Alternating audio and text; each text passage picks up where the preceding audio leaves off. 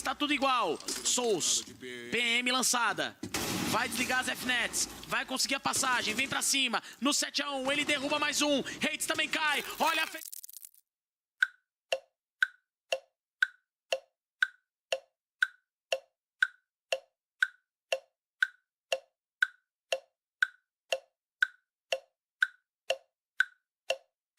E clã chegando pra tentar fechar o jogo. Souls começa a plantar. Lenda, quase que pega o KDS, mas o Souls consegue plantar. Vamos ver o Lenda na movimentação. Souls consegue derrubar o Stamp de vez. Lenda sozinho, contra Souls e Cyber. A bala pega, o Lenda vai conseguir levantar o Hornet e vai ter jogo. Vai ter jogo, o Cyber tá ligeiro. Vamos ver. Abertura no strafe de informação, 25 segundos no relógio. Lenda... vem pra passagem, na calma, strafe de informação, ele cai incapacitado, Hornet ainda tá vivo e na dosada ele pega!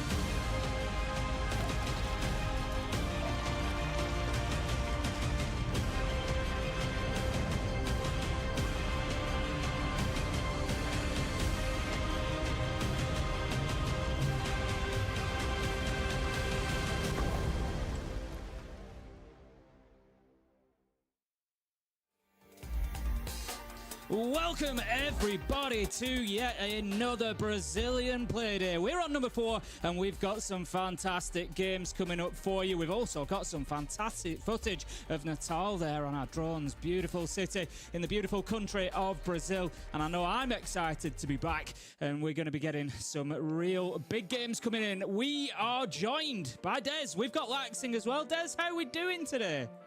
Oh, I'm very good, thank you, mate. But now I played some golf today. I now feel very jealous looking at the tile. I feel like it could be a better place to play golf, but you know what? We'll take it. I was out in the rain. It was that miserable. So you know what? I'm hoping Brazil warms me up at least a little bit.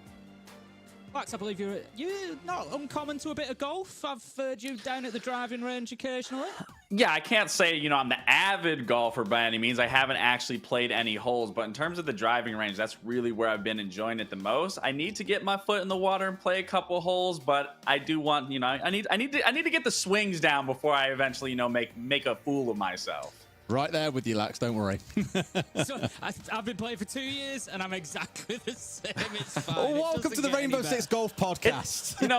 It's honestly relaxing. I can understand why the older folks do it, or even why some people get into it. Like, I genuinely find it just very therapeutic, just smacking a ball as far as I possibly can. Well, I'm glad that you're both ready for another Playday. Nice and relaxed before we get into some serious excitement. We've got our lineup of matches for the day. And I said this to Des coming into Playday 1. There's always big matches in Brazil. It doesn't matter. Every single week, we've got some absolute crackers there for you lined up. Des, what catches your eye immediately? Oh, for me, it's got to be the last one. NIP versus E1. It sounds mad as a stat line to say E1 are the only undefeated team after 3 play days. Everyone else has lost in some capacity. No one thought they'd be beating out the big teams like Furia, FaZe. Even NIP with their changes are looking absolutely terrifying. But that's the stakes that we play at. Will they remain the only undefeated team after today? Will NIP bring them down? Or will E1's dream run continue? It's a very good question, and one that we'll have to find at the end of the show. So everybody's got to stick around. What a shame for you. You're going to have to watch 4 brilliant games before that. Lax, anything else sticking out for you? Honestly, the MIBR Black Dragons, specifically more so for Black Dragons, because this is their chance. We were talking about it yesterday, that going into today's match, this is probably Black Dragons' best chance as of right now to accumulate even a single point to get on the board. And if they can't find that today, it's not going to be looking good for them for the rest of these play days. No, exactly. I mean, me personally, there's that third game as well I'm looking at. W7M versus Team Liquid. Obviously, going to be a big exciting. Both coming in on a loss from yesterday, so I think they're going to be fighting hard to get themselves back into that one. But an absolutely brilliant lineup. And I think, so far, we've had some really mixed results throughout Stage 2 for Brazil. It's been sort of up and down for all the teams apart from E1 and NIP, really. They've all had sort of ups and downs. Any particular standouts yet, Des? Oh, it's hard, isn't it? It just feels like everyone looks at Brazil and just thinks, oh, Furia should be absolutely stomping their way through. They're world champions, for God's sake. Struggling for wins. I don't think so. That's the problem. I don't agree. I don't agree with that. I've said it, and I said it yesterday, that I don't think Furia is the best in the region. I think they're the best from their region internationally. Oh, yeah. Don't get me wrong. I'm saying this is how people look at the region and assume. Sure. If you don't watch much Brazil, you say, oh, Furia should be on top, but they're not, and that makes things interesting. However, all of their games have ended 7-5, 7-5, 7-5 so far, so it's extremely close. A few rounds, and they would be top dog. It would be all as expected. But with E1 being on top, Tim, we love an underdog. We love it when it doesn't go according to plan and fun things happen.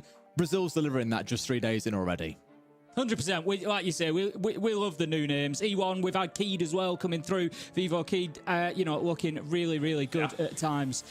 So I think, that's the message for anybody tuning in. Maybe you haven't seen Brazil so far. There's some real surprise packages, and don't look through that list of games and think that you can pick out every winner, because that's not going to be the case. But talking of the winners, NIP have been looking really, really good so far. Sat in second place, and one of the reasons for that is definitely Fantasy, who's moved on to that roster, and I think that we can have a bit of a closer look at Fantasy.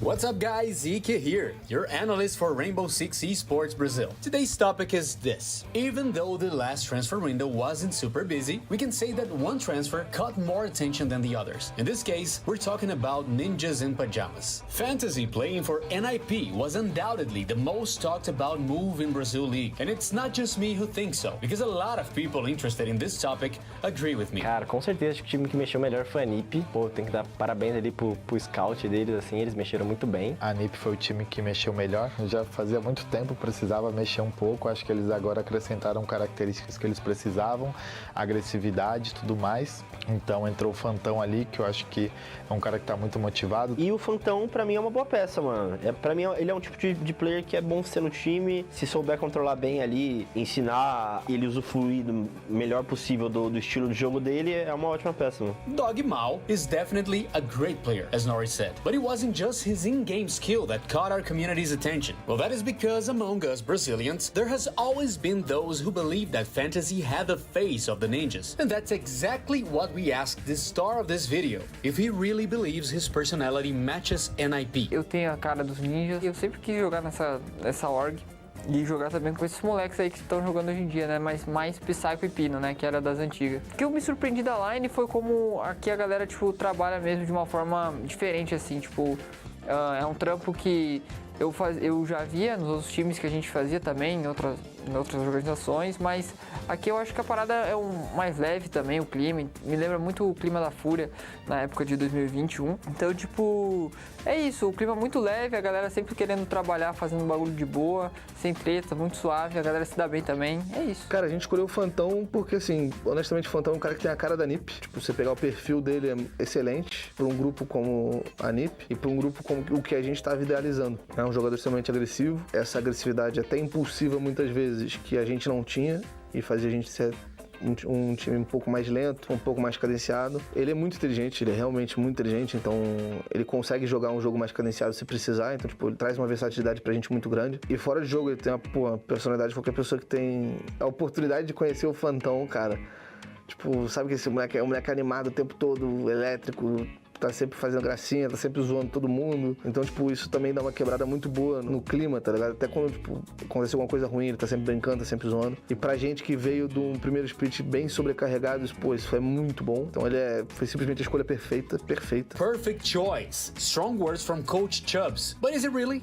Well, if we take into account the first weekend of Brazil League, we can say that the Ninjas hit the jackpot, because currently, Fantasy has the best average rating in the competition.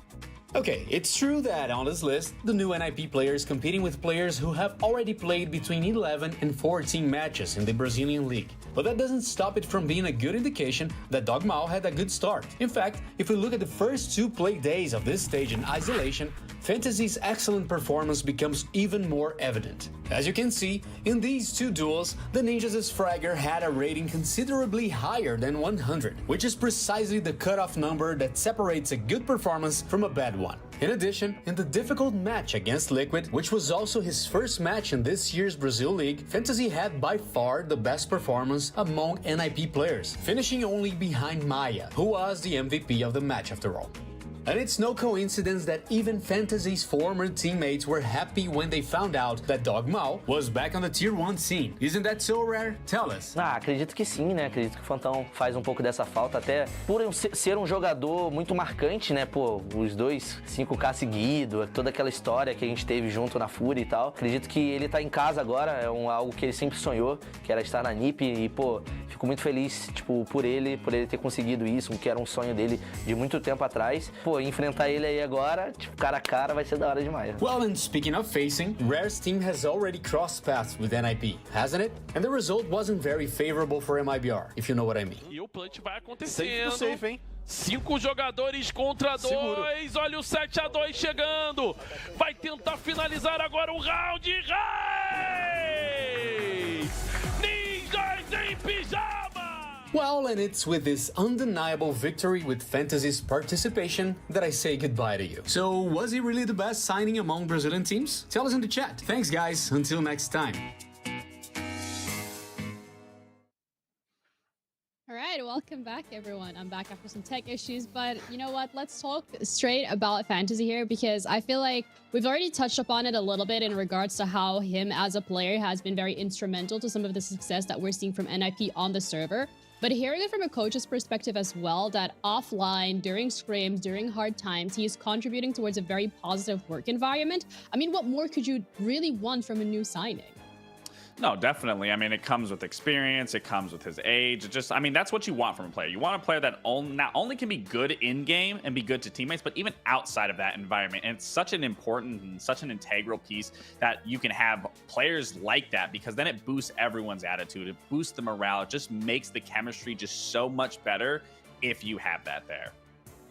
Yeah, and I want to look at the stats particularly for Fantasy as well, because something that we're talking about time and time again is how he's really great to be as a new player, how he's really great within the team, how he fits really well in certain scenarios. And even the game against MIBR felt like it was a phenomenal performance coming out from him individually as well. So something to really look forward to throughout the rest of this stage here, because we're only on play day 4.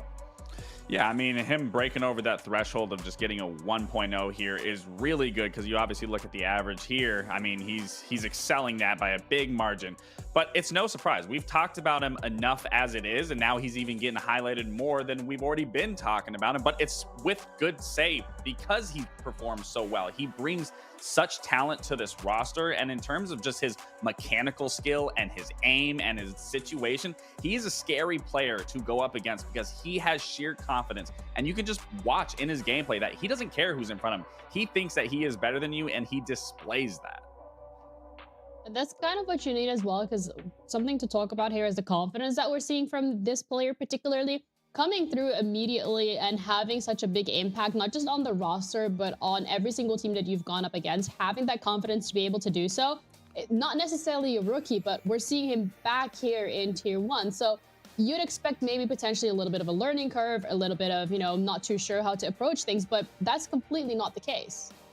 No, and I think it's important that NIP acknowledge his strengths is that he is an aggressive player. He wants to get in your face. So they're allowing him to do that. They're allowing him to be off the leash and to get the job done and putting that trust in him. I mean, and the trust is working. I mean, you see 33 kills there and then the 26 headshots of those 33 kills sitting at a 78.7%. He is not only lethal, but he is a headhunter. He is nailing these shots almost 80% of the time, especially in a game like Siege where all you need is one bullet, and he's almost finding 80% of that out of 33 kills. I mean, he's a monster. Yeah, absolutely. It's something to really look forward to today in regards to his performance on the server, but something to highlight as well is the fact that NIP is currently sitting on second. They are only 1 point behind E1 Esports, and that is the final game that we're going to be seeing today. So for both of these teams, this is really their opportunity to solidify themselves into that top position. But as you already touched upon, Lax, earlier today as well, is you're looking towards the bottom of that league table. We're seeing Furia in there. We're seeing Black Dragons with not a singular point to their name. It is getting pretty dicey. Yeah, it's definitely getting dicey. But even for NIP, if they win today and they get a 3 points, or if they just manage to go OT and get 2 points, they will have tied with their overall record from their last stage standing, where they played the entire stage play days and only mustered up 9 points. So they're already performing at a much higher level. But again, if you're looking down at that bottom, this is an opportunity for Black Dragons to get a win, get on the board, or at least just more so get a point, but hopefully a win. And even for Fluxo, they obviously see a point there, but they still are winless. Absolutely. Both of these teams need to step up today, but the first game that we're going to be looking at is also going to be really important here. We have Furia going up against Fluxo. And now when we're looking at Furia, yes, they're at the bottom of that league table. They have 3 points to their name. Fluxo, however, has 1. So I think really let's just jump straight into this map veto. Feels like Fluxo hasn't really found necessarily any success on any maps, whereas Bank is going to be the playground for today. Perfect. You're like, yes. Perfect. Yes, I was like, let's drop the Clubhouse, Furia. We are done with Clubhouse, because even last stage, this matchup was a very, very close game with, I believe, it was, let me just take a quick little gander here. Yeah, Clubhouse, they won 8-6 versus Fluxo. So again, I'm glad to see Clubhouse removed. I am glad to see Bank back, but the only thing that worries me about Bank here is that they did just recently play it in the beginning stage of beating MIBR 7-5 on it. So it wasn't a solid map. They weren't looking flawless on it. So Fluxo does have VOD on that, but the thing is with Fluxo, where they struggled yesterday against NIP, is they were just trying to brute force their way into the round every single round, and they were just getting shut down. So I want to see a little more diversity in how they approach this map. This is a very big map, so you can't necessarily get so aggressive because there is a lot of wiggle room. You do have to hunt down those roamers on that attacking side. You just can't constantly spearhead. But I think this will favor Furia just a little more because of the teamwork that they have, that they don't constantly rely on fast pushes. They can switch on a dime that we talked about yesterday. But again, for Fluxo, you should have the prep. You have the VOD in front of you to touch up on what you need to look better than what we saw yesterday. I just don't want to see a repeat of constant rushes that never had a fail-safe or a never general understanding of if something went wrong, let's fix it here. Yeah, also just the brute force coming out from Fluxo against a roster like Furia that is very much known for their individual gun power is going to be an issue on its own. So we're looking forward to how both of these teams are going to be playing out, because there are, as Des mentioned earlier today, certain expectations on Furia. Yes, they're doing well internationally, but you also have to do well regionally to be able to qualify for those internationals. So let's bring in our casters for today. We have Des and Ace on standby. They'll be covering this, but you know what? I'm going to start off with you, Ace. When it comes to this matchup, when it comes to Bank, on a scale from 1 to 10, how happy? I'd say I'm up there at an 8 or a 9. I think this is, like Laxin said, a really good map for it. Even looking on the Fluxo side of things, Bank is really popular in Brazil. It was joint top pick in stage 1, so they're going to be familiar here. I'm hoping we're going to see Fluxo deliver the best performance that they can. All right, well, I'm going to leave you guys to it. Ace and Des. Des can give us a little bit more of an insight as well as how he thinks his match is going to go. But guys, take it away. Thank you very much, Ginny. Indeed, we shall. Bank, to start things off, is a bit of a dream team. One of those maps that, like you say, really dangerously popular over here as well, sit an awful lot. The thing that I really back for Fluxo here, they've had a little bit of a sneak peek. They saw back on Play Day 1 how this went down for Furia. Very, very narrow win. There's a lot they can take from that game because it wasn't a particularly short one. Attack and defense, they've got to come in with some ideas on side here because they've really got to start waking up into this stage. There's only so long that you can go through 3 losses and start feeling like no win is going to follow at any point in this stage. So if they're going to win, feels like now is a good time to do it against a team that is struggling, should we say, in the form of Furia against what their expectations currently stand as.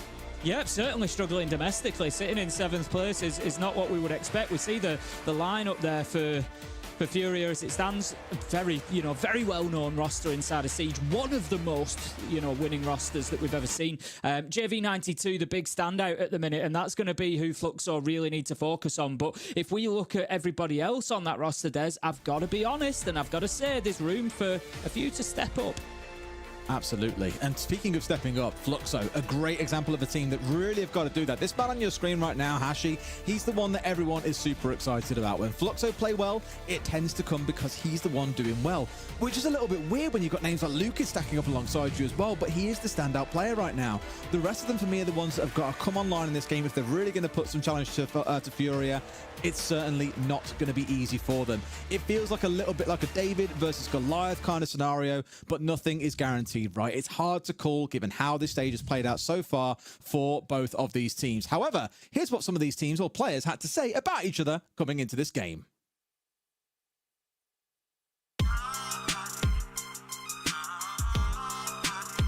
Então, o Fluxo é uma line, sinceramente, que me surpreendeu bastante. Vai ser um jogo difícil, então a gente vai ter que ficar bem atento, porque se eles ficam confortáveis também, começa marotezinho de caveira do astro, aí os bonecão começam a dar muito mais medo do que deveria dar. Se a gente conseguir controlar a partida do início ao fim, aí eu acho que a gente pode ter um jogo assim mais tranquilo. Bom, o jogo contra a Fúria é sempre um jogo muito difícil. Acho que a experiência deles como coletivo conta muito, porque eles são um time que tá junto há um tempo. Então é um jogo que a gente tem que estar bem estudado aí e entender bem a forma que a gente vai jogar para desempenhar bem contra eles. Ficar de olho no Rachaski, pelo menos por enquanto ele tá 8-80, né? Ou mata todo mundo ou não tá matando ninguém. Então espero que não mate ninguém também, porque senão vai estar matando todo mundo contra nós. Acho que a gente tem que ficar de olho no Erds, que é um jogador que gosta de jogar bem agressivo assim, ele gosta de pegar muita brecha. Recadinho pro Fluxo aí, mano, não adianta marotar que a gente vai dronar tudo. Vamos dronar tudo, dessa vez não vai ter interrogação da caveira aí, espero. Bom, vamos dar um recado pro Erds, eu acho que se ele tentar ficar fazendo essas jogadas dele, ele vai ser interrogado de novo. Então, melhor tomar cuidado pra onde ele entra no mapa.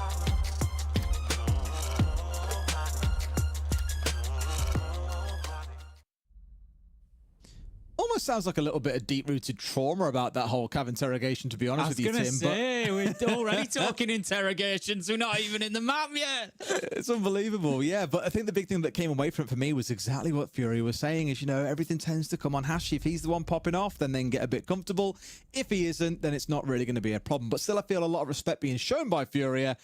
Now we'll see if Fluxo can, overcome that caution that Furia might be showing here. Equally, Furia know they've got to start putting up some big wins because that major is far from guaranteed if things carry on the way they are.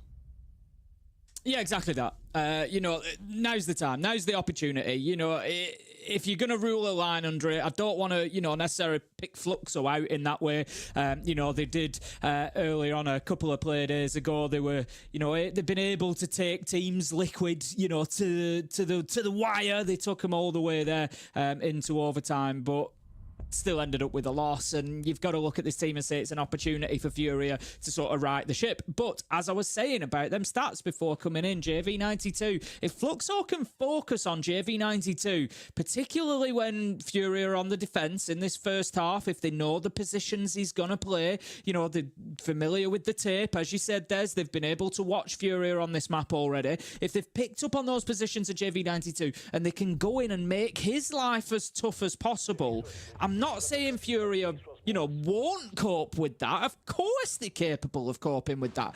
But the question is, will they cope with it? Not can they? Because so far, particularly, not to call anybody out, but Felipox and Nade both having a tough start to this regional stage, both towards sort of the bottom end of the overall rankings if we look at all of the players, and it's been a little bit quiet. There's always the argument that, you know, when JV92 is going to pick up 16 kills in a game, it can be difficult to get yourself involved in it, but the point is there is room for involvement because Furia aren't picking the wins up. And so they need those other players, those big names that are full of capability. They need to show it today. This is the time. A couple of bands worth touching on as well are actually the ones on the defensive side. The attacking ones are more map-specific. Neither team play these operators a ton, but Nook in the new patch, I think, as we all know, a little bit of a nuisance for some teams to deal with. Very powerful. But she was already quite strong on this map. Not surprised to see her taken away. Ibana, Queen of Hatches, also no big surprise. The Izami you might look at and think, oh, that's pretty typical, but actually is a target ban against Flux, so it is one of their most played defenders. In fact, tied in first place with Warden. So not at all surprised to see that one taken away from them. The Kaid is the one that looks to me to be a little bit of a curious one. So we'll see how that affects Furia on the defensive side. I don't know if it's Fluxo saying we just don't want to deal with that now because we're seeing the Hibana taken away as well. Not 100% sure, but clearly there was some fear behind that they simply did not want to face off against it. You mentioned those knock changes. There's, of course, for anybody, you know, not familiar, the way that Nox gadget has been used has changed a little bit. It only, you can activate it and it only depletes now if you carry out an action that requires it to hide you. So climbing in, running, shooting, something like that. Arguably, you can walk through the entire map, and so long as you walk, your gadget will not deplete, it will stay on and you'll stay invisible. So very, very powerful position for Nock at the minute, and throwing a ban immediately. We'll see if that continues. But as you said, opening kills coming in. We've got a flurry on either side, 3 versus 3, and Fluxo on the attack. I don't think they'll be hating that too much. They've still got the Thermite, they've still got the Capitad, they've still got the Yingdes. They've got all the operators that they need there to be able to form a good execute here. It was quite strange, honestly. I saw them go with the sledge movement coming in from Admin and thought, cool, they've got a plan here. They're going to be trying to catch out a couple of players on the side of Fury, then can get completely blindsided by JV, who sat inside of staff. And I was a bit like, were you guys just not aware? Was this just to try and look cool? I don't know. It was a really weird, scrappy start, but they've still come away in a 3v3, which to me, at least, I was going to say benefits the defenders. It would be great to have 2 attackers offline before they're even looking at the site, but Raps has found JV for free there. The battle now being Tim. Yes, they've got 60 seconds to play with, but you're against a smoke, you're against an echo. That is a lot of stall and a lot of time wasting on the side of the defenders. A bit of an aggressive swing as well. KZ finding one more and balancing things down. Fluxo might start to struggle here. Yeah, Raps really needed to find that kill because not only have they lost bodies, but they've lost the diffuser, and KZ just going to hold on to that position. It leaves Lukin in the 1v1. The Candela went out before the Ying was killed. KZ a little bit unfortunate there. He could have found himself a 3k, but it didn't happen. And now, like you say, Echo can just play behind those Yokai drones, do his best to just prevent this going down, but the smokes are going to make that difficult. A little bit of pressure pushed forward from Nade there. He needs to play this smooth. And look at that, Des. Smoother than butter. The shots through the smoke. Absolutely beautiful from Nade. Feel that's all you need sometimes. The yellow ping was just beautifully placed as well, right at his feet. All you have to do sometimes is trust in the comms coming across from your team, and it'll net you some absolute freebies. Who cares about using a Warden, Tim? You've got teammates. Beautiful first round coming out, and a close one as well, admittedly. And this has been kind of the battle, I think, for Fury. As I've said, all 3 of their games so far have ended 7-5, 7-5, 7-5. It's been crazy close. And yes, the stats lead towards Fury. Yes, Flux are a team that have taken, what, 2 points across the last, 11 games they've played in Brazil. It's been absolutely crazy. But the problem is when you leave things to get too close, we all know that sometimes accidents happen, that a clutch can happen when it at least needs to be the thing. And you could see Fluxo potentially taking away a point or more from this game if they carry on playing a bit like they did in that first round. I was a bit confused about the taking towards Staff and Open, but they got 2 kills, and that was the most important part. It did start to put Furia on the defensive a little bit. So good first round from both teams. Really excited to see what comes out of the next one. I kind of feel like Fluxo can feel a bit hard done to that round. It was... I'd have said the same had Furia lost it. It was such a 50-50 round. There were opportunities for both sides, but coming away, yeah, I think Fluxo have established themselves well in the game. Let's not forget that's Furia's primary choice site, so we would expect we'd have been speaking in very different terms had Furia lost that site. So yeah, I don't think that's the end of the world for Fluxo. I think that's almost, you know, a little bit of a message sent there. We're here to play. We're gonna come and almost take your primary site choice off you, and I love what I've seen from Fluxo to kick things off there. Me too, and hopefully it continues. Let's get into it though. Second round underway. No drastic changes to talk about in terms of overall setup. Of course, we're on a different site here, so you will expect to see at least a couple of the operator picks changing through, which is exactly what we've got. Looking in towards that Thorn, for example, coming on side. Don't really see him pick to pull that off, and every now and then when they do get brought along, it's more about the panic it can cause. It can force attackers to have to push on further through the Razor Bloom or hard pull back. If nothing else, it's an intel gadget for the defenders to be able to rely on. You hear that going off, you know that someone has started to steamroll their way through a key part of the map. Same with the Fenrir, because now they'll know about this, but look at this. Hashi's into a great spot here on the door, but JV is just domed 2 of his teammates. Philippox into a third, and Hashi, sure, you might be hitting the shot now, but you're already down 3-0, my friend. Lukid one back on the other side. A 4v2 for Furia inside 70 seconds, Tim. The big problem for Fluxo here as well is that they don't have top floor. There is one downed. It's effectively 3v1, but without top floor, there's very little chance that Lukid can make something happen here, I would suggest. Samcam doesn't go where he wanted it to. I think it just caught the door for him as well. He was hoping to get it out into the room, get a bit of intel. There we go. Hertz closes it down, and Furia were always on top in that situation. Like I said, they had that top floor. They had, you know, some comms. The player being down, it was Nade that was down. Didn't help the situation for them, of course, but really, it was always a big ask for Lukid to be able to close that out. And I just want to pick up on an interesting little point that we saw during the round there. Hibana's banned out, as we know, and as you said, there's quite rightly the Queen of Hatches. And it's interesting because it's kind of obviously the bans force operator picks within the lineup, and we saw that the Ace was brought along there. And obviously, there's always the choice of the other operators that have hard breach gadgets. You know, we had Zero in the lineup. Zero has hard breach. You know, operators like Buck, for example, Capitao. You know, lots of good options to be able to get those hatches in lieu of having the Hibana. But what's the big difference with those operators? They cannot do it from distance. So then we see the Ace brought along to do it from the window, but it takes 2 out of 3 Selmas. You've got mirror windows that it would be lovely to deal with, and an Ace charge is a great way of doing that. But you're starting to then really restrict people in that utility that they can bring. And that's Fluxo at the minute, having to play through their own ban in that way. So it's an interesting little point to watch out for. And I think Fury aren't going to mind too much because they probably fully expected the Ace is Fluxo's most played attacking operator throughout the stage so far with 13 total plays. Again, not unsurprising in their view, seeing the Hibana banned away, they'll be quite happy with that, saying, all right, you want to bring along a less optimal operator for this map? All right, fine by us. We'll work around this. We're world champions. We know what we're doing on this front, Tim. So why have to worry about it too much more? But for me, the big one was JV. It was the push through Printer when 2 players of Fluxo came in, wanting to try and net, I think, a trade onto JV. Instead, both of them die. Hashi then has no pressure off towards his left. He's very much stepping into no man's land there. And you saw the outcome. Lukid set forward and get 1. Cool. But there's just not enough pressure elsewhere. The whole thing fell apart as soon as they lost those first 2 players. When you send in 2 players down the same angle, you cannot be losing them like that at the very start of the attack. A little bit out of sync. Your kind of Vanguard has already died off, and things just completely crumbled from there. A good start for Furia, though. Now we get to see how this third site plays on the top floor. And Monty is posed and ready, and JV is taking it like a fisherman. He's bit on that one, Tim, and Lukid finds the opening kill. Not really the kind of thing you expect to see a Monty doing, but they got away with it. Philippox, 1 back on the other side, down to a 4v4. These 2 teams love scrapping inside the first 60 seconds, Tim. Well, it took 2 rounds, Des. It took losing 2 rounds before the Monty got put into the lineup.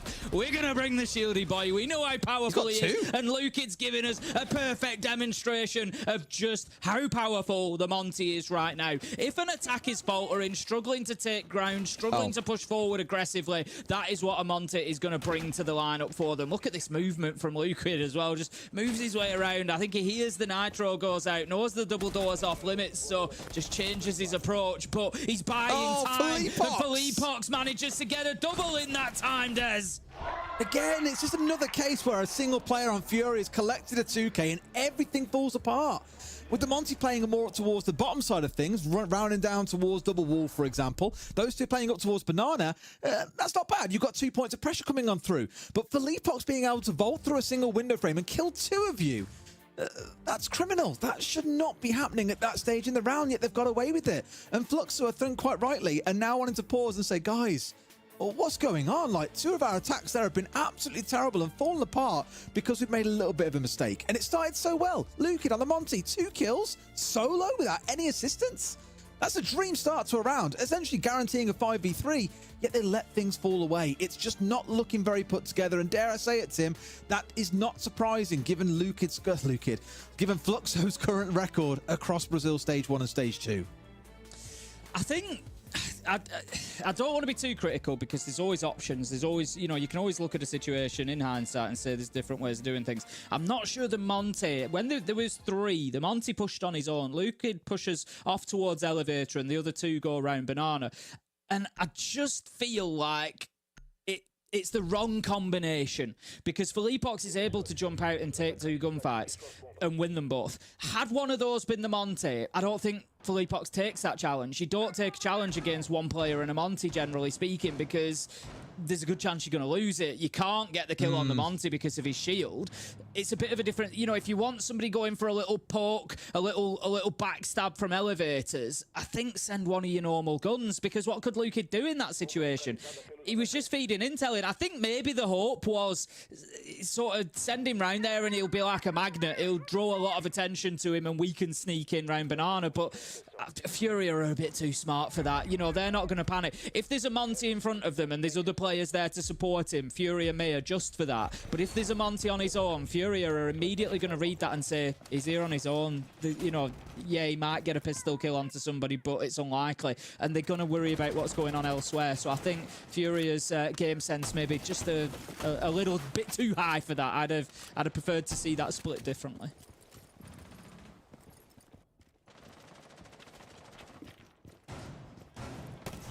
If you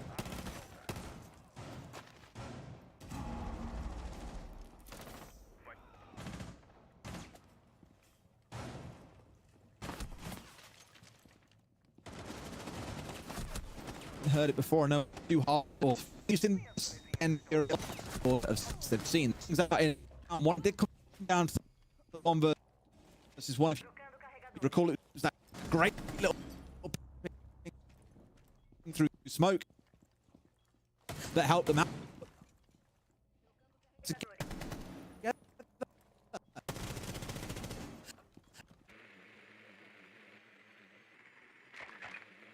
Yeah, they've kind of decided they're going to win or lose this one quickly, haven't they? It's one way or another, this one's going to be over quickly. You know, we are going in looking for those kills. It's paid dividends this time. Not only have they picked up Philippox, they've also picked up Herds. Philippox being the important one on the Legion, of course. Not only was he holding open area and denying them access to those hatches, but also his gadget develops over time. So he's going to lose a bunch of those goo mines now. So it's really going to free up that approach for Fluxo. And more importantly still, I spoke about breaching hatches previously. If you want to avoid having to bring Ace and waste 2 Selmas per hatch to try and get them open at range, these are the kills that you need, because you've got to be able to get in close and get those hard breach gadgets on them. So it's just everything's worked out for Fluxo this time, and it feels like this is going more to plan.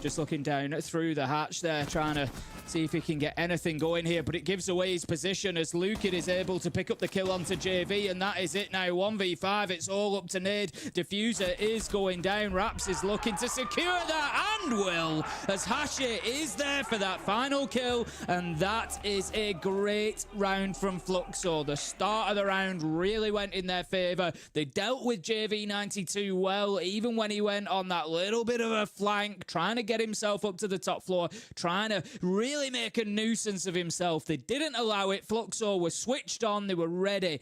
But the problem is it going to be a little bit too little too late? They've got themselves the round there, but they're already 3-1 down. Can they find another 2? That's what they really needed, as is that next 2 rounds to level it up. Team was absolutely sublime early in the round. 2 or 3 players all pushing into Staff and Open, and you saw Furious scrambling up main stairs, trying to get back into Staff and Open to reinforce JV92 to give him a little bit of backup. But Fluxo's pace and team play that time round was so much better. Didn't drip feed in, didn't come in at different weird times. And a lot of it was spearheaded by Hashi's, the player that we keep on touching on. I know he's only at 3-3 right now, and it's Lukin and Astro have been doing the numbers so far. But in that round there, he got a 2K opener that got them control of that map, and they didn't let go of a 5v3. Much better stuff, and hopefully that translates into a second and maybe even a third attack in this half. Round 5 it will be then. Furia 2 more rounds to try and make this dominant. They're going to be back to open area. They won it back in round 2. Won it fairly confidently, very comfortably. Fluxo never able to get control of top floor. They pushed in quite aggressively into site, got themselves a little bit of site control, but never enough, as Furia were just able to grind them down kill after kill. So for me, I'd like to see Fluxo learn from that. You're going to have to take top floor. There's at least 2 players for Furia up there for good reason. Get up there, get the kills, clear it out, then work towards site. Not everything has to be done in the first 60 seconds. Absolutely not. And the problem is here, Tim. They've tried to nade out, as you just saw around Printer, the mute jammer that was stopping the Brava getting in, but they're also a little bit impeded all over the board right now. They're trying to see what they can do to get on through, but simply can't make it happen. Jammed out of both entrances in towards the building. Nades didn't clear it out. Sure, they get rid of a Banshee, but if that's all you're going to lose here to a single Brava drone, I think that's a pretty good win for the defenders. Yeah, I think, you know, we saw Astro have a great start to the round on Twitch last round. This time going with the Brava, and like you say, Raps maybe not getting as much value out of it, although the mute jammers have been dealt with. The wall is open, but it doesn't matter if you open a wall if that's going to happen. KZ and JV managed to find 1 apiece. Just instant aggression as soon as the wall opens up, and that's often the best time to get aggressive. It's when it's least expected that you're going to be peeking because you want to assess the situation, but no. Instead, Furia spin that back onto Fluxo, letting them be the ones who are having to pause for a moment and see what the hell's going on, and just catching a couple of players completely out of position. And again, Tim, what a couple of players to catch. Lukid, top frag in this game. Hashi, the carry we keep on speaking about, looking a bit rough now for the attackers to get anything done this round. Yeah, it's going to be very difficult from here on in. They've got a bit of work done with utility, a little bit of work done with breaching, but they need some kills now. And Astro, he's going to provide that, finding the first onto KZ. But to be honest, they need the next 2. And JV, he's not going to allow it. Steps up, takes down Raps. Mitrix is there for the late trade, but still 2 versus 3. Time is on their side. That's something. But another problem here facing Fluxo is the fact that they don't have top floor. Janitor Hatch still in control of Furia. They can still use that vertical angle, or Nade, you could just push out and get aggressive. Time is of the essence, though. The 2 of them are looking a little bit unsure about what's going on. Like, look where the site is and look what they're having to go and do. Who they're having to try and aggress onto. That surely looked like a headshot. But the first one, I guess it missed. The second one, sprayed around him a little bit. Third, just missing shots all around the board, apparently. Astro finds 1 more, but with 2 players still to go and 10 seconds on the clock, Tim. I think Furia are going to secure round 5. Yeah, I would expect so. I think Nade wanted to improve those stats there. Really wanted that kill. Kept on the repeat, as was his warrant in a 1v3, but just couldn't find his man. However, Astro can do no more and will be taken down 4-1. And despite glimmers of hope for Fluxo, particularly round 4, where they looked great in round 4, despite those glimmers of hope, Furia, they're hitting the accelerator here and they're looking good for the 4-1 lead.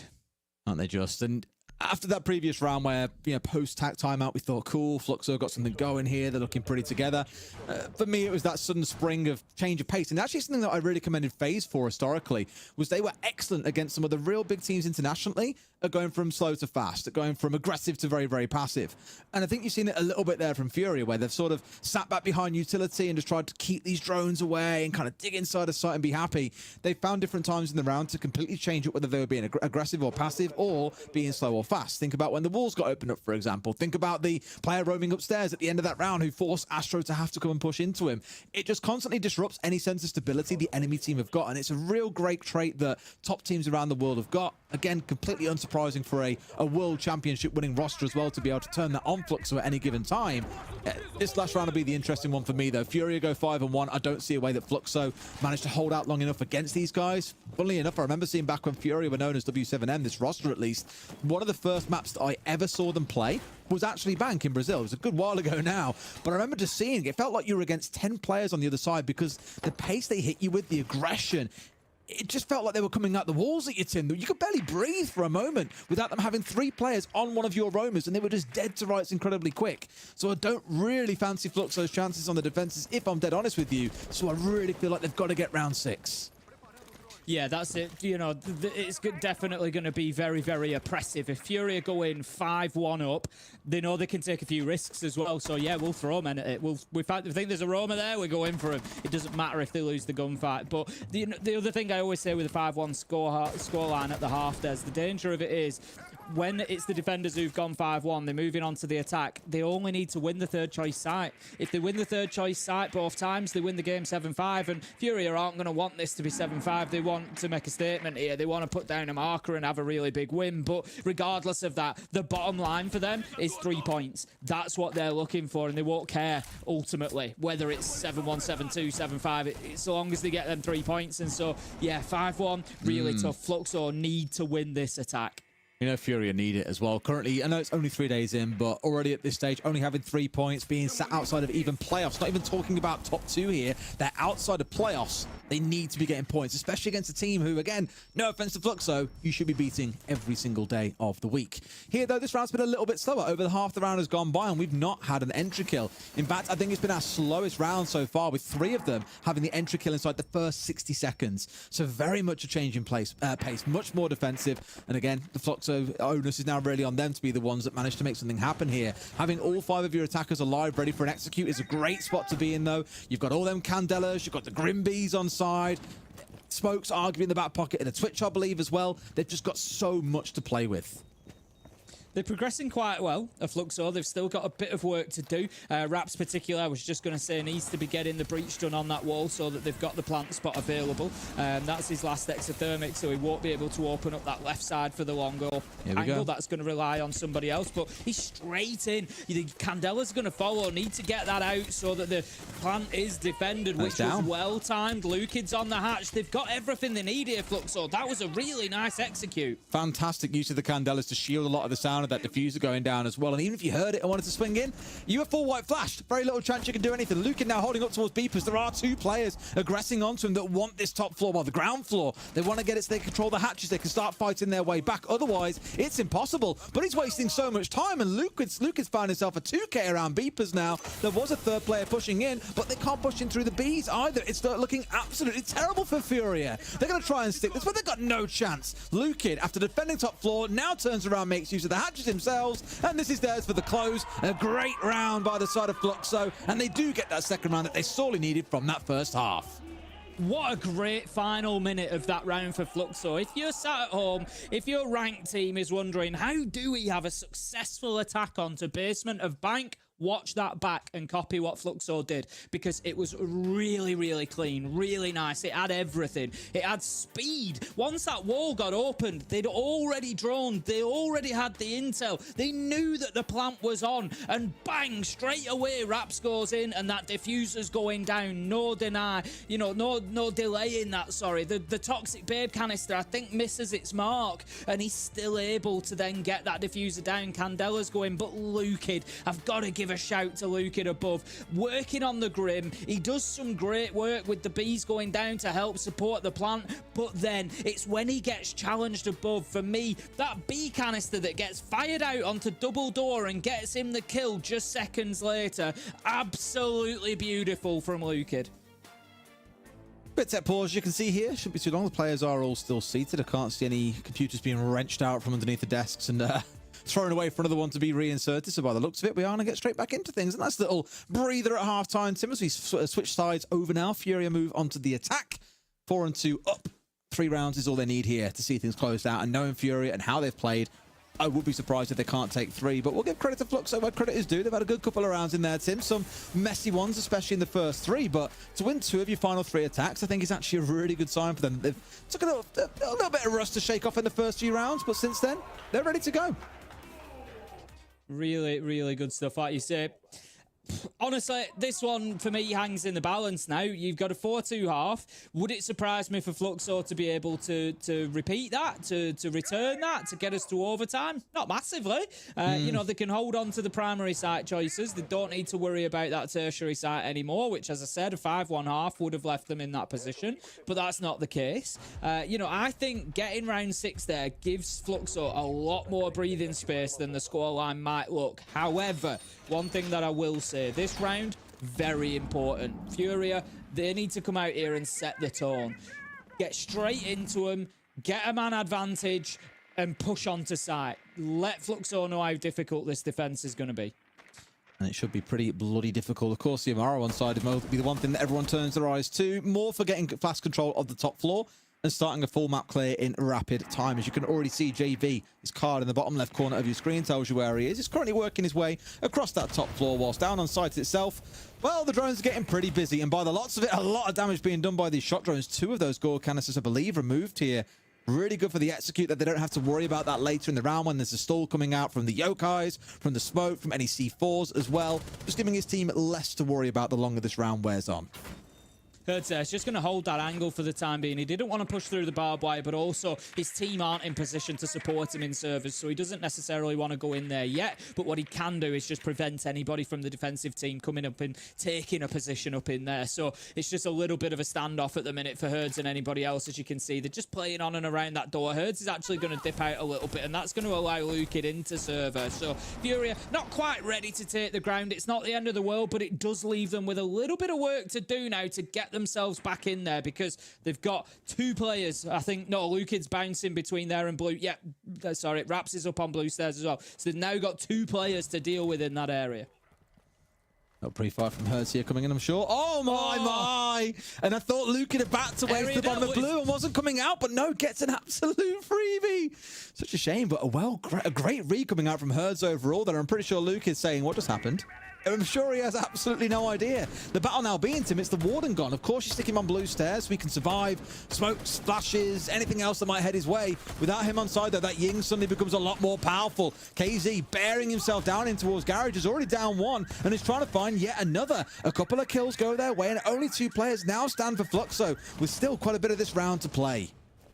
2v2 as Hashi manages to finish KZ off, and that is going to leave us with the push coming in from Garage. Furia will be aware of that, but it means that it's on both sides of them. The plant is going to be attempted to go down, but it's going to be very difficult to stick it. No, Furia have managed to team up, but Felipox gets absolutely battered by Raps there through the peak hole, and that leaves now a situation where Mid has to hold on. Not had the best start to the stage so far in his 1v2, but Diffuser is down. They've really got hunting down, and they've got to play for the 2v1 here, but no, they're giving the 1v1. The last man's the one that they need. Does he know that he might be working his way in behind? No, he is coming from vaults, and they know about it as well. Sits in behind cash table, waits for the man to swing round. It's a spray through the cash money, but Raps comes out on top in the 1v1, and Fluxo are going to take that first round in this half, Tim. That's a great way to get some momentum building. The only thing cash money there was Raps with the flick coming around. Absolute beauty of a finish to the round. And again, the intensity, the tension in this game is palpable, and I love it. 4-3 now as Fluxo keep themselves fighting, and everybody, every neutral is going to be sat watching this saying, surely not. Surely they're not going to do this. Well, but look, look, Tim, they it's keep ending going. 7-5. I just don't know which team's going to win 7-5. That's the Furia curse is the problem. Oh, that was a beautiful shot from Herds, the pre-fire, swinging around, and then I really did think KZ was going to clear Garage out completely, but that was actually a really important moment there. When Hashi stands tall in Garage and gets that kill onto KZ, that allows them into that 2v2 situation, and they're able to close it out from there. So really good stuff there from Fluxo. Just the craziness of a gunfight through the cache as it's billowing all through the air is unbelievable. And Raps with a little 1-2, gives him the slip and gets the closing 1v1. Wonderful stuff.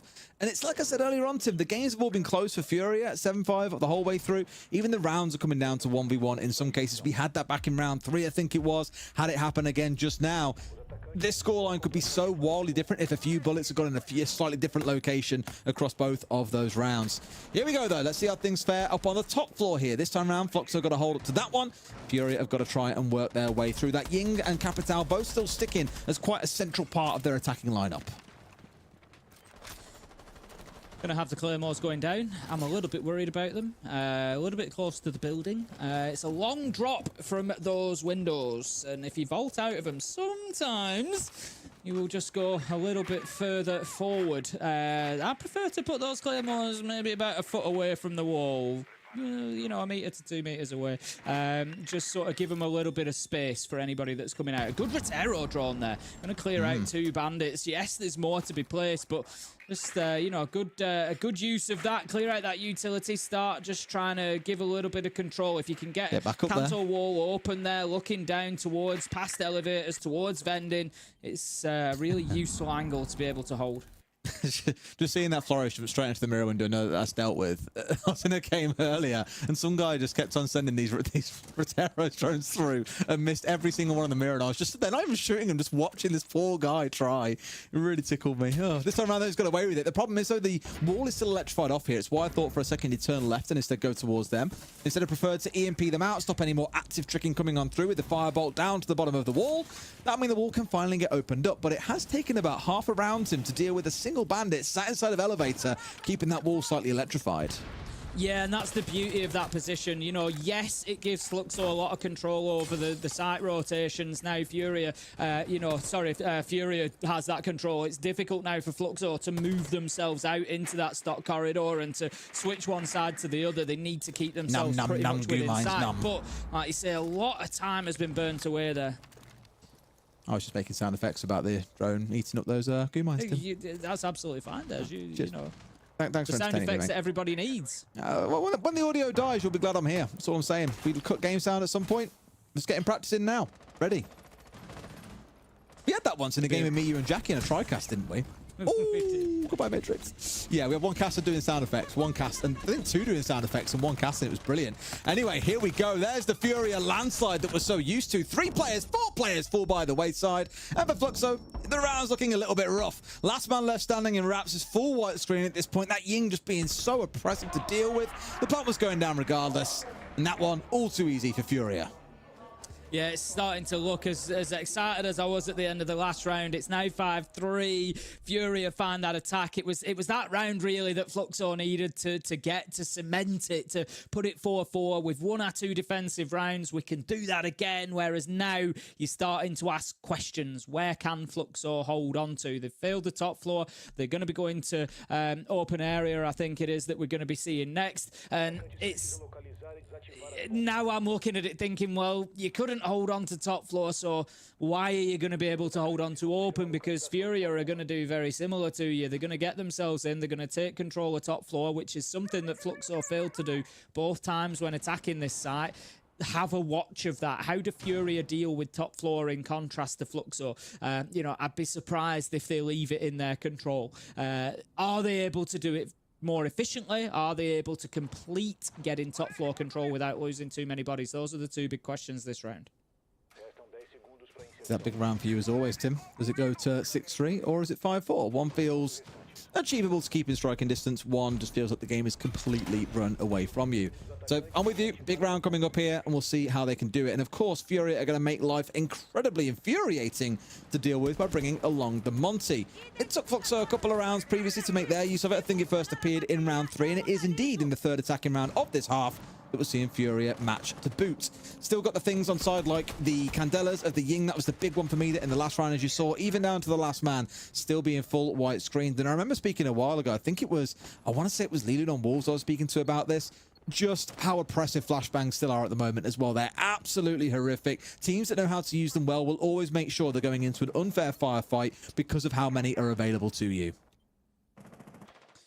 Just going to have the RQ pinging out those Valkyrie cameras for the time being. Try and pick those up, make sure that it's clear. But you could see already that Fury are shaping up towards that top floor take. They've got a presence inside of double door at top square. They're on the windows. They really want that top floor control. Now, Fluxo so far have been 5 and 3 on the entry. They've been having, the run of things really to begin with. They're going to be looking, of course, to make that 6 and 3 here. Fury need to make sure that doesn't happen. They've got the Monty this time, playing behind Nade, push that top floor around and make sure that you're clearing it out and getting that first kill.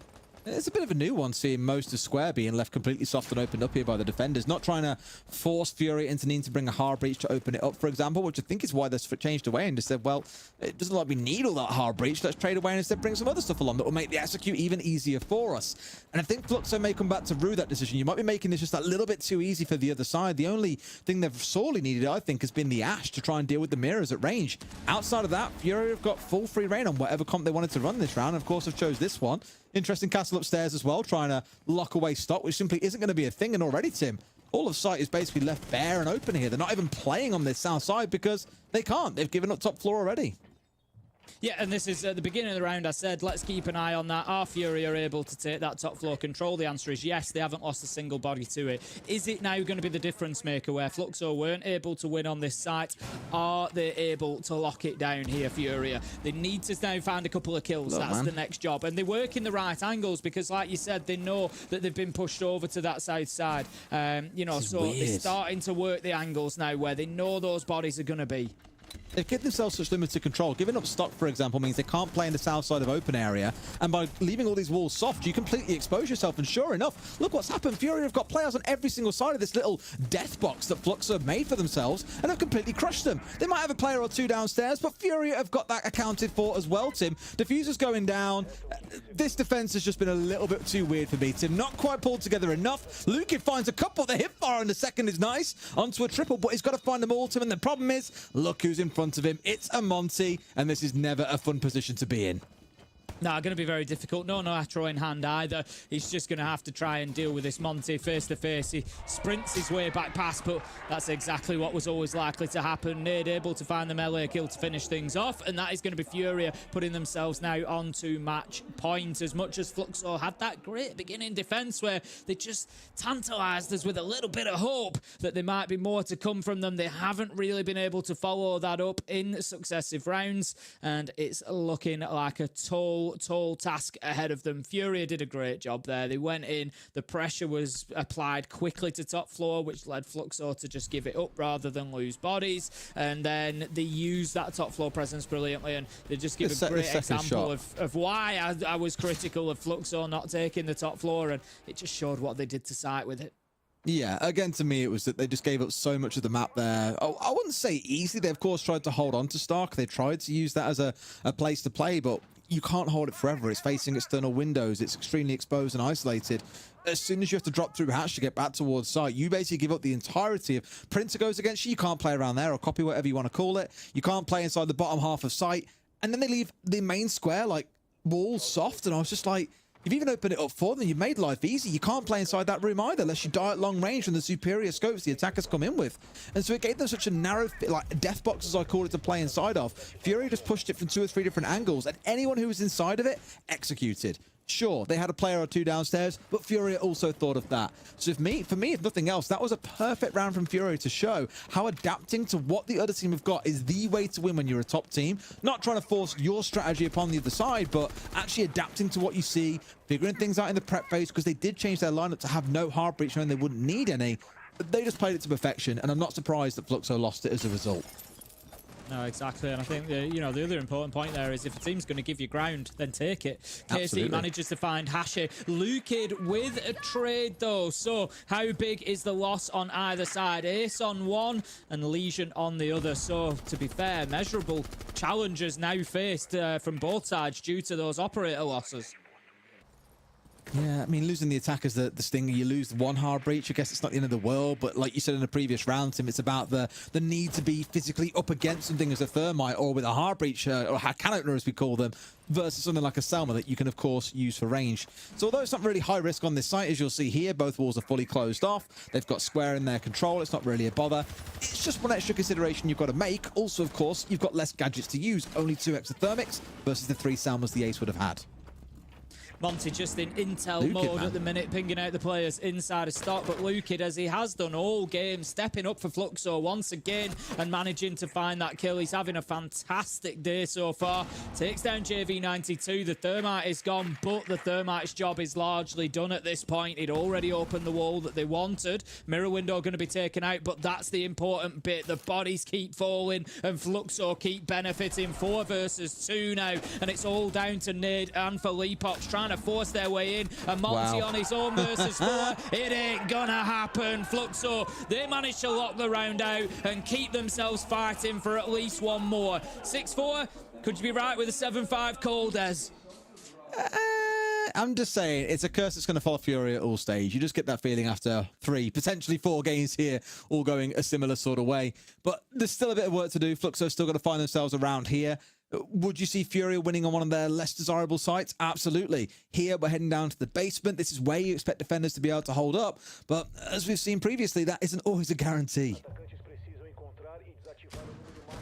Could be our final round. Could not be. Furia will be on the attack. We saw them attack it, really well last time, it's fair to say. Let's not forget it came down to a 1v1 at the end. Nade winning it out with sorry, not Nade winning it out. It was the smoke that won it Raps, out. yeah. It was Raps on the smoke with the late shot coming around the corner onto Nade in that 1v1. So I think Furia have kind of got the number a little bit here. I think they're going to know how to attack this. A couple of tweaks are made, and I think Fluxo's back is to the wall in this round. Yeah, largely feeling the same on this one. Although this site's been interesting because we saw it played 3 times back in that first half. Fluxo won 2 of those on the attacking side, so showing hey, it can be done. One of them being a flawless round, the other being a 3K from Lukid made it a very comfortable round for them as well. Speaking of Lukid, almost finding himself tagged out there and his dash back across, and so you got to be careful as the members of Fluxo. Yes, they want to try and find an attacker or 2 to take that utility off the board. The dream spot being that you remove any kind of hard breach they've got. Make sure these hatches stay locked up nice and tight. But it's not too worth it if you're going to start potentially losing your own operators very early into the round. And I think here both Raps and Lukid lucky to be alive. Just going to be trying to work that hatch for the time being, wanting some clearer servers control, but they need to deal with the players above before they can do so. And see the Oryx dash away from the hatch, getting himself back into open. That's going to give a little bit more space inside of servers, but not too much because, like I say, Hashi is there in support, and Furia have to work across this mid-level. But in order to do that, they're likely going to have to start with the top floor and then work their way down. Oh, indeed. Well, first of these calls coming out, of course, can't forget that Dokubi had a change as well. Get your first call at 45 seconds, the next one at 130, so you can't spam it straight off the rip at the start of a round. But most pro teams do tend to make do without it too early on. Hashi's fallen as well, has not managed to make a big impact in this game. Really, it's been all about Lukid. It's been the Lukid story. The player we reflected on throughout the whole thing without Hashi on side. It's led to a few difficult rounds to step through. And here, we've already got that numbers advantage on Furia's side with half a round still to play.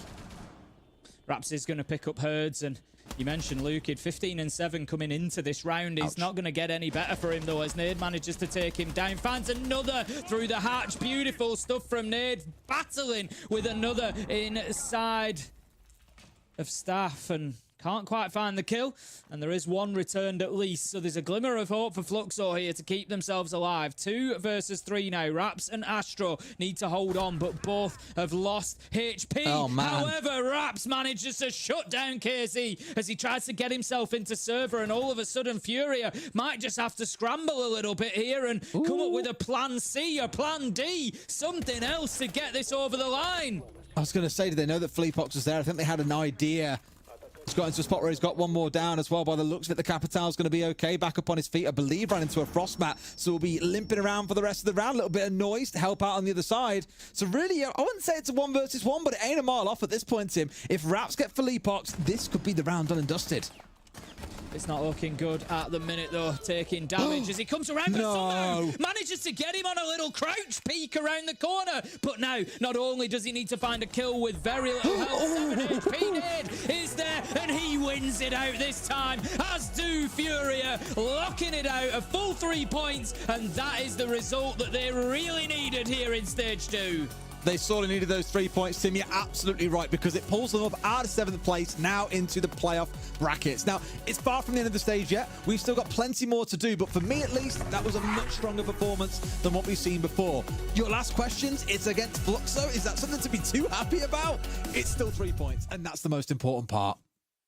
Look, I think genuinely we've got to look at that and say Fluxo played their part, and they have done in a number of games now. Coming into this stage, yes, we expect them to, you know, probably finish bottom, and we come into each week, you know, assuming that they're going to get beaten, but they are showing great heart, great spirit, and a great ability inside of the server. Look at Lukid's performance today, but we've got to focus on the winners. Like you say, Furia come in and, you know, no matter how well Fluxo might have done, they've still got a job done, and it felt reasonably comfortable in the end.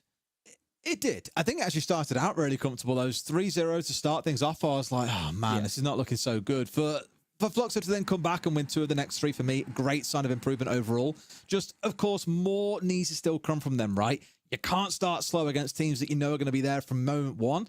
Things hopefully they'll learn from and they'll peel back into. We have got some highlights, though, to show you from that game as we play these out. Tim, we spoke a lot about this already, but for you, who were your standout players for either team here? Luka goes without saying, but what about on the side of Furia? I mean, I was impressed with Herds' performance. He had some big kills definitely along the way. I think he'll certainly be up towards the top of the leaderboard for Furia in terms of EPS, in terms of overall contribution as well. For me, I think Nade actually turned things around a little bit. I said coming in, he was the bottom-rated player until today, and we needed to see a bit more from him, and he delivered that. He managed to win out that final 1v1. Granted, Raps was on 7 health, but he'd already lost it. There's a bit of a mental game there. He'd lost the identical 1v1 down in basement prior and still gets the job done. And so, yeah, for me, I think Herds and Nade have impressed me today. Massively so. And I think Nade, to be fair, was a slow starter. Yeah, similar story to Fluxo, and woke up as the game went on. That's where you started to see him put up some more numbers. For me on the other side, though, obviously Luki will capture all the attention from today as well. Mitrix and Hashi both had really quiet games overall. I think it is worth highlighting Astro a little bit. I know he didn't pop in the same way that Luki did, but made himself known throughout many of those rounds. In fact, up until the last couple, I think he was near 100% cost. I think maybe one round that he dropped prior to that point where he didn't have some kind of contribution. So another classic example of those players that go about quietly doing their business, putting up numbers, contributing towards the team's overall success, though aren't the ones picking up 3-4 kills around to really shine too bright. I think the other important point there, if we look at Furia, is coming into the day, I said, you know, JV92 has been very highly rated so far, one of the top in the league. How will they do when he doesn't throw 16, 17 kills in a game? And that was the situation today. So for me, the fact that the others have stepped up around him, I'm not saying it was a question as to whether they could. It was a question as to whether they will. And Furia needed that to start happening. They needed everybody else chipping in to take that little bit of pressure off JV92, take that weight off his shoulders. Now they can be confident. You know, if JV92 goes off, brilliant. You have an easy game. If he doesn't, we've still got the firepower and we get the job done anyway. For me, if you look at this, the scores actually on that side of the team, lowest was 7, which was JV92, as you say. Highest was 10 for KZ. That's a rounded team performance, and we're so used to seeing, I think, games where there's one player going absolutely nuclear and dragging teams through tough rounds. You know, dare I say, Lukid's done that with his 15 kills. At the other end of things is Mitrix and Hashi down at 4 and 5 respectively. So much more of an individual player shining bright there, I feel, above all else. And on the other side for Furia, a rounded team performance. Yeah, 100%, and that's something that Furia now need to take and build on for the future play days. You know, they need to keep those players activated, keep them involved in the server, because that is what's going to win games for them. Plenty more to come from them, I'm sure. Now, I understand the desk is standing by with an interview, so let's throw it over to Ginny and Lax now. Thank you so much, Des and Ace. We do have an interview. We have Philippux from the side of Furia standing by for one. So congratulations on your win. This is your second win here in stage 2. I want to talk about this game particularly. I think a lot of people didn't know what to expect from a team like Fluxo. It feels like they've been very up and down when it comes to their games themselves. How do you prepare for a team that can have really, really good games, but on the other side of things can also just not really hit the mark? First of all, hello to Janiro and Lexing. Good to see you guys. And we are not playing so well this tournament. We are not playing like we are used to play. We are not playing like we are playing in the scrims. That's the truth. We are playing so well in scrims, and we can't do in the game days. I don't know why. But today against Fluxo, we did play like we were playing the scrims. And they are a team that, like you said, they are not winning. They're not playing so well. So I think it was easier for us because of that too. Well, Philippux, obviously, congratulations, and it's always good seeing you. It's obviously different seeing you here than seeing you in the airport or seeing you at an event. But I want to talk to you. So from yesterday, going against Keyd Stars, you guys obviously lose 5-7 there. What was the big change in turnaround for you guys going into Bank against Fluxo? What was the thought process of today's matchup versus yesterday's? Yeah, like I said, we weren't playing like we were playing scrims. So our thought process was just like to play like we play. Like I think we are a little bit nervous. I don't know why, but we were nervous. Yeah, you guys are the world champion. What do you mean? I don't know why too. But the truth is, we weren't playing like we play in the scrims. So we just didn't prepare so much for Fluxo. We prepare a lot like to just get in the game and play our game. That's it. Sure. I got one more question because obviously I get to have you here. Why do you guys struggle so much with your own region? Because when we see you at the international level, you guys just are dominant. You guys are just in your own form. Why is it in your own region it's just such a nail-biting matches you guys put up? That's a really good question, man. I think it's the $1 million question. I don't know why, too. I think one reason is that it's the best of one. And best of one is way difficult because the team is like... The team can prepare like for the whole week for one map, and that makes it difficult. And because we scrim with them a lot, like with every team that we are playing here, we scrim them every day. So they know a lot about us too. And I don't know, everyone here plays so well in this tournament in the BR6. So yeah. So if it was a best of 3, no one would stand a chance against you. Yeah, I didn't say that. You're saying. I am saying. Okay, Lax is like taking control of this interview. No, he didn't say that. But I also want to ask in regards to the confidence level now, because of course you haven't won your 2 previous matches. Then you come here and you get a win. Does that help winning a game here? Is that giving you some confidence? Are you looking forward to next week? Yeah, of course it helps. I think if we lost today, we were going to be like, I don't know how to say in English, but we will be like so bad mentally right now. If we lost today. So it helps a lot with our confidence. And yeah, this week I think we have a lot to improve. Like we saw a little things that we were struggling. But the main point I think is like playing our game when we come here. That's the main point. Absolutely, especially for next week, right? You have Liquid and FaZe. So I'm looking forward to those best of ones. Thank you so much for your time. Thank you. We'll see you next Thank you guys. Bye. Bye. Thanks.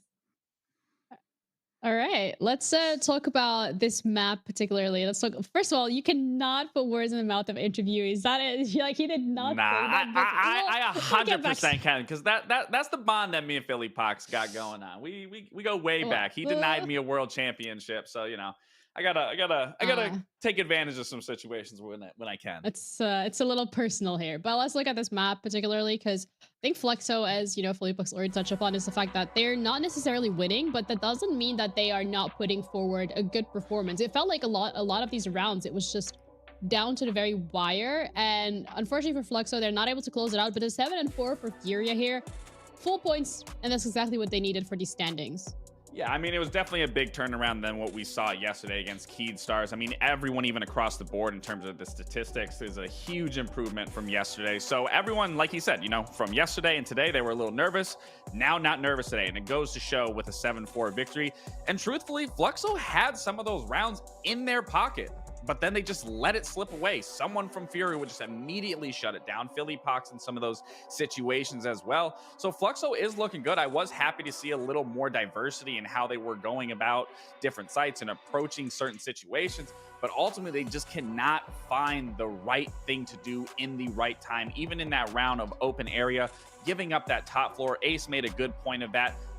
Why would you give up top floor? Stall time, try to go for a trade, do what you can, but then they found people in the basement. So I think if Fluxo just really needs to look at their maps, look at these situations that they find themselves in, because there's such small errors that you could easily correct in that moment and possibly find yourself in an overtime situation or even winning the match. But again, big hats off to Furia, big performance step up from yesterday, and can't wait to see what these next matches look like going into tomorrow. No, I mean, tomorrow, next week. Here next week, I was gonna say, today is a Sunday, although it does feel a little bit like a Saturday. But KZ is the one to come out this time around for the MVP, and I think that's also something from the side of Furia that we highlight all the time, and that's the fact that anyone really has that ability to take that MVP. Anyone has the ability to take control of the game. This is a very well-rounded roster, and although we haven't necessarily seen that in the last 2 play days, we haven't necessarily seen a lot of that regionally. Internationally is really where they shine, but again, this is the hurdle that you need to overcome to even get to that international. Definitely. And, you know, KZ, he's an extremely consistent player. He broke the kill record back at the invite. I mean, KZ's a phenomenal player. All 5 of them can pop off at any given moment. Like I touched up already, all 5 of them, a huge step up from yesterday's match. It's no doubt to see KZ still back at the top. He's by far one of their most consistent, I would say, up there with a little bit of JV92 and then Herds. But again, phenomenal performance from everyone. Glad to see everyone step up, bounce back. And like Philly Puck said, if they didn't win this game, that would have destroyed their mental. So it just goes to show that they really wanted this win for the sake of their mental. Yeah, they also really needed it, but that is the first game of today done and dusted. We still have 4 more actually that are going to be coming your way. The next one particularly is going to be Vivo Key Stars going up against FaZe Clan, so make sure you stick around and find out how that one's going to be playing out, because we're going to be back after the break.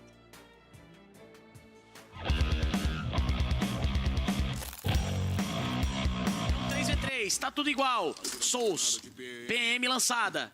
Vai desligar as Fnets, vai conseguir a passagem, vem pra cima. No 7-1, ele derruba mais um. Hates também cai. Olha a...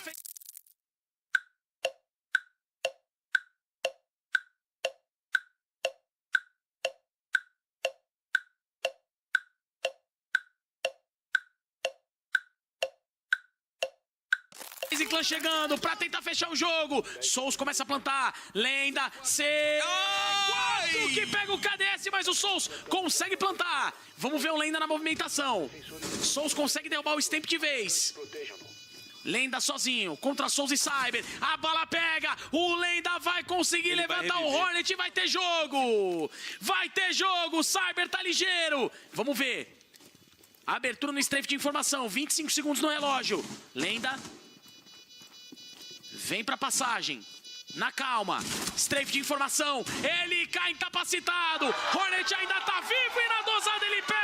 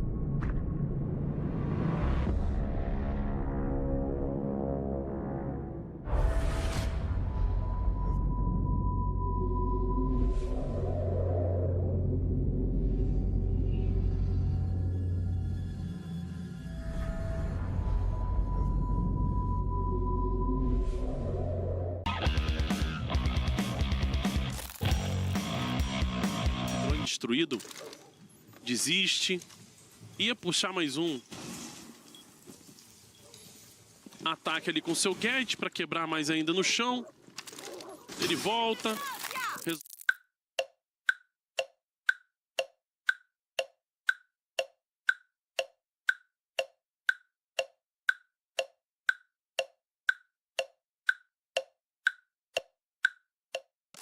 Resolve tacar. Ih, rapaz.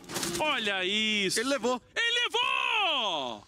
Ele levou na trocação. Retalha do céu. O Flório não estava preparado para isso. Ele ainda tirou no corpo depois, tá? É o Muse de Akog mesmo. Não tem jeito.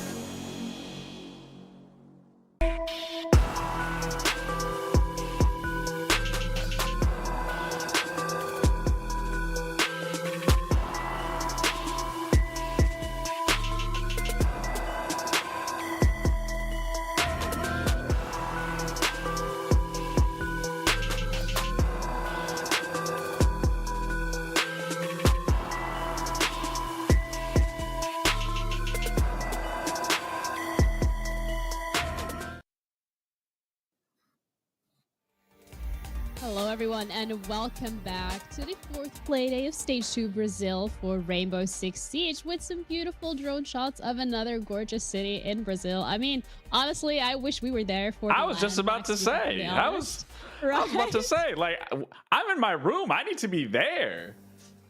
I know. Wow, we're actually like completely missing out. The nice weather, the beaches, the food, and also the people for our side. They were incredible. But either way, let's talk about something else that Brazil is very good at, and that is going to be Siege. Vivo Stars going up against FaZe Clan, our second game of today. And if we're looking at FaZe Clan, I mean, it's been a little wobbly for them as well. Like, if we're being completely honest here. Yeah, it's been very close games. I mean, their first game losing to W7M 6-8, then following it up with a win against Fluxo with an 8-7. But then yesterday, that was a absolute sheer, pure performance of nothing but dominance being displayed that game. Hopefully they can continue that, because genuinely I talked up FaZe throughout that last game and they executed very flawlessly. So we'll see if they do that today. But then even for Keystars to beat Furia yesterday, I mean, it looked really good for them. It looks like they're really finding their footing with this new roster of Miracle and Neskin being introduced to the roster. So I am curious to see what, how, and today could look like. But obviously we got to wait and see what that does. Yeah, we also have to have a look at the standings first before we dive into this matchup, particularly highlighting the fact that FaZe Clan is pretty much on the 3rd spot with 6 points in total, and Vivo Star has the exact same points. This time around, it's just that round differential really that's making or breaking the positions for these teams. So for FaZe Clan, you want to hold on to the spot, you want to get as many points as you possibly can, and you want to potentially shoot yourself up to 1st at least until the E1 NIP game happens. for Viva Key Stars, I mean, you want to do the exact same thing, right? This needs to be for both of these teams a clean game and not lose a singular point to OT. Yeah, I mean, obviously, best case scenario, each team can try to get their 3 points or at least push it to an OT where they can still stay in the top 6 and continue running that. But again, it's undecided. We got to see how that looks. But overall, they're still sitting in a very good place. And if FaZe or either one of these actually can find themselves sitting in first, like you said, until that E1 NIP game goes off. Yeah, who knows? You know, E1 and IP could go to OT, and then if you get a clean game, you could be sitting on first. So anything can happen at this point in time.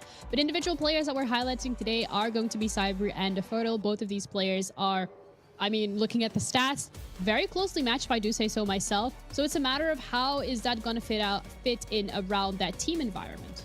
Yeah, and you know, these are the MVPs of yesterday's match overall. And I do want to talk about Cyber because his performance the game previous against Fluxo, he was at the bottom of the leaderboard, but I specifically said going into that game, any of these players can pop off at any single moment. And for Cyber being the old head of this roster, the historian of this roster, for him to be putting up the numbers that he did yesterday and the performance that he did, definitely can't sleep on this guy. And then Daffodil as well. I mean, he had a really good performance yesterday to push it to Furia and really make that game a close game and ultimately closing it out for the team. Yeah, we already touched upon the fact that, you know, looking at Cyber, individual player that had done really well. But again, this is kind of a story that we're seeing here across all of the Brazil rosters. Is that every single one of the players on these rosters has that ability to pop off, have that ability to take control over a game. So when we're looking at FaZe Clan as a whole, yeah, I mean, tried and tested, household names. We know what they can do. We know that everybody can step up. So it's more on the side of Vivo Key Stars that I'm looking forward to see who is going to be taking charge today.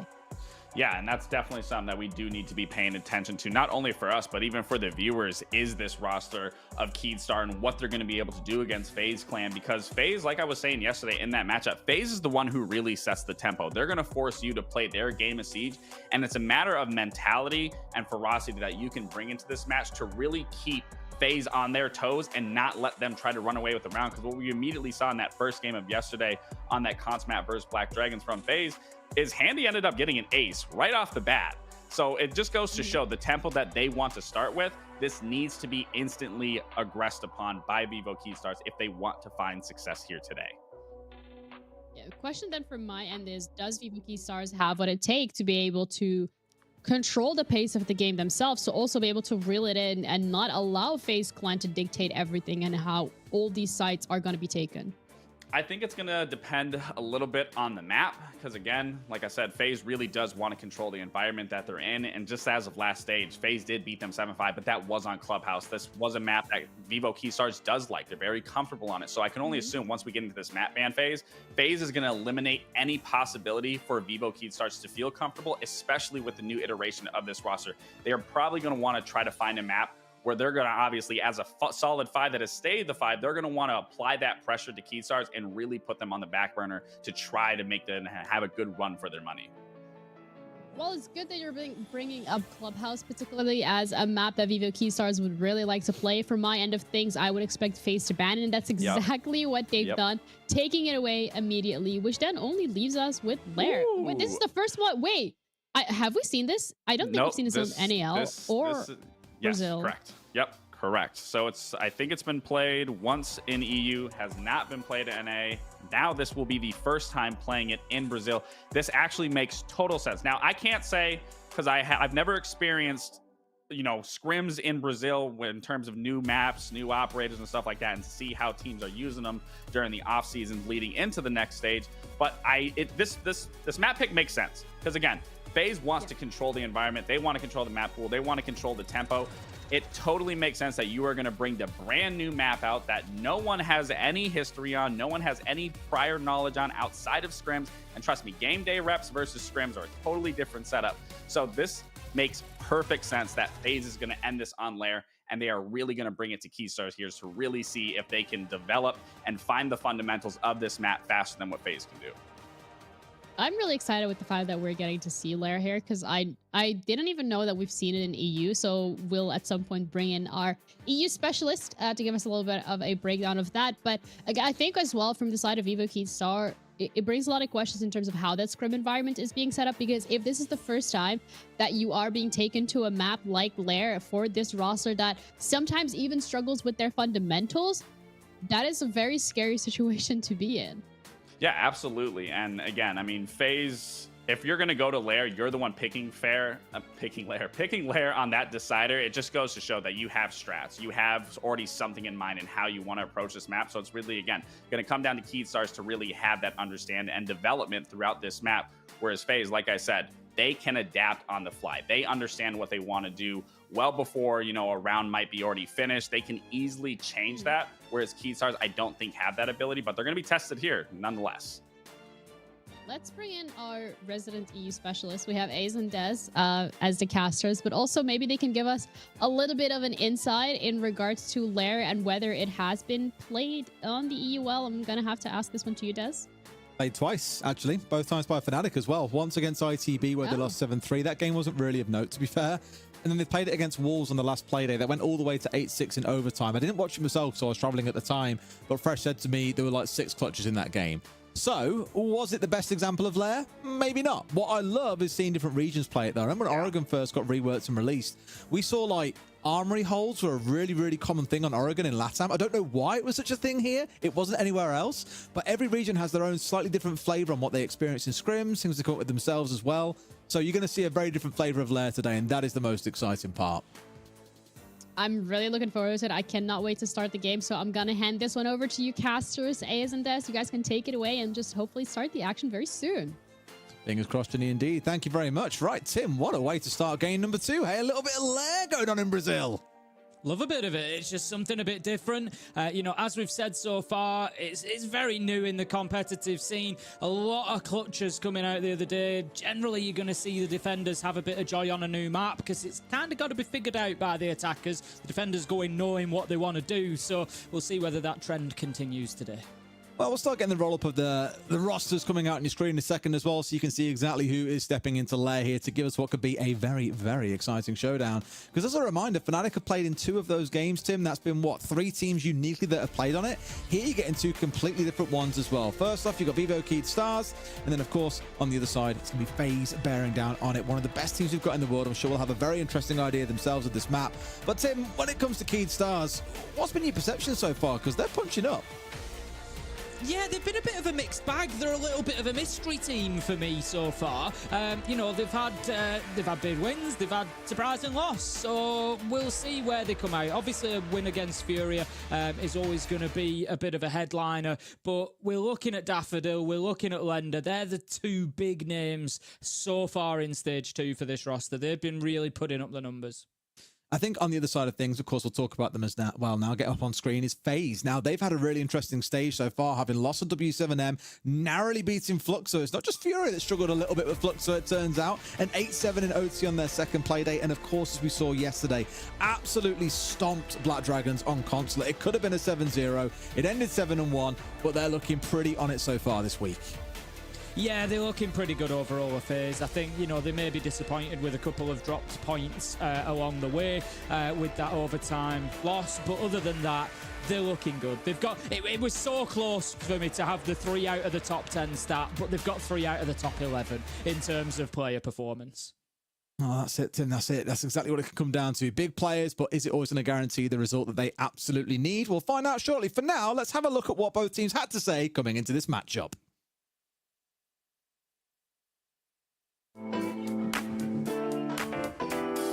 Confronto contra FaZe é sempre bem difícil.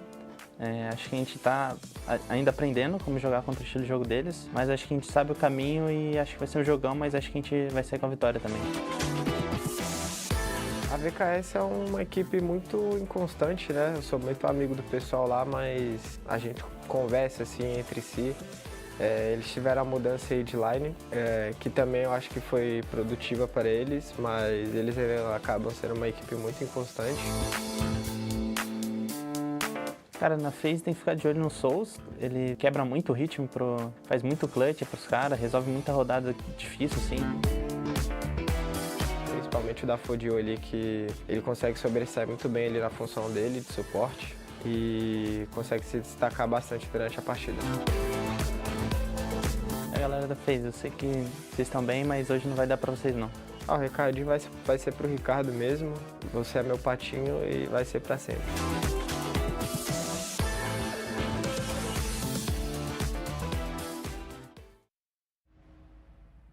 You are my pushover and you forever will be. Strong words coming out from FaZe. Of course, we'll see if that manifests itself in the server, whether or not Keystars are indeed a pushover, or if this might well go the other way. I wouldn't be surprised given how close some of FaZe's games have been so far, including that loss of W7M. But let's get into the bans first and foremost. Tim, Monty being taken away. No big surprise for me. New maps, generally, Monty's always going to be a strong operator without already being strong as he is in the current meta. Yeah, I think so, especially like you say, new map like Lair. Lair's really big, so there's going to be times where you want to take space. You want to go in there and claim rooms and then be able to build from there and push forward. And Monty's perfect for that kind of work, so yeah, it makes sense to maybe remove him and just prevent that difficulty. Indeed it does. Last couple coming through. Ying not going to surprise anyone. Azami equally. Yes, she got nerfed. Yes, she's still very, very powerful. No surprise seeing her taken away, which leaves just one more ban to come out. This one coming out from Keystars. Of course, it's hard to know on this map what operators teams like to play because it's been so well hidden and it's basically brand new. So a lot of the bans you're seeing here, I think, are very typical and representative of what's good in the meta right now. Valk, certainly no surprise as our closing and final one. Keystars starting out on the defense, Tim. Really excited to see how this goes. I imagine you played quite a bit. You've been a bit of a ranked fiend yourself the last few days, Tim. Imagine you played a little bit of it yourself. What are your impressions of Lair so far? I know it's been out for a while, but of course not seen in comp. How are you finding the map overall, though? Yeah, I've played 50 games in the last 4 days. Yeah, I've played quite a bit. True degenerate behaviour. Yeah, I've played quite a bit. No, so Lair, I enjoy playing it. It's a little bit... You don't see too much of it in ranked, unfortunately. I think it suffers the kind of the new map feel. Banned by everyone, yeah. It still attracts quite a few bans, but you know, occasionally, yeah, I think when it does get through, it's a really good map. I enjoy it. I've been looking forward to seeing it competitively. Obviously, we've had a couple in EU. I'm looking forward to seeing it here in Brazil, and I'm hopeful that it'll sort of drive people as well, because you'll see, you know, as always, I think it's always the same with new maps. Get the pros on it, and then you start seeing, you know, kind of quote unquote the best ways to play it. Things gets emulated into ranked, and people get a bit more confidence playing it. But yeah, I like it. It's kind of similar to Villa in that there's a lot of room, so there's plenty of opportunity to roam, particularly when you're on those lower sites. You want to be holding above. There's plenty of verticality down into all of the sites, so the basement sites, the first floor sites, got to be careful with those and making sure that you're holding above and having a presence there. The top floor site is an interesting one. That's where we're starting out this time. You've got that breach that's directly into site, but it's got the sky bridge area behind it, so it's kind of a risk and reward whether you go and breach that wall. You've got to have somebody holding the bridge as well, and you've got ops, which is a really important room generally as well. But you can be attacked on all sides as well on top floor. You can have pushers coming through sort of directly towards our 6 room, from bathroom, from, you know, sort of all over the place. So it is really, really varied map, and there's lots of different ways to do the same things effectively. Lots of different ways to achieve your objectives. So yeah, I really like it. The mirror in the castle makes it an interesting first defense, as things like that, plus the Azami, of course, were she available, really do help you change the architecture of this map, of this top floor here. From below, I believe that's KDS working his way forwards on the Dekebi. Has been for basically the entirety of this half so far, or at least half of this first round. The rest still very much external for now, and now started their march on 4. Feel they've forced back the mirror, and can now let's try and take control of Mez. A really good spot to be in. A great C4 over the top. Will not find their man. So extended hold has been now forced back a little bit further. You can see the second mirror window now being deployed on the other side of this crosshair. So really there for Neskin. I think just waiting to see where any kind of aggression would come from before placing down that second mirror window. Yeah, it's a good land grab there from Souls, going in and getting a hold of Ops. He's starting to open up that wall, which is behind sort of the external breach into site. So they're really trying to control this side of things, push everybody deeper, push them back into our 6 room, and make it difficult for them to play on the master side. But there's also pressure coming in from there as well. So I like this from FaZe. You know, certainly looking to work the multiple angles. The Dokkaebi's roaming around underneath. KDS looking to just pop up and make a problem wherever he can. So yeah, lots going on from FaZe at the minute. I was about to say, yeah, no one has really died. We've had both the Kebi calls come out, all the utility has been used across the teams, and no one have really fell. They do finally find that little roaming Kebi off by herself, lurking in lair down below, trying to hope to catch someone, but has now been taken out. Down to these last 30 seconds, and you can tell it's a new map. FaZe feel a little bit unsure what the hell they're coming up against here, and Keed Stars are just picking them off as they try and work their way forward, yet don't really look too under pressure themselves. Yeah, like you say, FaZe just stalling out a little bit. I think they got that good early work done. Handy's going to give away his position with the flashbang going out, and this could be flawless for Vivo Keed Stars to kick things off. It will be as Stemp finds that final kill. 1-0 then to Vivo Keed Stars. A good solid defense. It is their first choice site. You'd expect them to lock it down, but yeah, not too much of a surprise. And I think in, you know, the early days of any map, as I said, coming into this, we do see that from attackers a little bit from time to time, just kind of stalling out. It's like, yeah, we know what step one is. We know that we want to grab this area and that area, and we want that breach, and so we kind of work towards that. But when you're going from that step 2 to 3 transition, so you've got a bit of control now, you've sort of cleared some utility, you're looking at setting up your execute. That's sort of end of stage 1, beginning of, sorry, end of stage 2, beginning of stage 3 in a siege round is setting up and then starting to perform that execute. I think that's where we're going to see attackers kind of stall out a little bit sometimes, because it is new. We're figuring things out. I think long term, you know, speaking to Fresh, of course, in EU, I think the expectation is that we're going to see Layer B maybe an attacker-sided map. It's going to be one that attackers can thrive on, but in the early days, might be a little bit more evenly sided. I don't know if I agree with Fresh on that one. I feel there is so much roam potential on this map, as you're going to see on this site now as well. Very commonly, if you can't defend a site laterally, i.e. staying on the same floor and going to the rooms adjacent to the site, what you tend to do is look, okay, is there soft flooring above? Is there soft flooring below? Is there some creative way we can play this? The second floor of Lair, tons of destructible flooring, loads of ability to play this from above. So what you're going to see the defenders do is look to get set up there, waste a whole bunch of time. The attackers have got to fight through the second floor first, and then the defenders drop away, bait out things with C4s, force you into a really difficult situation with the clock. Think about Cafe as a wonderful example when defending that second floor. You will always see the defenders start with at least a light hold up on that top floor with 2 or 3 players playing up there. It's absolutely no different. And what I love to is we're getting to watch and learn this map as you guys are at home as well. Yeah, we haven't seen it play in Brazil before. Yes, we've seen it played in EU, but as I said, it's very, very different region to region. Second floor so far played very, very laterally behind things like mirrors and castles. This one is being played vertically, which again invites a whole new style of play on this map. It should give FaZe much easier access to the top floor, but it depends if they can catch out those that are roaming upstairs before they get away safely. You've got the red ping coming on through, so they've got an idea, and they know that he's trapped inside a bathroom. He's got to get the cross, but it's simply not going to happen. Daffodil shut down. KDS with the opening kill.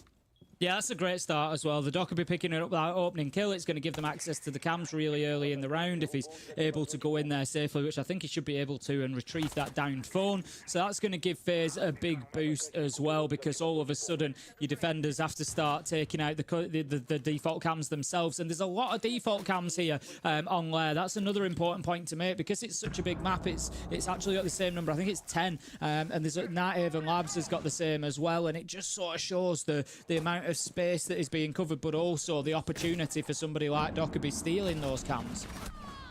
That's it, and here we go. The pressure comes up. They had an idea that someone was down in lobby this whole time, but it looks a little bit too easily.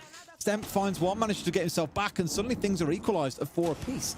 I still think KDS had one call on back pocket as well. I think he'd saved the first one right up until that minute-and-a-half mark before calling it in. So that second one will have gone down with him. Vidaking's going to find Lender, though. It's looking all right for the attackers. They've got that numbers advantage, but Tim, look at the flashbangs at the top of your screen and the drones. They are fresh out of utility here.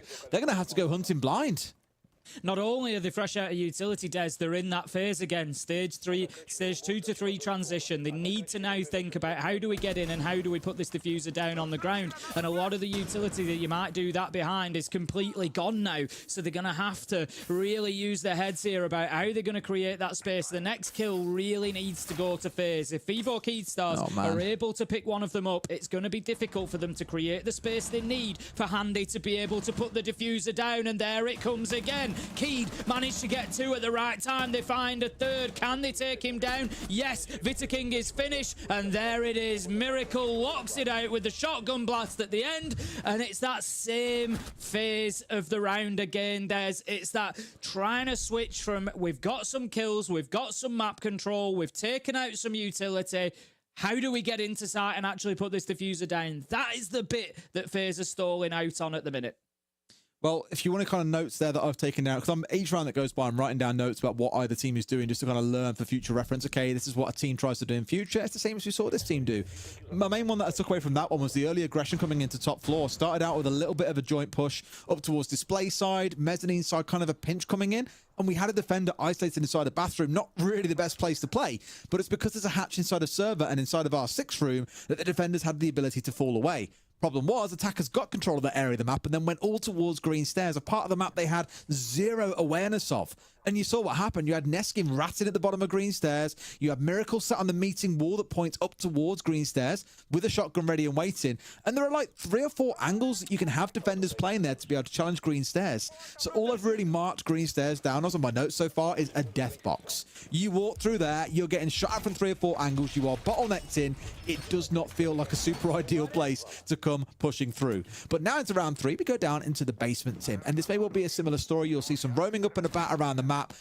So far, again, we're seeing exactly what we expect of a new map. The defenders have got the run of things. They're the ones with the ideas. FaZe is grasping at straws here, trying to find any idea about what they should do, almost being shot outside the building here by Vivo Keyed Stars. Interestingly enough, we haven't seen a Deimos yet, Des, to say that this is his lair. This, of course, is where Deimos was captured, and we're not going to team play just yet. We may well see him make an appearance later on in things, but for the time being, there's going to be He's a bit niche, doesn't he? Some teams love him, some aren't too fond. He is. I mean, you know, Sharko's quite keen on him from what I've seen. Oh, yeah. Shock. So then it relies on excellent aim and hunting people down in a 1v1. Colour me shocked. Sharko loves the operator, Tim. Imagine. Right, then, here we go. A minute into the round, we're starting to get to that point where FaZe are looking to get themselves inside of the map, and it's going to be Daffodil coming away with the first kill. Cyber finds himself pushing up the daisies after that one, and that is going to be a good start for Vivo Keyed Stars here. Just getting themselves that first kill. Again, they really using this advantage well when they've got that manpower. If you think back to the first round, that was a flawless round. Lender picked up KDS to kick things off. This time it's Cyber who goes down, but they've already shown his ability to, you know, continue applying that pressure. It's exactly as I said there as well. There's an extension around the whole map here. We had the early spawn peak coming out of the top floor. We've had players holding out on middle floor to chew through drones, for example, to then drop back towards site. It's a similar story where we're halfway in the round. There's still only 3 drones available on side here for FaZe. They've lost a lot of their utility. They've still got utility, sorry, a lot of their drones. They've still got utility to play behind, but either way you look at it, they're really walking into this a little bit blind. And all Keyed Stars are looking to do then is leave a player or two in a bit of an off angle, a weird position that you wouldn't expect. And let's be honest, there aren't many expectations on Lair so far, and you start losing players. For the most part, they've got all the defenders forced back down towards site, but that is when the C4 start going skywards. Down goes Souls. Yeah, there's a lot of verticality on there, as we've said, and FaZe have been trying to use that to their advantage this time around. You know, they got themselves established up above, and they were really trying to work down from, you know, sort of Lockers Labs and into Lockers Labs and just really try to apply that pressure. But it's just not happened for them. They've been taught a lesson that those verticals work both ways. The Nitro hitting its mark, a lot of the floor is destructible, so not a surprise to see that. And we've just got a situation now where FaZe, 19 seconds left to go. They're starting to find a bit of damage, find a couple of kills, but again, it's just not enough. Stemp, he manages to get those couple of kills, finish things off, and that is a dream start for Vivo Keyed Stars here. FaZe, they are on the back foot. Don't know whether they're coming or going at the minute, and they find themselves 3 down. Yeah, a really good start. And FaZe, understandably, I think, are saying after 3 rounds of losing every single one, boys, we're getting bullied. We have no idea what the hell is going on, what it is we should be doing. I keep on saying it, but you'll find this the first few times that you see this map played as well, that teams will just have no expectation. But let's give Stemp a little bit of a shout out. He is on 8 kills so far. That is double the entirety of FaZe combined. Yep, 8 and 0, 8 kills. That's double the 4 kills that we've currently seen the other side got. FaZe have not been competitive these last few rounds. They might have found a kill or 2 here and there, but it has been the Keyed Stars show so far. I mean, you got to look back towards the map ban as well. You know, we haven't seen FaZe on the defense yet. I will hasten to add that. We've only seen them on the attack. It's a new map, a big map as well, which, you know, I think sometimes plays into the hands of defenders as well. It gives them plenty of space to roam, plenty of space to, you know, get out there and make a nuisance of themselves to set problems for the attackers to solve. So it's always going to be a tough one. But FaZe, you know, so we might see something slightly different from them on the defense. But looking, you know, they've taken away, you know, a few maps along the way, and obviously, you know, we expected them to, you know, for example, not want to play Clubhouse, but at the minute you got to look at it and say, you know, they might have been better off anywhere else after this start. Right, well, top floor. Let's talk about what we saw last time around again to set expectations, because we're back up here again. We might see the same stuff. We might see a totally different hold coming out of the defenders overall. Main thing for me was you had 3 players on the attackers focused on coming in through ops, and if you recall, we had the mirror on side. That is not a thing. This is a very, very different lineup overall coming out for the defenders, which means FaZe have now got to figure things out all over again. It would be very silly for Vivo Keystars to come into this with only one strategy. That simply wouldn't work out. So it's a good idea. But really what you're looking to is an extension or some kind of hold, I imagine, from the defenders in towards ops to slow FaZe down. Then being able to drop off from Mez. Of course, they tossed C4s over towards ops as well. That was a real aggressive early pushing towards that side. No one looked to play below. Everything was up on that top floor, whereas here, you've got the Tuber out and you've got the Mew already playing downstairs on that first floor. So they're looking to deny from below here and maybe catch FaZe out with some C4s. Exactly fact, that. Tim, I was just going to say, look, you know... Look at the top of your screen. They've got 4 C4s in pocket. They've got 4 C4s. They've got Tuberau downstairs in lobby. All he needs to do is pop through into, you know, sort of maintenance area, and he's right underneath ops. He's there. He's ready. He can hit that vertical nitro should they start coming in and trying to take that ground once again. And they're almost being invited in. That's the thing to realise here. That wall's double reinforced. There's no mirror on it. It's kind of almost like a little bit of, you know, cheese on a mousetrap. Come on in. Come and have a look and get taking ops. And then you've got those players underneath that hit with the nitro. So we'll see as the round progresses whether that's something that that transpires or not. I mean, Lender's just kind of keeping himself busy downstairs here, forcing to have to come chasing after him. But it's like trying to box with shadows at this point, Tim. You're chasing down someone that you know is around somewhere, but where are they specifically? Heaven knows. And already Handy's found himself going down here. No entry on towards the defensive side. Keystars are just taking little pop shots at the side of FaZe wherever they have the chance to find it. Lender finally being caught out. They've isolated the rat. Things are to a 4 versus 4. Yep, Vita King is going to find his man, but will it be enough? Halfway through the round, still 4 versus 4, no real control over site yet. There is still plenty of time for FaZe. Not the end of the world, but we haven't seen those nitros being used either. Now then, everybody is back on site for Keed, so we're not going to have any of the verticality that we might have expected, but Toxic Babe canisters start coming out. That's going to waste another good 20-30 seconds of this round before FaZe can push on, and that's what we've seen. They get to the 45 seconds remaining, they get to the 30 seconds remaining mark, and then they start to stall out. This time, they've got to make sure that there's a sharp end to that push. Absolutely got to make move as a team really is the key one, and that's not the way to do it, man. Stem finds himself a second. 10-0 he now finds himself at. Surely he dies here. He finds 1 and he finds 2. That's unbelievable. Surely when it looks like you might be able to stop him, he makes it 12-0, Tim. Stop it, Stem. They're already dead. Oh, dearie me. He is absolutely running over them. He's like a freight train that's just got away from the driver, and he will not be stopped. There's absolutely nothing FaZe can do. Their first shot of those 3, I mean, don't get me wrong, getting 2 on the window with an SMG is impressive enough in itself, but the first 2... absolutely. I mean, he's on bandit. He's got the right gun for it, but it's a masterclass, Des. Just left, right. They had no idea what was coming there, and look, 12-0. As you can now see at the bottom of your screen. Neskin sat there. Neskin sat there with his feet up, just like, boys, when you need me, just give me a shout. I'll take a little bit of shut eye on this one. It's been such a comfortable start for him and his team so far that what else is there to worry about? And meanwhile, on the other side, FaZe are just completely flopping at this point. How many kills are they on now? 5 between them all? It's a car crash. It's terrible. And the worst part is, Tim, they chose to come here.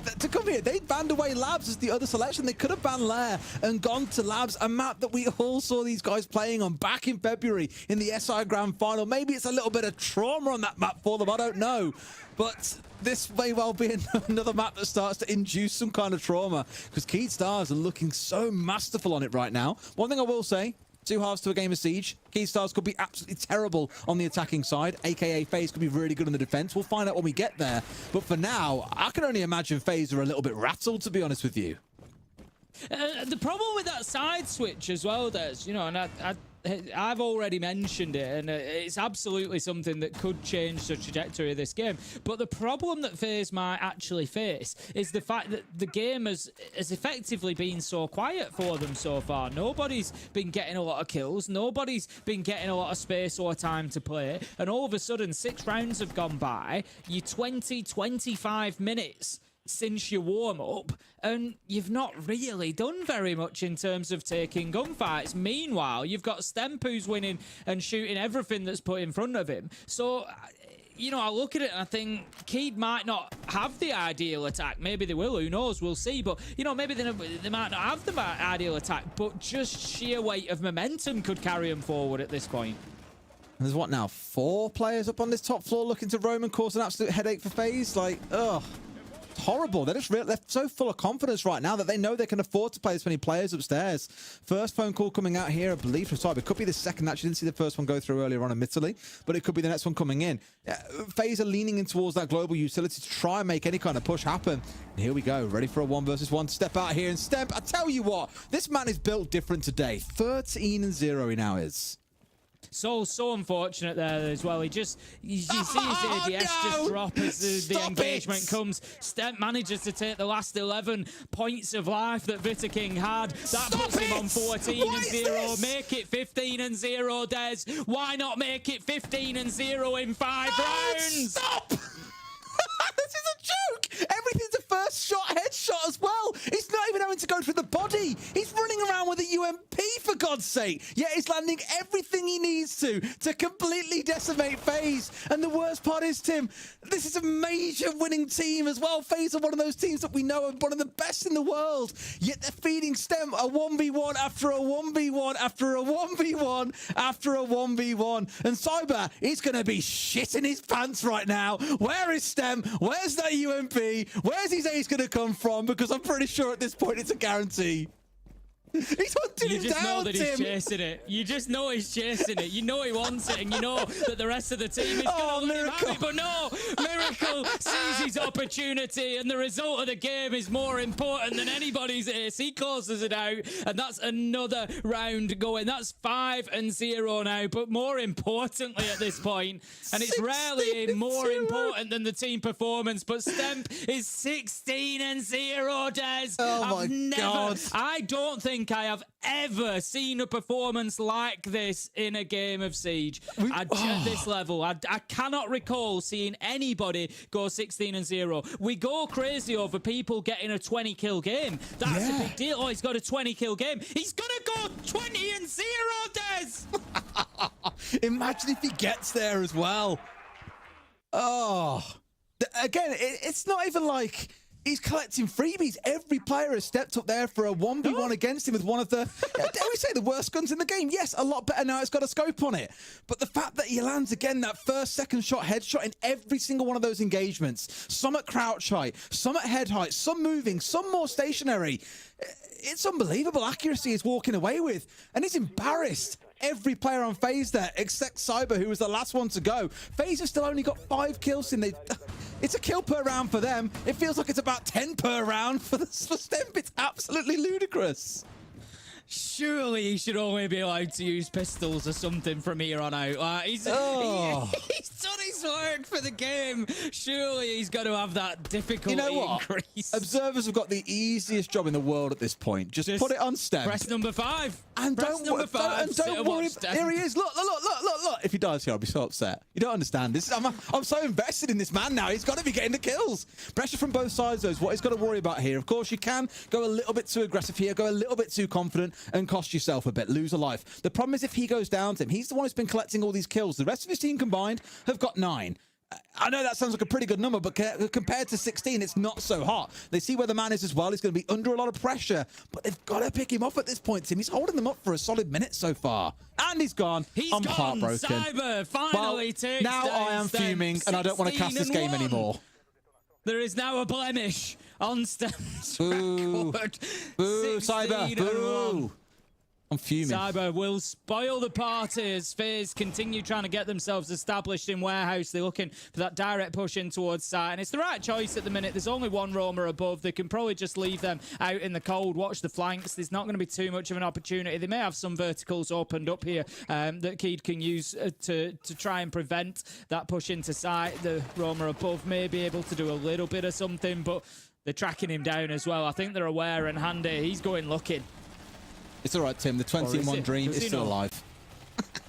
They are a little bit, yes. They're definitely conscious of this player on mid-floor. And so they should be. I mean, this is what we saw across the first few rounds. Yes, Stemp was the one getting a lot of kills, but it's the constant roaming. It's the constant movement of these players. It's the, I wouldn't say ratting, but at this point, you don't understand the map well enough to know what are common spots for players to play. So it feels like every angle is a little bit of a rat angle. And sure enough, they found themselves losing Cyber here, down to a 4 versus 4, far from the end of the world, because FaZe are under a bit of pressure now, Tim. We've only got 50 seconds left to play.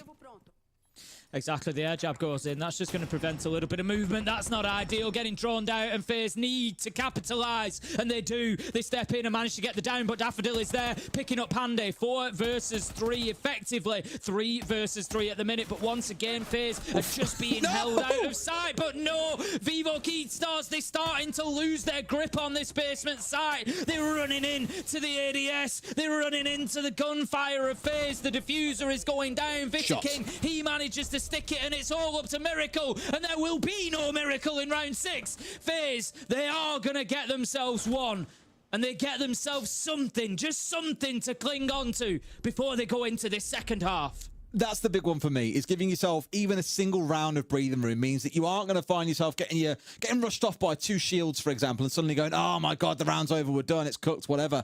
They at least get a bit of breathing room here to get things wrong at least once. I think Stem probably is looking at it and saying, you know what? I want to farm a little bit in that second half, lads. Let's give him a chance here a little bit. We'll see what comes. Again, this could be a very different game now we step into the second half. You look at how things have gone so far and say, oh, this is cooked. Like Vivo Keystars, they win a couple of rounds, game is done and dusted. But as we keep on saying, such a new map, defenders generally have that advantage. I think what you're probably going to find here is that actually Vivo Keystars struggle to attack because FaZe will have their own set of defenses here in mind. Already a key difference, we're starting down in the basement rather than up on that top floor. Yeah, it's going to be Office and Labs to kick things off down on the basement. So last time we saw a lot of attention, particularly from the defenders towards Warehouse. They were trying to keep FaZe out of there, so we'll see whether that is a trend that continues. That's the area up there at the top of the map for you. It's a good place for an attack inside to get a beachhead, I think, and then be able to move in. We're sort of on that lateral attack, open a couple of walls, couple of corridors here that lead on in towards important rooms towards site. But again, we've just seen, you know, there has to be an importance towards that upper floor as well, and just that was for me the round where Key didn't really use the roam too much. We had the one player up there, wasn't able to have any impact. Everybody else down on site, and it didn't really work for them. So for me, get yourself off in the map if you FaZe, you know, get around there, make a nuisance. But Miracle's the only one making a nuisance of himself at the minute. That's the Legion gone, and the goo mines with him. Yeah, again, one of those operators you really don't want to lose. Like a Smoke, for example, gets more potent as the round goes on. Yes, Smoke hasn't got recharging gadgets, but when the clock starts to run down, those smokes are even more impactful. With the Legion, though, that is a recharging gadget. That's not going to be available to them for the rest of the round. And it feels like Vivo here, at least trying to get themselves lined up with things like the gridlock to make sure all these weird angles are locked off. They aren't getting flanked later into the round. They're slowly trying to force all of these players on FaZe back towards site. In fact, Cyber, I was going to say, was the last man standing that wasn't playing down in the basement. He's now gone. The last 3 players here are downstairs, and Vivo Keystars have got all 5 players still on side here to work with. This is looking bleak for FaZe at the minute. We spoke about the 2 halves of a game of Siege and, you know, how they may come onto the defense, and that's where they really needed to show us that they can shine here on layer. But right now, it's looking like they've just got the map ban phase wildly wrong, Des, and that Vivo Keystars were the ones indeed that were ready for the new map, and they have come in here and just absolutely dominated at the minute. 5 versus 3 now, FaZe. They really need to, you know, just think about getting themselves back into sight. I don't think you can worry now about holding that verticality. As it is, Keed, they're just going to try and massage the positions of those remaining defenders now to push them back out and create that bit of space to put the diffuser down. That's the battle, isn't it? Soul's just looking to try and go for a flank, but you're being held back by the Dekebi. You've got the gridlock traps going down as well. Just so much working against you. Down to the final two players. Stemp is fuming that he can't get a kill here. He's really trying to look and find anything that he can. But as it stands, by the looks of it for me, FaZe are being picked apart here at the seams, piece by piece. Stemp's going to fall down as KDS picks him up. That's down to the final one, though. It doesn't matter what they seem to do. There's always another Vivo Keystars player ready to pick one up, and now they know where the last man is too. Stuck between both sides, going to get pressured in. Neskin with the close, up to match point. Vivo Keystars go. They're just absolutely running away with this. And honestly, Des, if Sam doesn't come away with a 20-kill game, it's going to be an absolute travesty. I'm going to say it. It's going to be an absolute travesty. He deserves one. He had 16 kills by the end of round 5. If he's not able to get himself over that 20 line, I'm sure he'll just sit back and laugh. He'll be happy with the win against FaZe. But still, you know, it really should have been something that we were seeing. He was on the knock, the knock not being banned out. Obviously, I've already spoken about knock, and we saw that ability just being active whilst he was walking through, you know, keeping knock off the cams, but it wasn't enough this time to bag him a kill. So he'll continue trying, I'm sure, but this could all be over in the next 3 minutes, to be honest. FaZe, they just seem a little bit at sea here. They don't know whether they're coming or going right now. I'm not sure what the highest online kill record is for a best of one. It's worth noting. I know he won't hit it this game, so it's not really a big deal to kind of raise. But I know the all-time record was Parlo at OGA Pitminer in 2019 and Onigiri at SI22 with 27. That's still quite a way to go unless we see FaZe really manage to fight back in and Stemp is the one collecting exit frags throughout before he eventually goes down, right? But I'm curious what the longest is going without dying. I know we've seen a couple of players get close to this kind of number with Stemp around the 16 mark. Did they breach 16 or not? I'm really not sure, especially in such a few number of rounds as well. Yeah, that's it. I really don't recall an individual scoreline of 16-0 before. That's an absolute crazy start, and like you say, let alone inside 5 rounds, that's just absolute madness, really. But you know, a fantastic performance, definitely one way or another from Stemp. But Vivo Keystars, they need to stay switched on here, and they need to keep professional about this. Get the job done, win 7-1, push yourself forward. They don't want to let FaZe back into this. You know, let's make no mistake, FaZe are a team that are quite capable of coming back into any game. Don't get me wrong, this one looks like a big ask, but they do have the individual talent on side. Vitaking, I think he's just looking to maybe get a little bit aggressive here, but the drone is going to force him back. He was looking for the air jab to see if he could take it out, and oh, those moments where it's like ships passing in the night as we see the outline, but the players don't, and you just think there was an opportunity, but it doesn't come to pass. Unfortunately, no. Still trying to work his way through here on the Nomad as well. Neskin putting a lot of utility in towards the entry point to the building. I'm wondering if that first one's caught the door frame and it shouldn't be there. Missed. And there we go. Stemp steps up, finds one, but Handy's there for the trade out immediately. And the smoke is the one that goes down early on here. That's a real stinger again. One of those operators that's really powerful later in the round. Yeah, big loss there.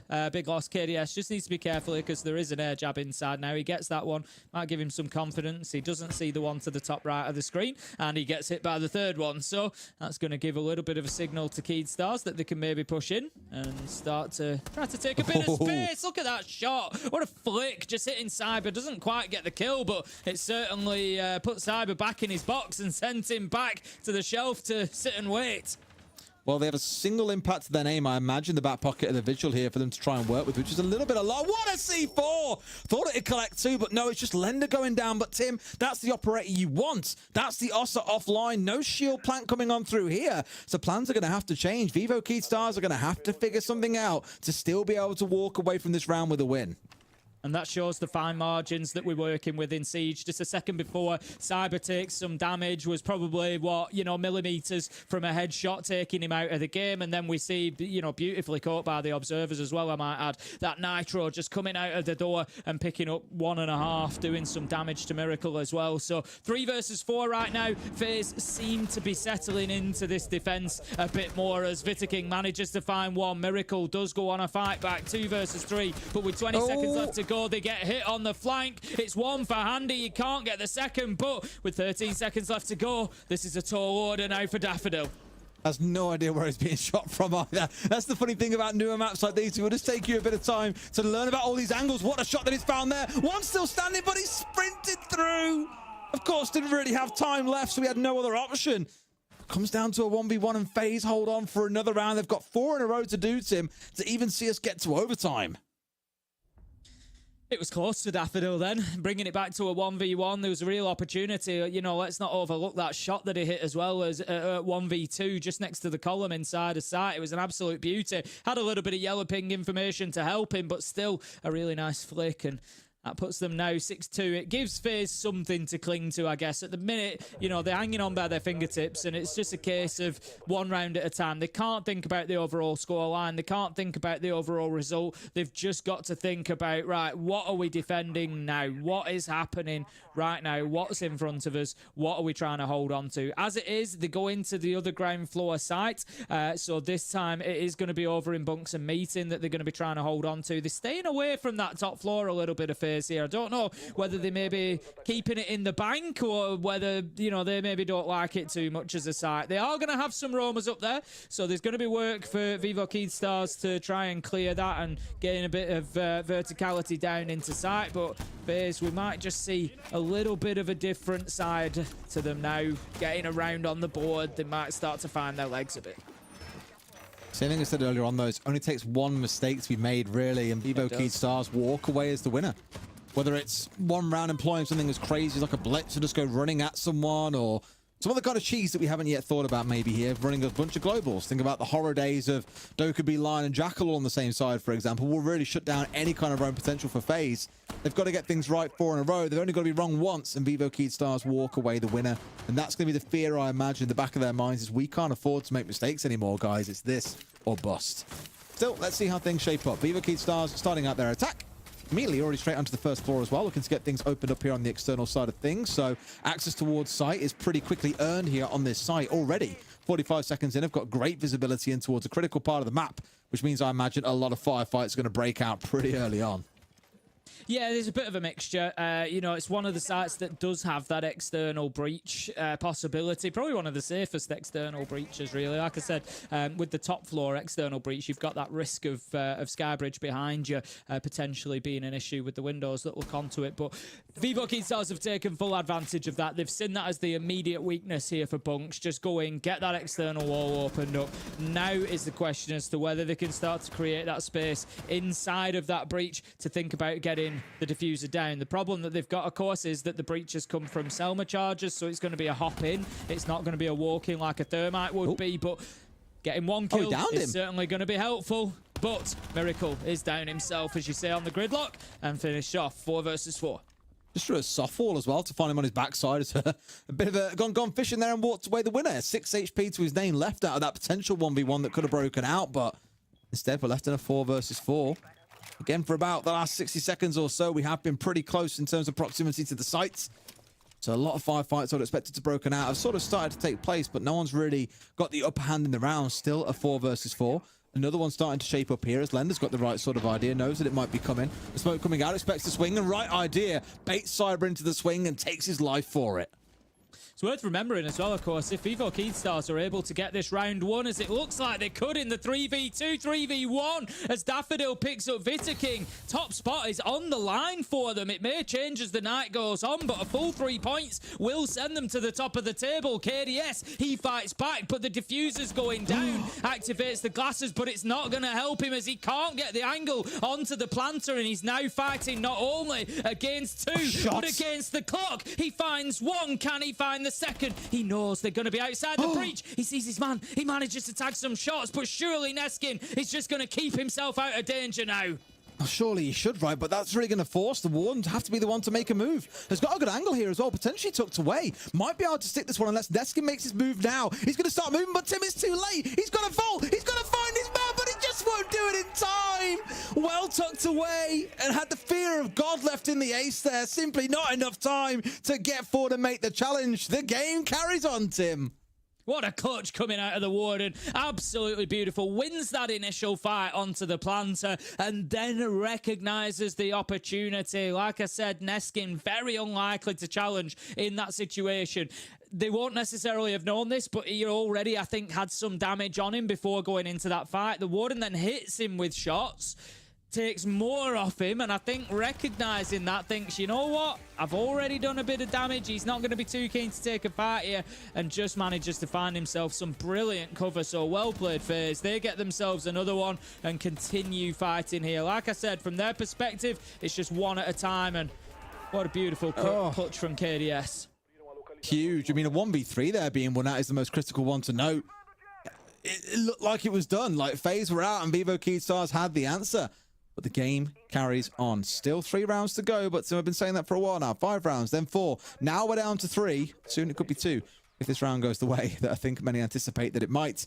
FaZe defending up on the top floor here. Have got that mirror on side. No castle, of course. No Azami as she's banned away. But taking a leaf out of Vivo Keystars. But from the early round, they've got this mirror window looking in towards Ops. And that was a little bit of a death box. They got 3 kills inside of Ops all the way back in round 1. Vivo Keystars did.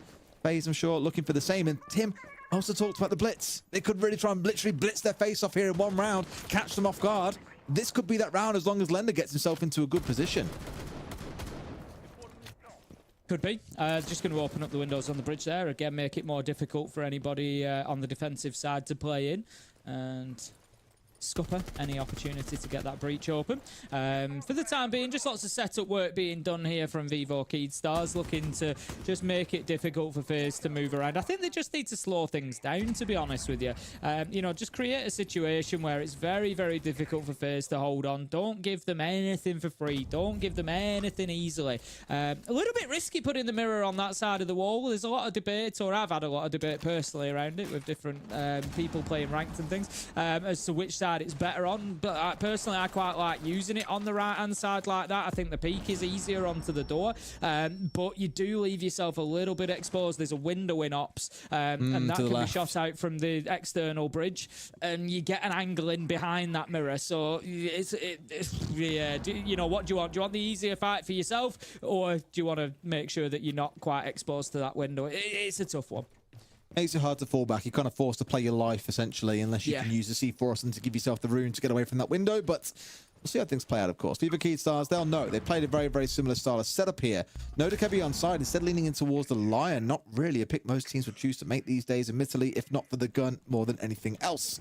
In a spot there where the Blitz is now on his march on forward. And this is what we were on about here. Straight inside, sees one off towards his light. It's ringing around the rosies, Tim. Eventually gets shot in the back by KDS, and very nearly there, Lender managed to cause a little bit of trouble, a bit of drama in the back line. Instead, finds himself shut down. Daffodil balancing things back out to a 4v4 as we hit the last 60. Lender got unlucky with a bit of bad siege time in there as he went in. His first flash missed, but it was well played from FaZe, just giving him the razzle-dazzle to get around on his rear side and find the kill as Vita King manages to find Miracle. It's all going in FaZe's favour. And I said that this was a team that had the capability to fight back, Des. I said that they were the team that could come back from 6-1, and they are certainly doing that. They are swinging at Vivo Keystars at the minute. 1 versus 2. It's that man Stemp. He's been quiet since the side switch, and he continues to be as FaZe bring it back to 6-4. Surely not. I thought for a second he'd get that man up on the high ground at the back of sight there. He seemed snapped to it, but they just managed to find him before he could pull off that critical shot. And I said it earlier, Tim, we've gone from 5 to 4 to 3, now down to 2. And this is where Vivo Keystars pulling their own little pause. I think it was 3 rounds of FaZe back in the first half. Here, it's been roughly about the same, of course. Currently sat at just after 10 rounds going into round 11 to make it 4. But they need a conversation. They are struggling to find a way through. They've tried the blitz to try and break open this backline, because outside of that, feels a little bit like the FaZe story. Yeah, sure, a close 1v1 coming out as well, but they aren't getting the round on the board that they need to close this out here and now. And to take 3 points from FaZe, I think any team would say absolutely yes and bite your hand off at that kind of opportunity. 100%, absolutely. You know, this is a game that you're coming into maybe not expecting too much from. You know, we know the quality that FaZe have got. They're starting to show it now over these last couple of rounds. But, you know, as I said, coming in, new maps, always going to be tough to attack. You know, a lot of the focus, a lot of what you can control on a new map is your defense, is your setup. You know, that's where a lot of time is put. you can't really plan for those attacks because at the end of the day, it's down to how the other team sets up. You've just got to problem solve as you go, and it can be really tough when you're not, quite familiar with just where everything is and every single angle and everything else to, how everything's going to work to clear a setup. So we will see this one continue. We get ourselves back over to maintenance this time, and FaZe, they are going to continue trying to lock Vivo Keydstars out of layer. Alrighty, what craziness have Vivo Keydstars got for us here? Is it going to be an Ossa shield-based plant coming out? They tried it before, got completely shut down, as we saw, when he got caught out by that C4 that came sailing over the top. So maybe one to be slightly more aware of and deal with that a little bit better. Electrification denial coming out as well. Cyber stepping across and towards the Kaid, not having the strongest game himself, sat down currently at 3 and 10, but it could be enough to trip that other side up. I don't see obviously a Thatcher on side. I don't know if they've got any micro EMPs. In fact, they've got 4, so they have got the answer, but I can think of so many times that we've seen micro EMPs tried to be used to deal with the Kaid and just missing every single time. On Hatches is the worst one to see it on as well. Yeah, it can be tough. Obviously, like you say, it really comes down to intel and making sure that you know exactly where those electricals are, because it needs to be not necessarily pinpoint accurate, but the effect radius on the pocket EMPs is much smaller than Thatcher's, so it's got to be much cleaner, a much better shot. So they'll need to make sure that they get in and just identify exactly where that utility is. So we get ourselves underway then. 45 seconds into the round. Vivo Keydstars still very much in the droning phase. Need to be careful. They might just get themselves caught out here, as Vitaking's just looking to get himself aggressive onto that window. Definitely wants the fight. Definitely wants to prevent them coming on in here and being too comfortable. He does. And this is what I like, though. The early aggression coming out and being willing to challenge when players least expect it. Especially, again, we keep on saying it, new maps, not really 100% confident as attackers. Good chance for the defenders to play in a weird spot, an off angle, what many would probably call a rat angle on a lesser established map like this one. It's just a good chance to remove some very critical utility early in the round. For if Lender, for example, goes down too early on, they lose their main attacking threat. Their strategy is built around this Ossa. It's around getting those shields into the right spot to make a plant happen on site. They're definitely very close to site, as you can see here through the outlines, but that doesn't mean you can't still get tripped up on your push forward.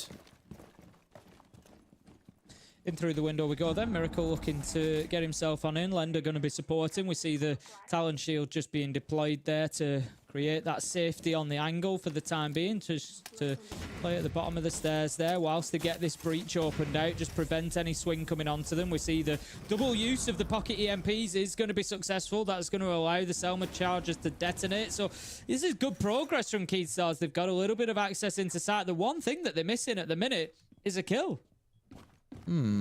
Just look at how spread as well the attackers are overall. You've got 2 players still up on the 2nd floor. You've got 1 way down in basement, 2 hanging around the 1st floor. It's a real spread overall. It was Stemp actually who's by himself, who's gone hunting after Handy and has been shut down in the process. Here, they're trying to make their push happen to him. Trying to step forward. Of course, you can hear the Malusi going off. You've got the... I thought I heard a Fenrir for a second, but he's not even on side. They've got enough things to detract them and force them back either way. Smokes to force them back to. Down to 20 HP, the Ossa is not looking the best for a plant coming out from her in this round. That was a really good throw from Souls. I mean, we know his ability as a smoke player, but Lender taking an absolute ton of damage getting out of that smoke. He had to be careful with his movement. Of course, he didn't want to, expose himself to getting shot, but it just meant he was taking so much damage along the way. 5 seconds left to go. They're not going to be able to go in here with any real time left. They're just going to have to try and throw it down wherever they are, and it's an easy finish for FaZe as Souls picks up a kill towards the end, and FaZe bring it all the way back. Who'd have thought we'd see 12 rounds after the way this one started? 2 halves to a game of Siege, Tim. Happens every single time. It's very rare that you see a team continue form from the first half into the second, especially when swapping over to a less favourable side. Thing about that round, though, it's a very similar mistake to what FaZe made back in round 1, and that was funneling too many members into the same part of the map. Back in round 1 for FaZe, it was 3 players pushing in through ops that had a mirror window on it. It had a C4 when the mirror window was lost, and had a lot of people trained on towards that side of the map. The aggression coming out from Stemp in lobby being a wonderful example of that. In that round there was so much being thrown at them. Even though they got the wall opened up, we had Malusi Banshee set up over there. We had smokes being tossed at them. We had flanks coming off from the left. FaZe were like, if they've got 3 or 4 players coming in from a single angle, well, that's pretty easy for us to deal with. And it's why the importance of having like a multi-point push is such a critical thing at the pro level. It's too easy for defenders to keep you back just by chucking loads and loads of utility at you. Vivo Keydstars looking like they're going to let this one go to overtime. FaZe have battled back in incredibly well, and no one thought we'd be saying that after round 5. No, realistically not. You know, we were still back in the days where Stemp was running all over him at that point. He's only found 3 kills in the second half of this game. He came in with 16. He now sits on 19. You know, I'd have been absolutely sure he was going to be finding a 20-kill game with the way that he was playing, the shots that he was hitting, but just hasn't been able to continue that presence into this second half. And it's now 4 rounds in a row for FaZe and Vivo Keystars. They desperately need something here and now, because I don't know which sides are which when we go into the overtime. I don't know who's going to be on defense, but I tell you what, whoever it is, they're going to have a big advantage if that's where it goes. Oh, yeah, you get that sense, right? And it's just been a bit of a car crash for the attackers overall. But it's at least commanded 1 on either side so far. Of course, it's not looked too clean for Viva. They got the 1 early on. Since then, it's been all FaZe, or FaZe up, dare I say. Still find themselves locked in for now, though. Again, site proximity is a big thing here. This is on that first floor that we've got to worry about. It's going to be on the other side, though, for the attackers to try and work their way through. Of course, the Brava on side currently wreaking absolute havoc. Stole away a bulletproof Camera's got rid of the electrification as well. Is going to open things up here for Leonard to get in with those Selmas and start getting walls opened up. So far, so good, but it is only the utility game at the very start here that we've seen take place. Yeah, and the Vivo Keystars haven't really struggled with that so far. We've seen them opening walls. We've seen them opening walls consistently without too much of a problem. You know, the big question is what comes after that. How did they go in and create space? How did they get the diffuser down? And that's not something they've been able to do. And I don't think it's something they're going to be able to do here. Vitaking and Souls managing to pick up 1 apiece, taking down Daffodil and Stemp. And that leaves Vivo Keystars once again with a man disadvantage. I was going to say that coming in so far, they've actually been really good on the entry. But now in the last 3 rounds, FaZe have been able to lock out that first kill without a trade. And it's really starting to hurt Vivo Keystars. You know what? FaZe are going to be on the defense because they were the one who banned away Labs, meaning Vivo Keystars got to choose starting side. They'd have chose defense. Then it goes over to FaZe for where they start in overtime. If they didn't choose defense, they are literally throwing the game away. But I do expect this will probably carry on and FaZe will be the ones to walk away the winner. Certainly possible, and from a 5-0 start, that is going to hurt Vivo Keystars for sure. They know that they could have taken 3 points off one of the big boys here, but it doesn't look likely at this point. 4 versus 1, Lender with it all to do, 11 HP. This round is already pretty much in the history books. FaZe have got enough experience to know that they don't need to peek here. KDS does it just for the fun of it because he knows he's got another 3 to close it out if it goes wrong, but they're just going to hold their angles for 20 seconds now and wait for Lender to have to push in. They are, and that means overtime is abound. And as we said, I imagine FaZe will be the one starting off on the defensive side. I think they'll start things off in the basement given where they started this half, unless they've learned more stuff as this half has gone by. Like, oh, actually we find ourselves preferring the top floor. We'll see as we get towards that point, but this one is cooked, and my God. Talk about one hell of a comeback when it looked like it was done and it was all over and that Vivo Keystars would walk away with a 7-1, a 7-2 potentially. We could look no further away from that point than we are now. FaZe on course to be able to pull this one back. And there we go. Confirmation. They start on defense.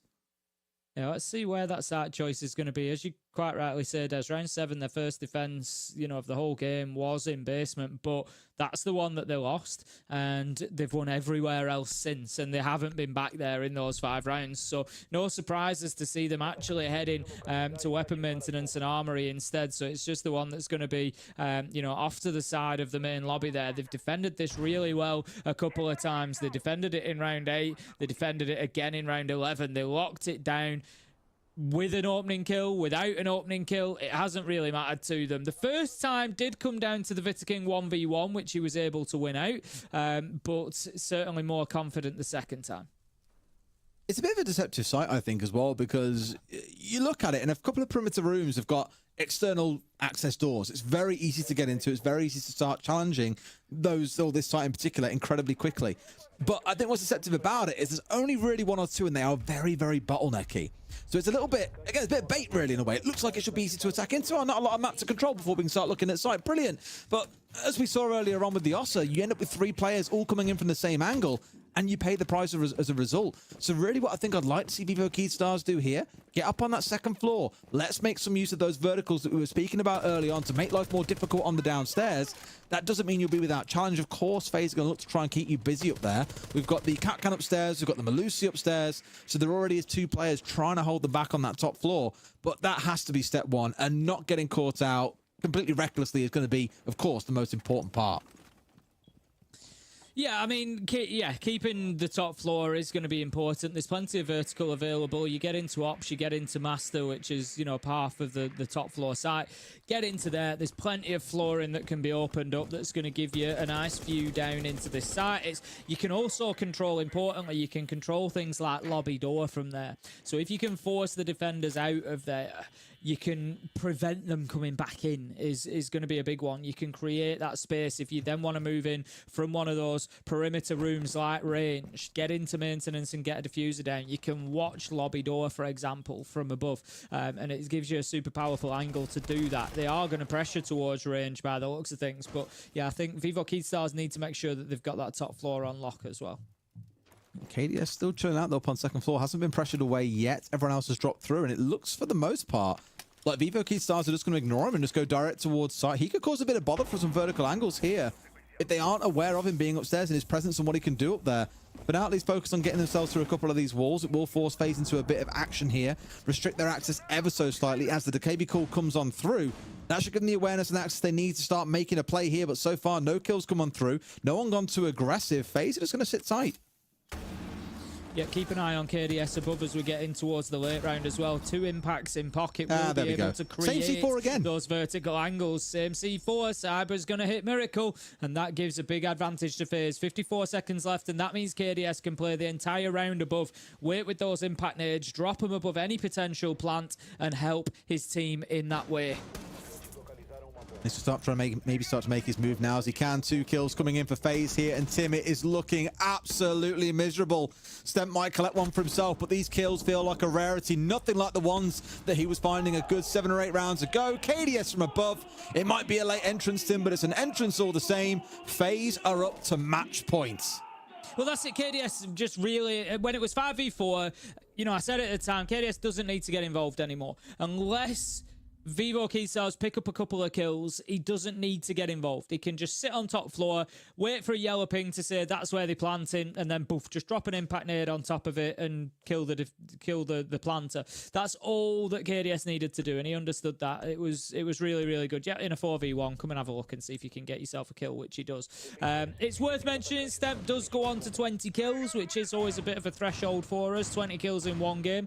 But like you say, his impact has definitely been limited in the second half of this game compared to what it was in the first. You know, to put that into perspective for anybody who's joined, out of the 20 kills, 16 of them came in the first half. Only 4 have come in the second half, with one of those now being in overtime. So it's been a rough back end for him, and Vivo Keystars have kind of struggled a little bit to pick up that slack, I think. And right now, Des, I think the mental might just be gone. You know, they've been just reined in so much by FaZe. It wouldn't surprise me to see FaZe get their second successful attack of the game right now and just close it out 8-6. It's such a bizarre one. Same as last game though as well. We spoke about the spikiness that we saw on Fluxo, yet the stability that we saw on Furia in terms of where the kills were coming from. No surprise here that it's for Vivo Keystars. You've got Stemp currently sat on 20 kills for his team. The rest of it quite a spread, whereas on the other side for FaZe, lowest is 6, highest is 10. Again, very good distribution amongst the whole team to make sure it's a team effort to get things over the line. Do I expect they'll close things here in round 14? Not particularly, unless the mental of Vivo Keystars really is that shattered.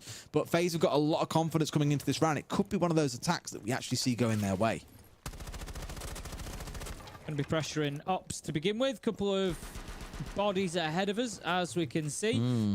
Door is finally opened, and that's going to allow them to at least start the droning process. You can see this time the mirror windows on the left-hand side. This is the wall. Both teams with a different opinion, Tim. Yeah, exactly. You know, I said there's been a lot of discourse over it, and it certainly seems to be the same even within the pro circles as well. Stemp does manage to find his defensive form again. Is he going to come through on a defensive round and find himself another huge number of kills? It would be so funny after having such a drought if he just comes out now with a 3, 4, or a 5k to close things out entirely. You'd think FaZe would have kind of learned and building confidence themselves as they've been hitting more shots, but maybe it's just that magic of the defense side on this map that really has got both teams going. Similar story where once they've lost this mirror window, they're backed away and Neskin has redeployed that mirror, deployed another mirror a little bit further set back. No C4 over the top, though, admittedly, to try and catch out these players on the push forward. So they'll have a little bit more freedom here to start challenging in towards Mask. And this is one of the default plant spots for those who don't know. Very common to see this be an entry point in towards the map and a point where you're looking to get an execute being pulled off. So they're in a good position for it. They found one back onto the other side as well. So I'd say overall, actually, FaZe are on course to be in a spot to make an attack happen. Potentially. I think there's still more work to be done on the breach. We saw a Selma charge taken out. It was only breached once. I'm pretty sure that's what we've just heard, though. So that should now give them the access that they need. Handy manages to pick up Daffodil, so that's a good advantage for them. 4 versus 3. 3 versus 3, though, as the kills continue to fly in. Handy with one of his own. 1 versus 3. Surely this is the moment for FaZe. They've got their confidence up. Are they able to close this out? They know where the last man is, the Nitro. Ooh, I thought that was going to be successful, but no, the plant goes down elsewhere, and Neskin finds himself in a 1v3. Got it all to do, I think, and no hope of it. 15 HP to his name. A single bullet will be enough to put him in the grave, and FaZe, what a monumental comeback they've just managed to pull off when it really looked like Stemp was going to run away with that game. 16-0 he was. His team up 5-0. Still not quite enough. FaZe winning so many, 8 of those last 9 rounds to get them to this point. That's kind of championship winning material.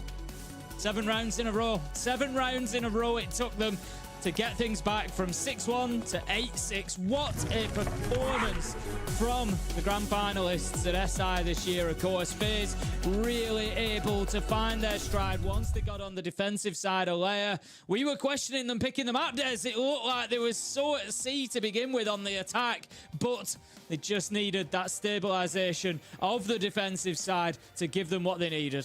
So they're just getting prepped. They're ready for their chance to analyze and break this one down. Now, I think for me, everything else, seeing Lair being played in Brazil was the really interesting part, because you're starting to see across those rounds the tendencies of both. I'm sure the great mirror debate of which side of the wall the mirror should go on will turn out to be...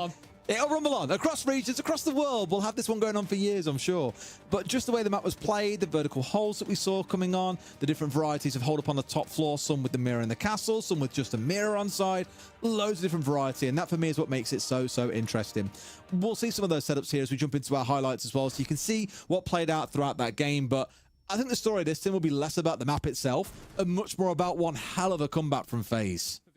Yeah, it was. You know, what a turnaround. Let's not, you know, we've got to mention Stemp's performance as well. I'm sure he's going to have his share of highlights here in our reel, but it was just too one-sided, realistically, for Vivo Keydstars. Yes, they had it on the defense, but it's a new map. We would expect that, and he just couldn't continue it, and unfortunately for him, it didn't get his team over the line, and like you say, FaZe, just with a monumental effort, really. They had to dig extremely deep, you know, essentially facing 5 match points in a row at one point and managing to successively defend them all. This kill was the one. This double kill was unreal. This double's just absolutely beautiful, weren't it? It was just fantastic.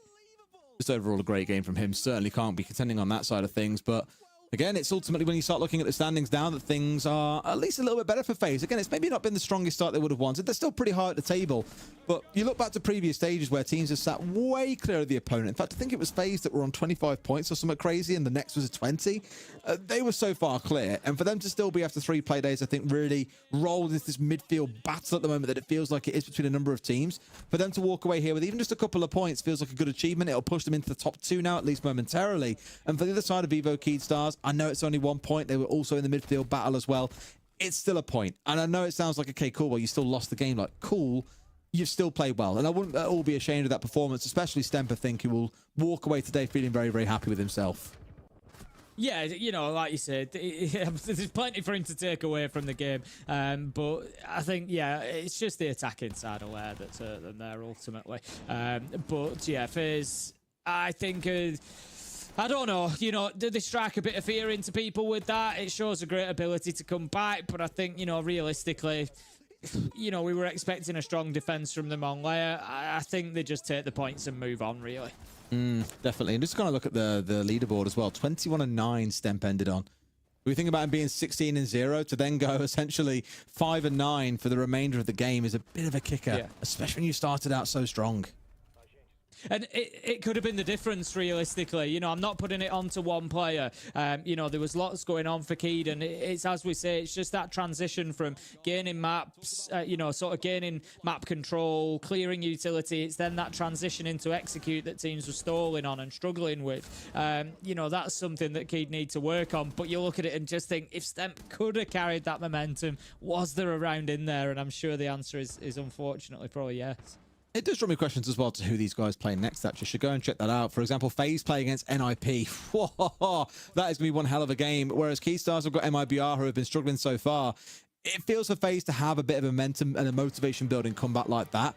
That is a great thing to have going into such a big game, because NIP will be one of those teams, I feel, at least this stage, they'll be fighting for one of those top 2 spots with. Yeah, no, I would completely agree. And like you say, it's the foundation, you know, now to look towards those next few weeks and ensure that they're getting what they need from them.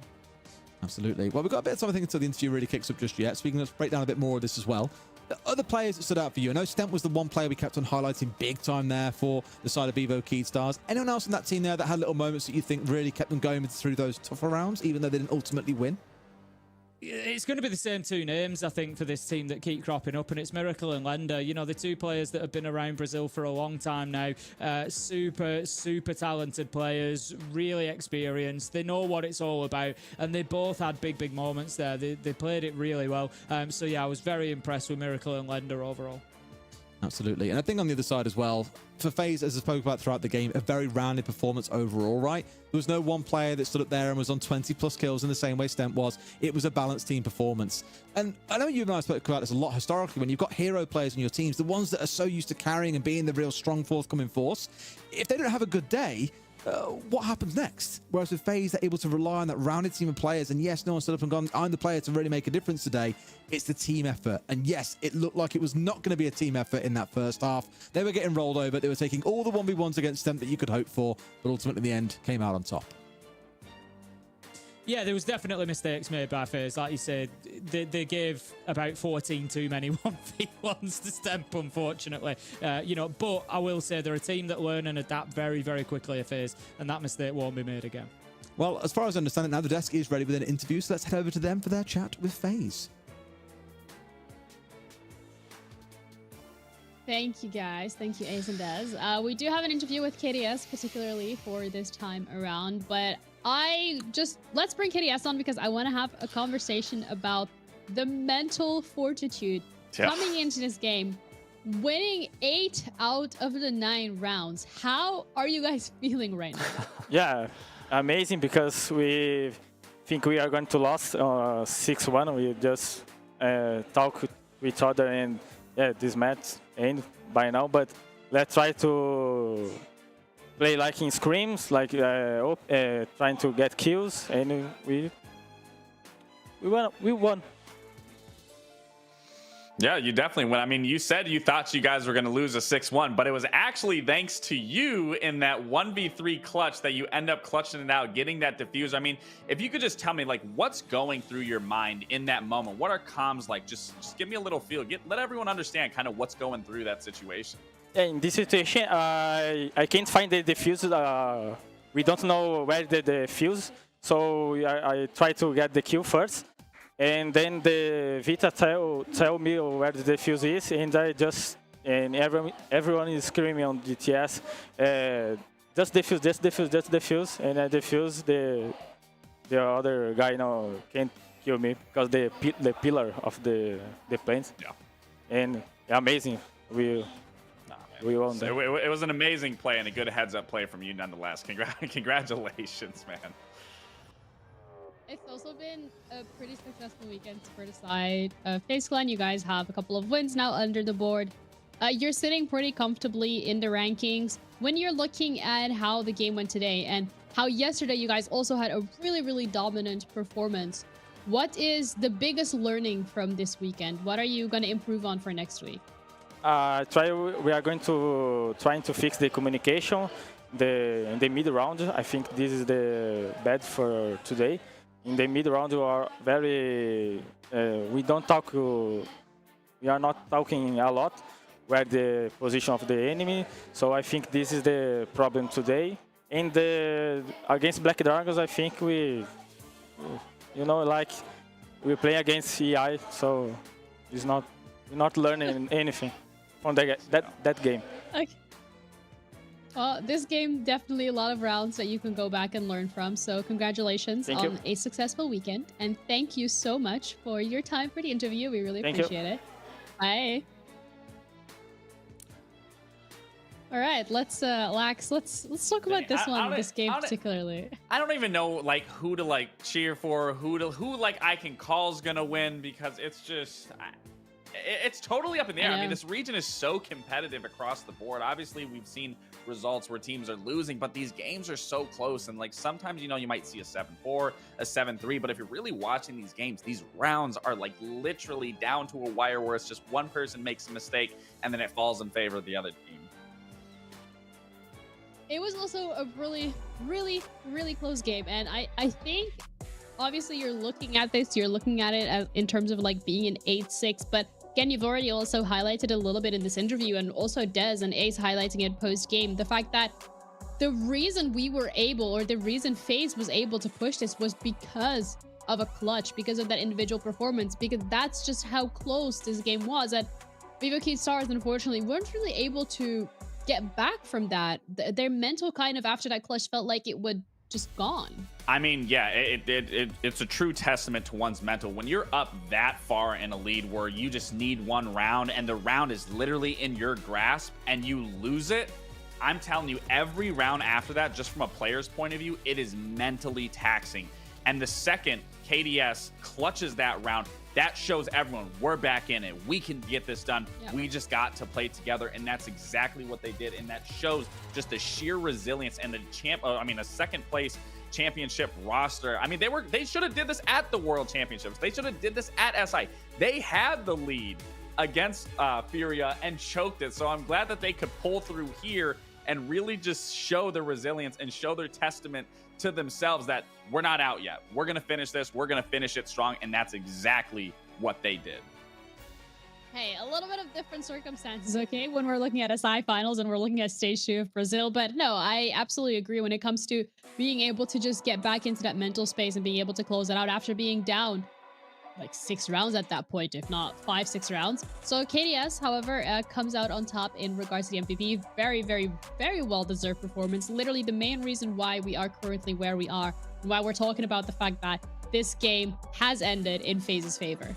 Absolutely. And, you know, you got to highlight him, especially for that clutch. But I mean, the entire team, that took a team effort. That just wasn't one player individually stepping up and bringing this game back. That was all 5 of them coming together in unison, finding the success to win out this match. I mean, that was, I thought it was done. And I want to say, like, I don't want to just write off Keystars. They had a wonderful performance. Sure, absolutely, you could say Stimp was the one that was doing all the work. I mean, the majority of my notes is Stimp doing all the work. But at the end of the day, the fact that they were setting the tempo, they were bringing it to FaZe, that's what I wanted to see. And that's exactly what was displayed. It's just unfortunate that they couldn't get it done. But again, hats off to FaZe to just bounce back and shut down every single round once they switched halves.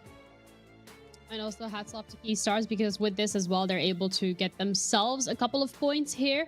But that is it for the second game of today. If you thought that was clutch, we still have 3 more games coming your way. Don't you? We're not even halfway there, okay? We're coming up with W7M going up against Liquid, which should be another nail biter. So make sure that you go get hydrated and be back real soon, because we're going to be back after the break with this phenomenal game of W7M against Liquid.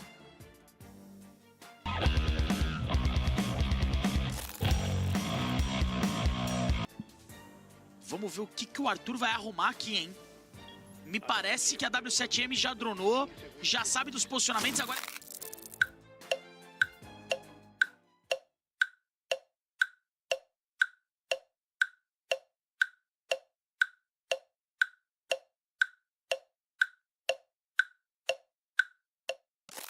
Agora é tomar a decisão. Olha a abertura.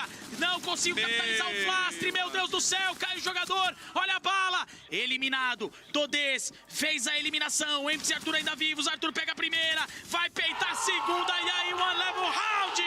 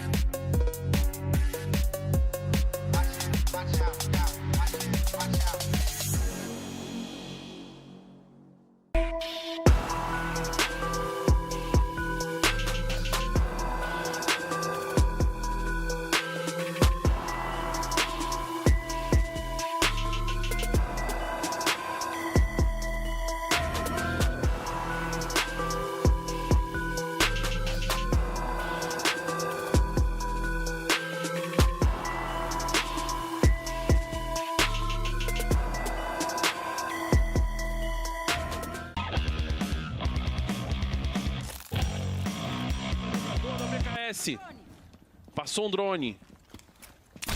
Dá fodil no air jab para evitar a rotação.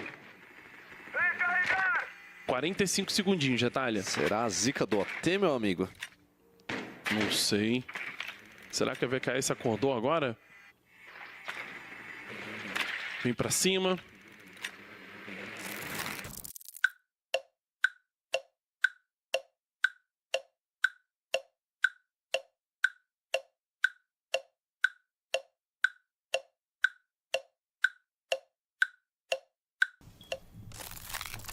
A gente vai vendo granadinha de impacto. Tava desconfiado provavelmente ali de um drone. O Lenda sofre dano, trocou de novo, caiu. O Raps consegue uma bela eliminação. Do outro lado pelo air jab, acaba caindo, surpreendido, foi na armadilha. Ainda assim, olha o Fluxo acordando pro jogo mais uma vez, Retalha. No 2x1 agora. Vamos ver quem leva. Fluxo conseguiu manter a vantagem numérica. Tá difícil, esse ponto cego pode ser ruim. Vem pela sua esquerda também mais um jogador para tentar enganar. Direita, agora trocou. Luke vem para uma triple kill. O Fluxo consegue levar finalmente um mapa, um jogo.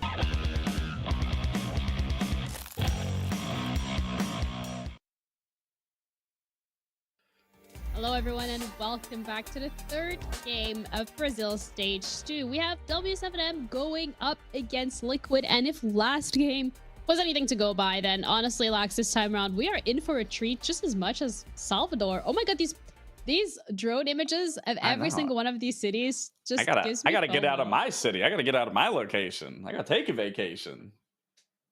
All right. Well, W7M and Liquid are not going to be on vacation because they have to literally tune in today. This is a really important match for both of these teams because at the end of the day, they're both towards those upper echelons of this league. Particularly, they're both considered very strong teams. And if anything, W7M being at the finals for EWC has only further proven what they're able to do.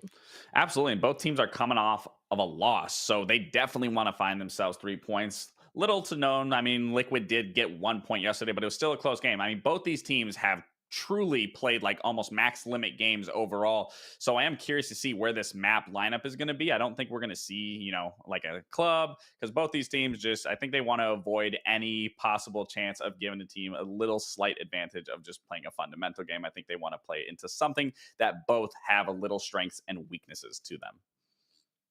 Oh, yeah, maybe we'll see another layer. Who knows? Doubt that one, though. But either way, looking at the standings so far, when it comes to really highlight how important this game is, W7M currently on 7th, Liquid on 5th. Now, obviously, being able to win this game is going to be able to push W7M potentially into that number 6 spot, which is, at the end of the day, the sweet spot. You want to be in the top 6. You want to be able to qualify for playoffs. You have to be there. And it's only a 1 point difference, really, between both of these teams. Yeah, and as long as they can just keep that differential going, I believe they have the head-to-head. Do they not? I'm almost positive they have that head-to-head. They do have that head-to-head. So they are sitting pretty regardless if they do tie with Fury. But still, like, you want to put yourself as high as possible to number 1, so that way you don't even have to worry about it. So yeah, both these teams definitely want to, more so W7M, and proving that they can be the better team here today. Something to look forward to. But either way as well, I think what comes down to both of these rosters is, again, that experience that we've seen from both of them, but also the individual firepower that we're looking at. Volps and Maya, we're looking at 2 really strong individual performances. And again, as much as individually these two teams are really strong, I'm also looking forward to see how that's going to play out in a team environment, because as you said, they're both coming off of a loss. This is really their do or die. Well, another thing is there's some beef between these two, with Volps and Liquid obviously being on that roster originally, and they actually knocked them out at EWC. And I saw Volps' face. I knew when they were crushing the keys that Volps was going to be the one to do it, and sure enough, he was, and he had the biggest smile on his face. So I have no doubt today that he wants to show them that they were wrong for dropping him, and that he's going to make them pay in every single situation of being put up against Liquid. Well, today is the day, right? Today for both of these teams, they're going to be able to get their revenge. But also for both of them, it's a lot of points on the line that they're looking forward to. W7M, I feel like we've already touched upon it multiple times for both of these rosters, and both of these rosters have what it takes to be able to compete regionally and internationally. W7M has definitely proven that, specifically so in the last international EWC, but also so far here in Stage 2. Liquid, however, we know they can compete internationally, but it's a matter of when will they get that title, if they're even going to get an international title. Yeah, and I do just want to quickly talk about W7M in terms of yesterday. You know, we just highlighted Volps. He was their MVP. He was +8, dropping 16 kills. Everyone else on his team was negative. So that's already needs to be a huge improvement with this matchup. But when you look at Liquid, everyone was extremely close to each other. Granted, they lost 6-8 on that bank versus E1, but everyone was playing together. Everyone was in unison. So when it really comes down to this matchup, I know Volps is going to be there, especially because he wants to prove to Liquid again that he's just absolutely better than all of them. But it does really come down to the rest of that roster to be showing up today, where they just did not show up yesterday. Yeah, that could have been that wake-up call that they needed to head into today's game, hopefully, potentially, for both of these rosters. But we're talking about the maps, we're talking about comfortability. Let's have a look at the map, Vito, in regards of where would it be best for both of these teams to go on. You already talked about Bank and just Liquid and W7M. W7M particularly not having the best performance on it, so they just immediately take that out. Yeah, definitely not surprised by the map bans by any means. I am a little interested why they let Chalet through, especially we talked about W7M having a really good Chalet and that, you know, they're going to be comfortable on it. They should be the one winning yesterday's match and got absolutely demolished by MIBR in that early game and just couldn't close it out, losing 4-7. So for Liquid, that is nice because they do have a most recent VOD. You aren't going to be able to switch up a lot.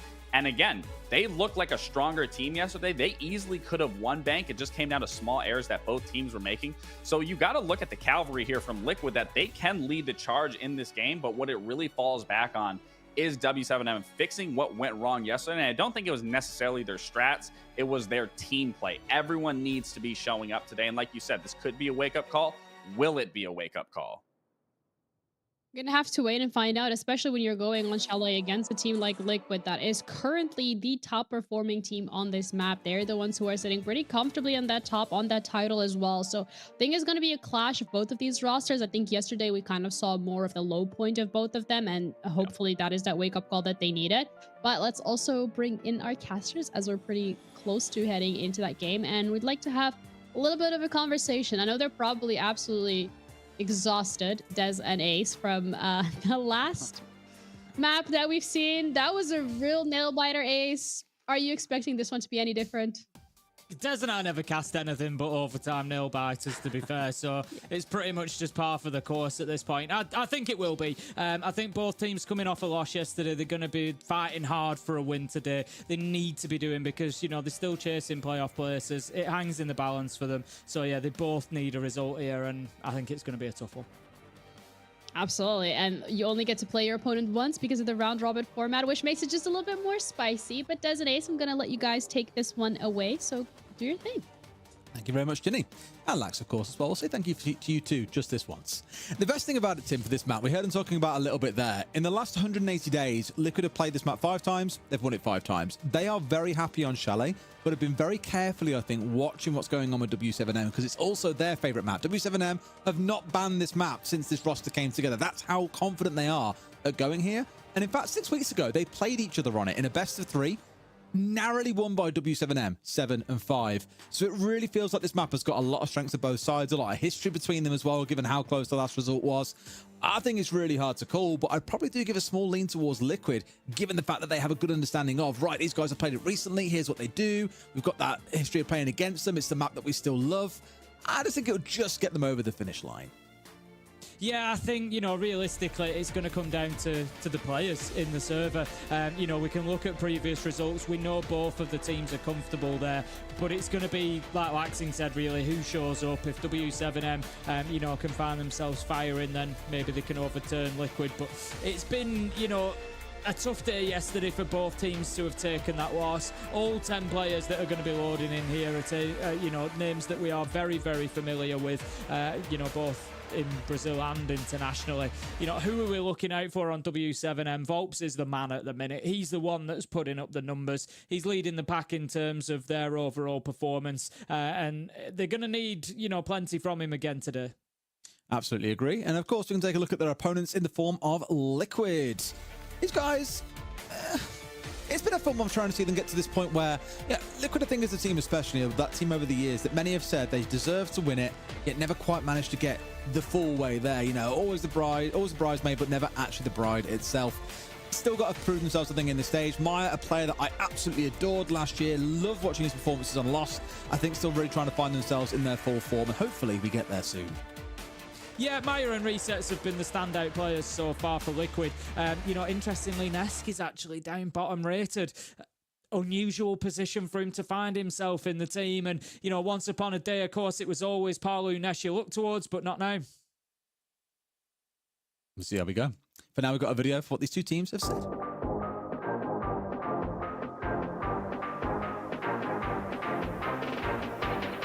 Contra a Liquid sempre jogão ali, né? Sempre no detalhe. Mais um time que vem numa evolução gigantesca. É sempre um jogo no detalhe ali, nada de ninguém, né? O jogo contra esse time também é muito difícil. Os últimos confrontos a gente acabou perdendo, mas a gente sabe ali mais ou menos onde errou. Todos os times do Brasil estão num nível muito alto. Hoje em dia não dá pra dar bobeira com ninguém, senão você acaba tomando uma rasteira aí. Então vai ser um jogo muito difícil, mano. Cara, eu acho que tem que ficar de olho na Liquid. O Palu tá se destacando muito, assim, tá jogando um absurdo. E o Nesk, né? Não tem o que falar, o cara é o Gold.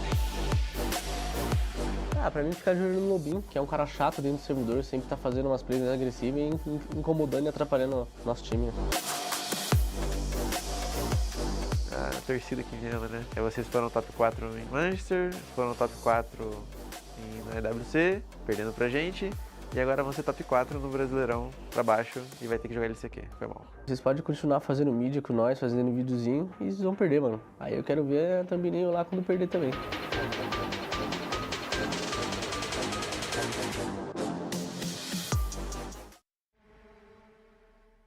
Still a lot for these teams to figure out, Tim, and we're going into a classic map, as we said. These two teams absolutely love this map. W7M have not banned it in the last 6 months. Liquid have not lost it in the last 6 months. In fact, W7M have only lost it once, and that was at the very start of this stage. So a little bit of tape for Liquid to go off of, but I feel both teams are so confident on this map that we're sure enough guaranteed a banger.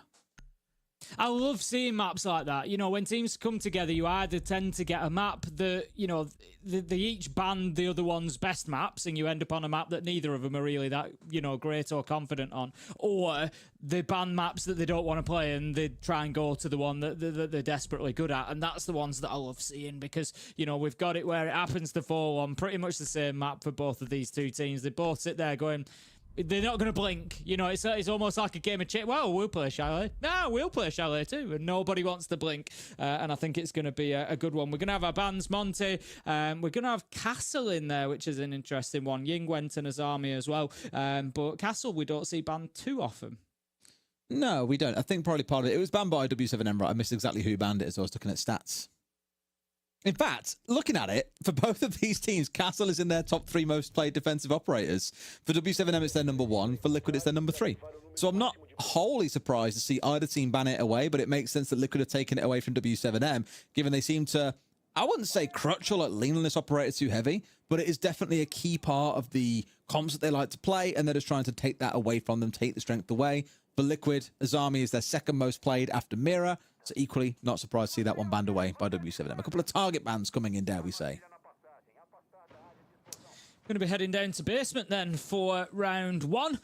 Kick things off on that bottom floor. We will, I imagine, from W7M, given that there's only 2 in sight at the minute, be seeing a full map hold from them. It's become the sort of popular meta for defending this site has been get yourself all the way up onto top floor, have a presence absolutely everywhere, and just try and burn as much time as you can for the attackers. Force them to go through and clear everything out. We're going to have some frost mats going out. Keep your eye on those. You might think at this level, surely nobody goes into frost mats, but when you're ADSing through windows and you're worried about a potential challenge coming in at the same time, it's very easy to miss them and not want to take your eye off the ball. We might have an early coming together here on that master window, but no, Lobin's going to dip himself away for now. And knowing Lobin is the kind of player that would be up at a window or a doorway looking to try and catch someone out. Is this a hyper-aggressive breed of player that likes to stay very, very mobile and can completely clean the team out if they're not prepared for him? Problem is, if teams are prepared for his play style, he becomes a little bit of a freebie pick, and when he tends to just go roaming out, not with full knowledge of what's going on around the map, and loses his life as a result. And Liquid strike me as the kind of team that'll be very well drilled on his play style. So as you saw there for a second, it looked like Parlo had his number, but Logan obviously seeing the angel on his shoulder was saying, no, don't do it, don't peek the window, while the devil was saying, no, please, peek the window, and keeps himself alive. No comings together yet. A couple of close ones. We're going to have the tracker coming in there from Deimos just onto the Frost of Lobin, but it's not going to matter. It's not Lobin who goes for the challenge. Dodes and Volps are going to find one apiece at the same time. Maya is there to pick up a trade, and I tell you what, I'll just trade both of them, shall I? Maya, I mentioned him coming in here. He's been playing great so far for Liquid, and he continues 3 versus 3. Top rate for him, I believe, overall, and is definitely keeping that up. A great way to keep his team in the round. Otherwise, that looks like it is crumbling at the seams. In a 3 versus 3, though, you probably fancy the team's chances to get something done here. I still give a slight lean over towards the defenders in these man-down situations because you've taken away attacking utility. The blessing here being that it's only an IQ, so not going to lose anything particular fancy.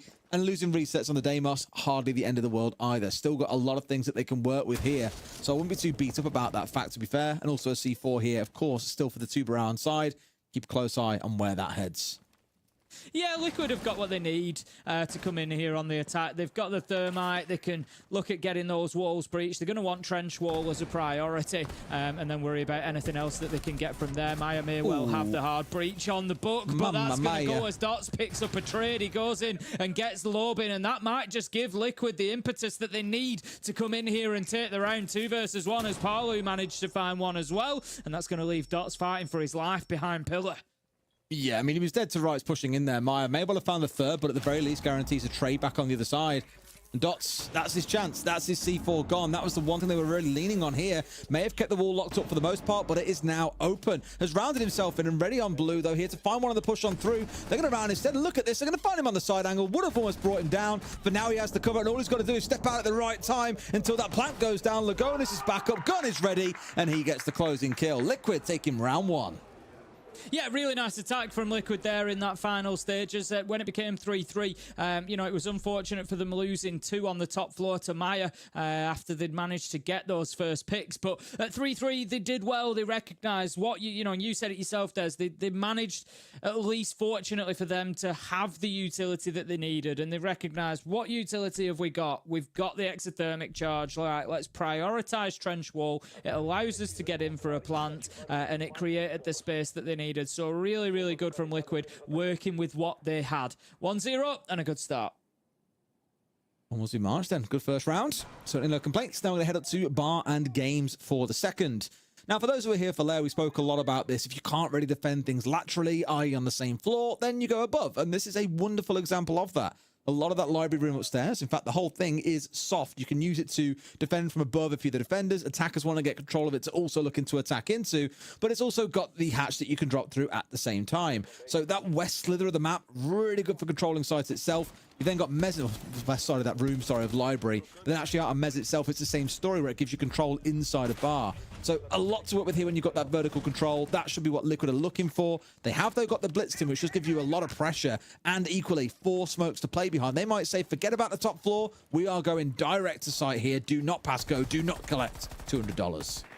Yeah, very possibly. Like you said, we'll keep a close eye on Lagonis and see exactly where he moves. He looks like he's heading towards that double window potentially, but he really does need to make sure that library's cleared out first, and that is going to be, it looks like the initial pushing point. Get themselves up onto the balcony and then look to get in there, because if he doesn't clear that out, there's nothing they can really do from Games window because of this position being held by Lobin. You can see perfectly down the hatch onto the window there, so he holds all sorts of angles. So as it always does, the attack of this the Games is going to come down to clearing out this top floor. It's going to be about breaking down mezzanine, library and blue stairs. Those are the 3 points. Sure, early aggression. Volt's hoping to try and find his man here out the big garage door. Nothing to be found just yet. We've had to expend one of his team's 2 C4s to try and make this happen as well, but it's being given absolutely nothing for it. And instead, I'm not too sure how much pressure they'll want to put on the top floor here. Maybe just trying to massage these players back. But with utility being committed in the form of the Capital Firebolts, to me, it says they want control of this room. They want to force it and push these players back, make use of the hatch, and look to exert pressure that way. So nothing too over the top here in terms of pressure, but you'll see that come through later in the round, I expect, when the smokes start coming into play. Gonna lose out a Rotero drone there to the Mute Jammer. Not being aware of its position, I don't think, didn't allow him to sort of detonate it before it got within the range, so it will be sat idle for the time being. If the Mute Jammer does get shot out, you need to be aware that Flores drone, the Rotero, would still detonate at that point potentially. So just a little... something to watch out for. I don't think we'll see it likely. Dots is going to pick up Nest, though. That's a good opener. And W7M, 2 minutes into the round, are doing a fantastic job of holding on to Library here. They still haven't been moved. Feels like a really minor thing as well, but to lose the Sentry, of course, comes with 2 lots. Striker, who comes with 2 lots of secondary utility. That can be quite a lot taken offline here if you're relying on it. The good news being that you still got the Blitz on side, and of course, you've also got the Capital. A lot they can work with. Those 2 smoke bolts still sat in back pocket, and Parley looking to round himself in here. Here comes the Blitz. Again, this is the one thing that we wanted to see. Make a little bit of difference here, but look at that. It's a Warden, and you're going to struggle to be able to flash him out here. But this 1v1, it's a bit extended too, but they finally get away with what they need. Lagonis finds his man. The battle problem is his team has lost everything else, but he's made it 2. There are 2 still to find, the Mute and the Mozzie of Dots and Volts.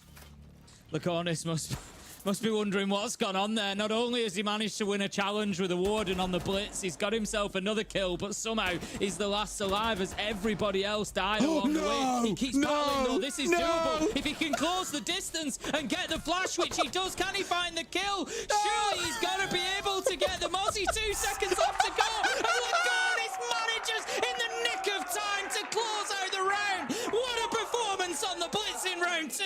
What on earth was that? We followed him for basically the entirety of the last 45 seconds. And as you said, it started with a 1v1 against the Warden. Not really something you'll come out on top of too often, to be fair. He deals with your main weapon, that flash, perfectly.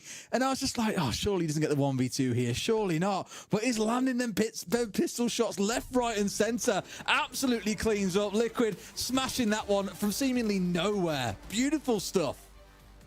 1v3 picks up a beautiful headshot. It's this one though. There you go. It's the one onto Dots that really does it. But then there's just poor Volps. He's trying everything he can to get away from the Blitz, but he just cannot create enough distance. He dare not turn his back on him because you know that Lagonis is going to go straight to the pistol if he tries to just run in the opposite direction. So he's just kind of got to keep backing up, but he just can't do it. He's getting flashed and everything was stacked against him but the time, but Lagonis managed to get it done just in, I don't know how many seconds, it was definitely below 2. I saw it at 2 seconds. You know, very, very close stuff. What a round we've just seen. Ooh, well, that's certainly a way to get the game started. I mean, round 1 was pretty good. It was quite enjoyable, but round 2 really took things up another gear. W7M, not been the great start they wanted. As remarked earlier on that they've lost this map once so far in this stage. In fact, looking at the last 6 months, they've lost it once. Played it 5 times, lost it once, won it every other time, whereas Liquid are currently 5-0 on it. Both teams very, very competent. I know on paper it feels like W7Ms are the ones to be winning on this, but given they haven't banned it away at all, and they've also brought down 2 Titans in this stage as well, let's not forget, Fury and FaZe both falling by the wayside to this team, but Liquid already starting out with a pretty good challenge here as well, and Volts has got the right idea. There are a couple of players hanging nearby, maybe expecting aggression. But look, they are so locked. They're so ready, but it's giving them nothing. 100%. Maya is absolutely laser focused there, I think. Nesk is getting on the rappel. Maya's looking for the potential breach coming out. He doesn't know if it'll be on the actual big garage wall, whether it'll be the door, but Volps, he thinks better of it. Despite having those impact nades, he makes a good choice. He won't know how good a choice, but it was a very good choice.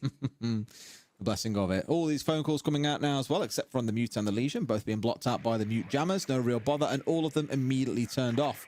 So that's one of them that's gone down here as well. The one that became available at 2 minutes and 15 seconds. The recent change to Dekebi doing that.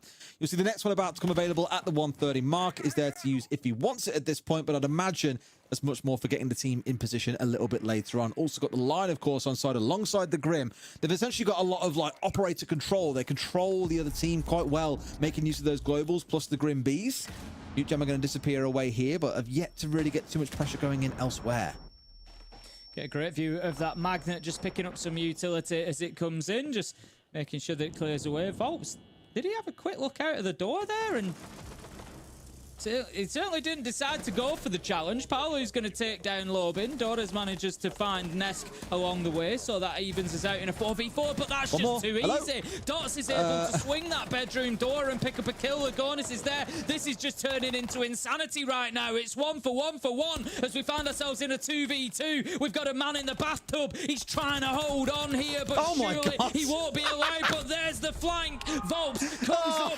However, the final kill comes in.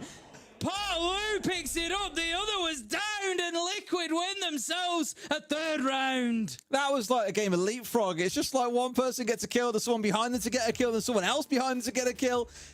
Absolute madness. Lagonis up to 7 kills as well. He's had a pretty weak stage so far. Of course, as you'd expect, as the IGL, the more backline player for the front line for the rest of them. I get it. But he's absolutely flying to start, and understandably, W7M taking that attack time out. This has not been the dream start to Chalet that they envisioned. Down 3 rounds. It's been close in a couple, but that arguably makes it even worse. The tilt is going to be off the scale with how close they should have been.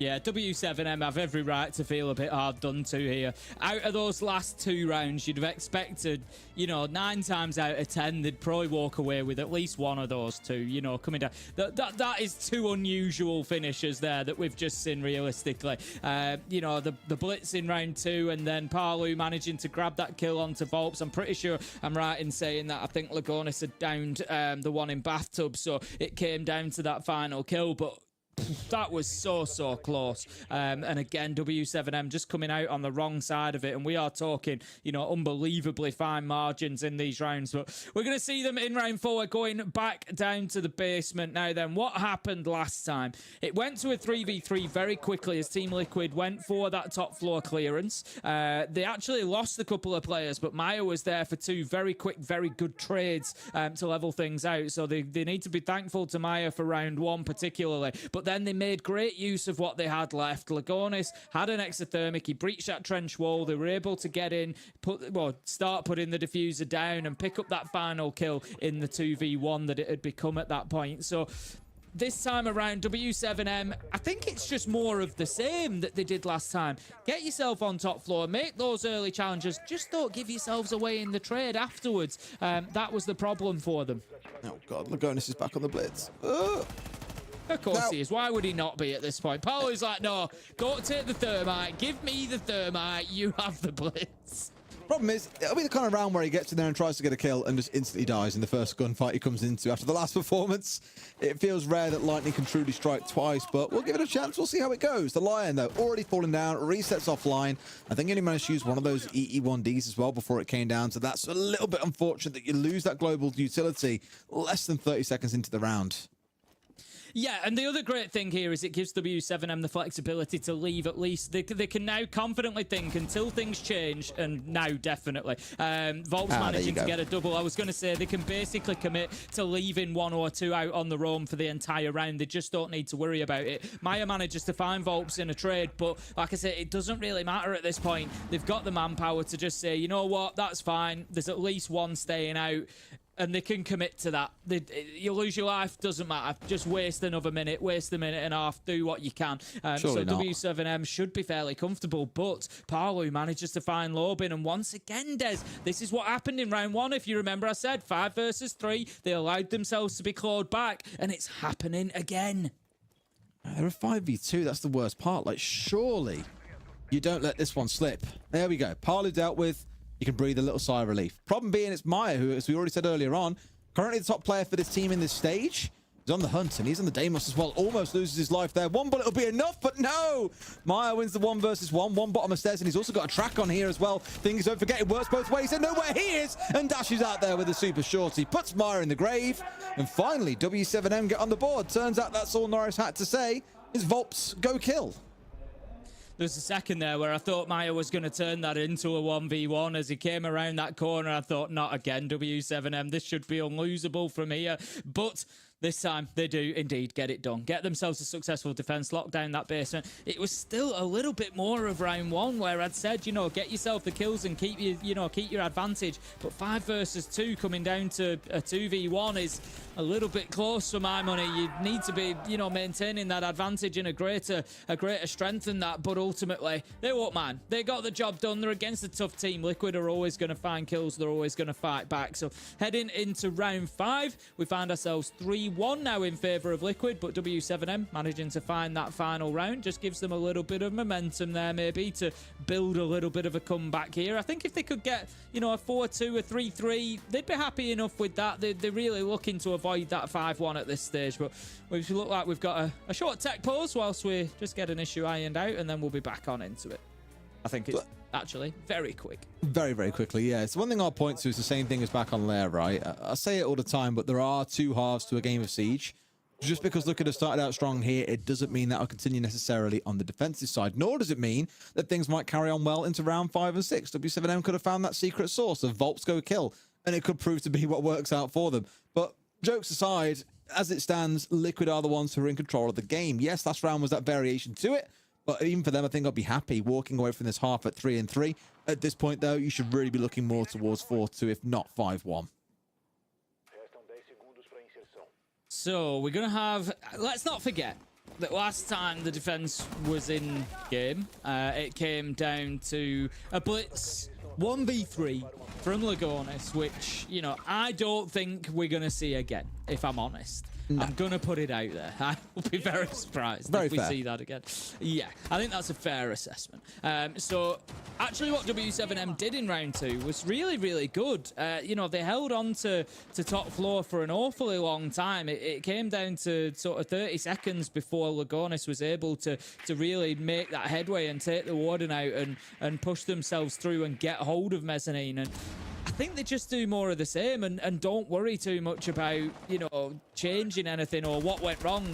The fact is you were just hit with an unbelievable and, you know, once in a day, once in a month, once in a year, 1v3 on a blitz. It's, you know, it is what it is. So W7M nearly finding that first kill outside of the breach, and they're going to continue challenging the entry here. Volts losing the game of cat and mouse with the drone, it appears, whilst everyone else focuses on that main breach. Does mean that drone's given away his position, which is why that pressure was coming through so thick and fast onto him, as well as that to reposition himself here inside of blue just to try and keep himself safe and tucked away from that one. But Liquid, I think, is very clear, given these outlines on your screen, what their focus is going to be. They want this main breach plant to go down. They've got a Capitao on side to make it happen. They've got a couple of smokes in back pockets to also work with. I just worry they'll find themselves chewed up and spat out by Dodes here, who's sat on the Wamai. Paolo does manage to get himself into blue, can start looking to potentially head up. It's interesting that Liquid aren't doing too much about top floor here, really. This is a bit of a reverse take. We don't normally see the movement into basement for the game site. It tends to be that fight over library and then push down to try and get the diffuser down inside the site. But Liquid very much deciding that they want that bottom clear. I'm a little bit worried that there's going to come a point with Lagonis stacked up here outside of library that they're going to say, right, we've been fighting down in bottom, we've cleared that out, now we need to take top, and they're just not going to have enough time here, Des. It's a minute before they're even really starting to get on in here. Which is weird, because like I said, they've had 4 players stood outside the main breach for the longest amount of time, and they've still got 3 out there now by the looks of it, if not 4. And is it a bit of a change of plan here, super late into the round? It could well be. They're starting to work their way through, though. They've got themselves at least slightly inside the map, but I'm just not convinced it's really enough for them. Yeah, look at the bottom of your screen, bottom right. Anything that's got a P is basement. External means they're all outside the map still. So they've managed to sneak 1 player in, but that's really about it, and certainly not enough to make a hit happen, unless they're all rotating over, which it looks like they are, Tim. They've completely rotated here and said, right, over to the other side. Let's try and get the squeeze on. Smart play there. You saw the teamwork with the Capitao Flame going in before the nade come. It just wasn't quite enough to get Dots killed. Palu manages to find Volts, and that is an important kill. Taking Dots out is going to allow Liquid in. Is the cover there? Can they stop the Nitro? Yes, they can. It's going to be shot out. The diffuser's going down, but surely an opportunity for Dash here. He digs in and says, absolutely not on my watch. Resets. He grabs that diffuser and starts planting again. 2 versus 2, and it's as easy as finding 1 shot for W7M. It's just weird that they took 2 minutes really scattered around outside, you know, garage door. Like, they weren't trying to hit down. Say again? Strange attack. Strange attack. Really strange. A lot of time down there, I think, trying to fish out the player in blue. As we mentioned, it was Volts playing cat and mouse a little bit with the drone and not quite winning. But he wasted so much time down there. They were so busy focused on him and having 4 players on drones, getting utility in, holding angles, for example. There was never really a focus on site itself. And it was only until the last 30 seconds that we saw the Capitale get up there, drop those smoke bolts in, and they tried to make something happen. And the thing is, that clock becomes the 6th man for the defenders the lower it gets. Here they had no choice but to hold Diffuser, for example. They were forced into unfavorable gunfights. Just a really strange round from Liquid, and W7M are more than happy to say, I guess, thank you for the freebie, question mark? Yeah, I mean, you know, they managed to nearly force a plant. That was Liquid's play, was, you know, try and force the plant from double window. But it was just all the time wasted, like you say, about fighting downstairs. There's no verticality from downstairs into that site. There's very little verticality downstairs at all unless you're using hatches. You know, there's a little bit down into, you know, from main lobby area, but certainly not from that site. So I don't really know what you're gaining by fighting over it. You know, we've seen for a long time attackers go in, take library, take mezzanine, take blue stairs, drop down, get a plant on double window exactly where they wanted to plant. And yeah, it's just a lot of time wasted for ground that wasn't really going to help them that much. So, you know, let's, for argument's sake, say you leave the defenders in there in the basement. Right, what are they going to do? Come up main stairs, come up blue stairs? Shouldn't matter if you're planting at double window. Either of those angles shouldn't matter. If you've got top floor and you're planting double window, it shouldn't matter. So I'm not really sure about that. All right, let's see if W7M can bring things back to a 3-3. Will feel like a bit of a saved half if they do manage to do so, given it was 3-0 to Liquid after just those first 3 rounds. In terms of overall, like, yeah, Maya was the one that we looked at the start, really making a difference in a number of those rounds. Of course, Lagonis went absolutely huge in the 1 round. But outside of that, you're asking questions about who else is going to step up and go big for. Whereas on the other side, Dodez had a couple of great moments. Volts, as we saw in the last round, wasted absolutely tons of time for his team.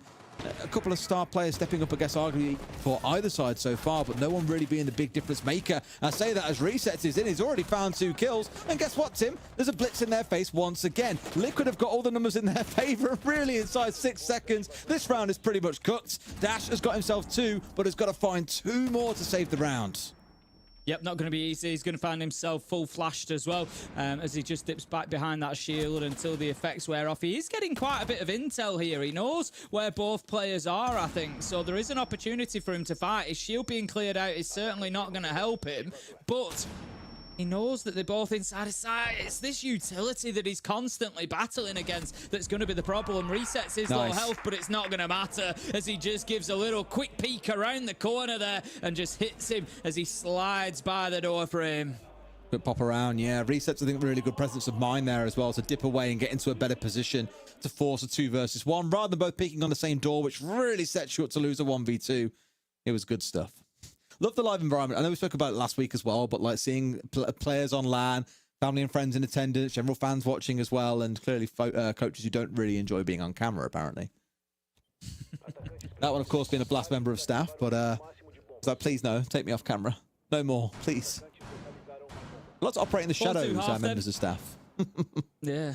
4-2-1/2, I think is fairly reasonable, given what we've seen so far. W7M maybe could feel hard done to that it's not a 3-3, but overall I think Liquid have done enough, you know, to warrant having that bit of an edge, that bit of a lead.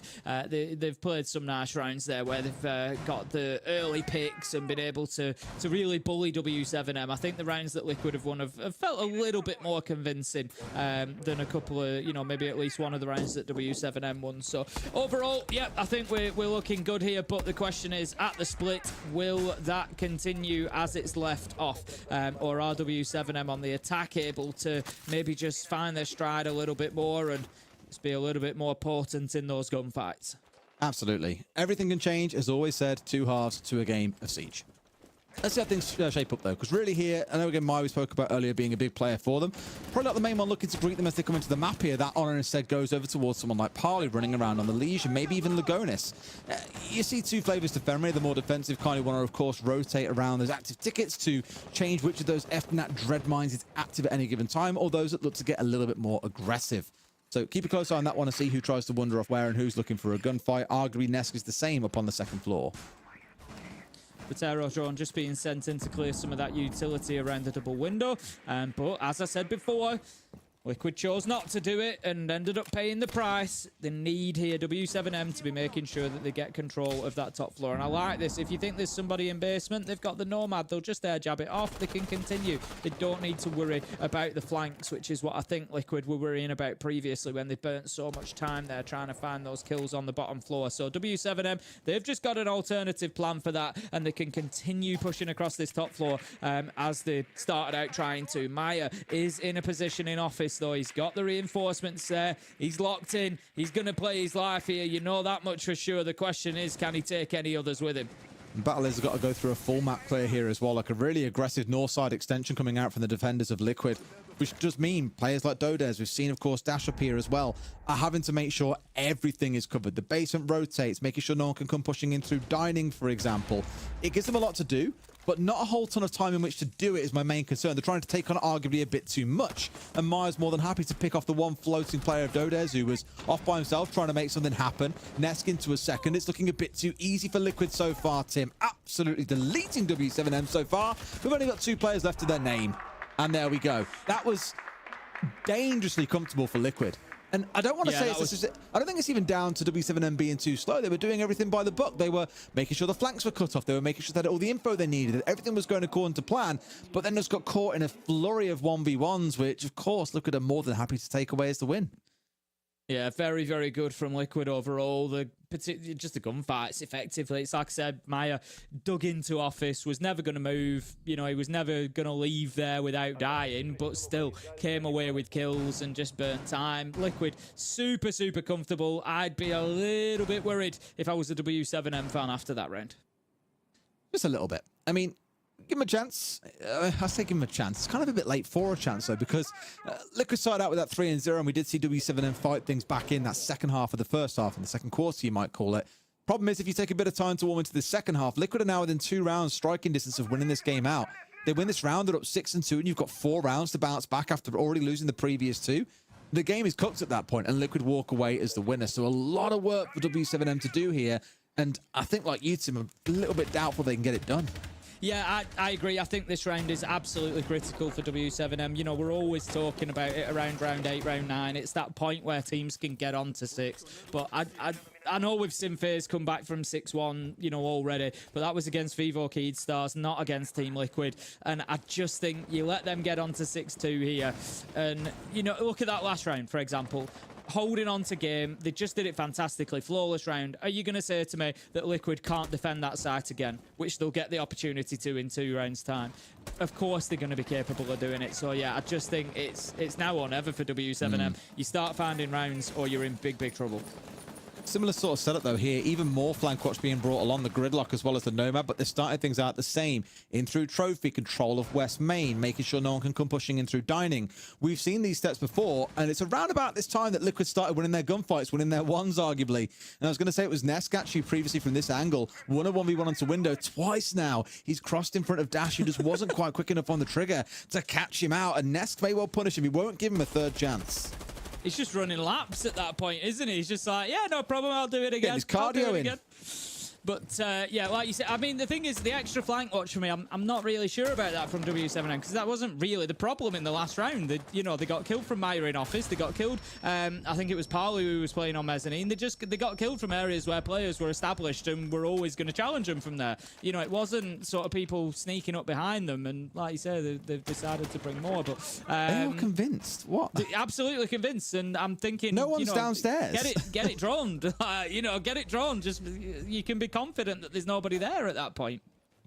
What I will give them is their pace has still been good. You know, half the round is gone and they've got all this control. Like every player except for Ness is currently up on the 2nd floor, but Ness has been dancing back and forth. They've now got the entry as well. It is a good start for them. These air jabs even managing to force players back a little bit as well. Reset's keeping himself safe here. It's weird to see a Vigil being in such a aggressive position here when the attacks come on through.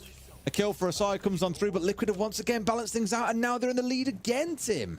Yeah, they just, honestly, the gunfights that Liquid are winning today is just absolutely unreal. They're just on one of those days where a number of them are just hitting shots absolutely everywhere that they try. This is still doable for W7M though. They've got the diffuser in hand. It's only 2 versus 3, and one of those remaining is a Deimos. So Dordes can potentially target people here and just narrow things down a little bit, restrict their movement, control where they're going to be. He needs to cover now for Lobin, who's going for the plant, gets himself a beauty, and a second onto Lagonis. I said that it was winnable. What more are they going to need? But he didn't stick the plant. Lobin, he's come off it there. 15 seconds left to go. Maya, he needs to find this next kill. I actually think this Deimos is kind of helping him though, because he knows where Deimos is going to peak, and they've got to try and force a kill. He wins the 1v1 the time! Oh, Lobin's got him behind him! Really looked for a second like their goose was cooked. Like I said, they had the bulletproof camera that could see the plant going down. The Deimos with the track gave all the info over to Maya in that 1v2 that he needed to win, but Lobin was just a little bit too quick off the mark there. But my God, was that closer than it needed to be. This is it. I'm looking at that situation and thinking, you know, you don't want to give up a 2v1 to Maya because he's hitting shots so far today. And we saw that with the one that he caught onto the Deimos. But yeah, I'd like to see that. But I'm wondering why Lobin came off the diffuser. I think, you know, I know that he was being challenged. I think it was just the movement through Closet has scared him a little bit. You know, his teammate there has then got the flick and got the kill. He's picked up a beautiful double to put them from a 3v2 to a 2v1. It was great stuff, but I just think Lobin gets a little bit scared. He was close to having that diffuser down. He sort of panics and comes off because he thinks, I think he needs to make the challenge, but he doesn't. A bit more faith in his teammate there, and that diffuser's down. They get the round. All's well that ends well, but it was losable, and it didn't need to be. That's exactly the way I describe it. Yeah, it was very losable and didn't need to be, given exactly how dominantly it started for W7M. Alas, they keep themselves in striking distance, and this is that critical round that you and I often speak about, Tim, round 9. W7M win this, they're within striking distance. They're not at the fearful point of everything being at match point. That's it, you lose one more, you're done. They do lose this, though. It's 6-3. That's 3 chances for Liquid to close things out. And Tim, they get to go back to the same site where they won in the previous round. So, well, 2 rounds ago now, I guess you could say. So, a very critical one to keep an eye on for. And W7M have probably acknowledged the gravity of the situation before them, with the glass coming along as well. Always an interesting pick. We certainly don't see it live up to the high fantasy many have for it, where it's smokes everywhere and a glass picking off 3 or 4 players, but does offer a lot of threat. As soon as you hear that rifle ripping through the map, you know you've got to be damn careful, because it's basically a sniper sat there waiting for you to peek at the wrong moment, and you're done. Yeah, and there's no warden on the opposite side to counter it. You know, that's what you'd normally be looking for. Obviously, those smoke canisters will go out, and you'll try to get as much advantage out of that time as you can. It prevents the defenders moving around in sight because they don't want to, you know, expose themselves to that thermal scope. But the warden can at least offer that avenue to fight back. Not going to be possible, but I tell you what, the only avenue that Liquid need to fight back is Maya right now. Hitting another shot, headshot onto Dash. Can he find himself another? No, it's not. It's going to be Resets who picks up Lobin. Lagonis taken out elsewhere, but Maya does pick up another onto Dordes. 4 versus 2, and Liquid sitting pretty here in round 9. 6-3 looks a lot different to 5-4 does. Doesn't it just? Absolutely. A much more commanding position to be in. Still losable, let's not forget. Thankfully, have the mute jammers on side to help out at 1, but Maya is done with playing games and letting this one run away. Liquid win that critical round 9, move up to 6-3. And for W7M, it feels like a bit too steep a mountain now to be able to pull this one over the finish line. I said to keep an eye on Maya and Resets coming in here. They've been the 2 top-rated players, and they win that round pretty much can you say single-handed between the 2 of them? But basically the 2 of them win the round. 3 kills for Maya, 2 kills for Resets. They can share a hand. Yeah, they'll share out. They completely lock down that trophy side of things. You know, there's nobody coming in there. We've got Maya hitting vertical shots, Resets hitting them on the lateral. Absolutely nothing was getting past them. And Team Liquid head on to 6-3. They've looked fantastic on Chalet, to be honest with you, Des. You know, Liquid have looked absolutely electric. They're going to go back to game, which we've already seen them win. That was the first site that they won in round 7. No surprise to see them go back. It was a flawless round for them. Maya, who else, kicked things off with a kill against Dordes, and W7M had nothing through the round. They had absolutely nothing. They tried to work across top floor. Maya was playing in office, and he had himself locked in there. Reinforcements, the whole works. And then you had the normal setup in library and on mezzanine, and there was just W7M just couldn't break it. Alrighty, round 10, the decisive round. Is it done and dusted here for Liquid? Will they overcome, I think, what many would say would be expectation given W7M's record. I mentioned it earlier on, but have beaten FaZe, have beaten Furia. Two of the strongest teams, at least on the international stage in Brazil that we have. Yes, they lost to MIBR, but again, I think many would still give the advantage over towards them. Or the Liquid see things out here and continue their march towards clearly a very stronger form of themselves that has taken a bit of time to come together, but is indeed coming together. Many Liquid fans still wondering when that first big win will come on through. Who knows? It could yet be Montreal. Liquid could actually take top spot on the back of this game if they get the full 3-point win here, which is looking at least reasonably likely. They will go on to 9 points, which will put them up to the top. But W7M, they're going to have something to say about that before it happens. Volps managing to pick up a nice opener and taking out Maya. You can't ask for a better pick than that. But this is the problem with Liquid. Yep, we'll get Maya. We'll take out the guy that's been running over us. Oh, Nesk just traded it. Is sort of thing. And I love there that the response from Nesk is to actually go hyper aggressive. They lose Maya for free, and Maya must be raging. It's clearly trying to get Nesk going here because he's gone immediately to that window and it's isolated a 1 versus 1. For all he knows, there was a second player on Repel there looking to punish him, but it was just the one. He gets to trade back, and again, high risk, high reward, but still a reward. They come away with it at 4 versus 4. And you've got rid of the Dekebi. Massive pick to remove off the table. Yeah, it's great. Just, you know, knowing that you don't have those global calls to worry about. It's unlikely that the cameras were hacked in that time as well. Dots with a beautiful shot onto Parlu to take him down. That's going to be a headshot. We see Ness battling back, taken out as well. And this just looks like W7M have woken up on the attack this time. Very different than the attack we saw last time out on this site. Resets and Lagonis now need to dig deep and try to hold on.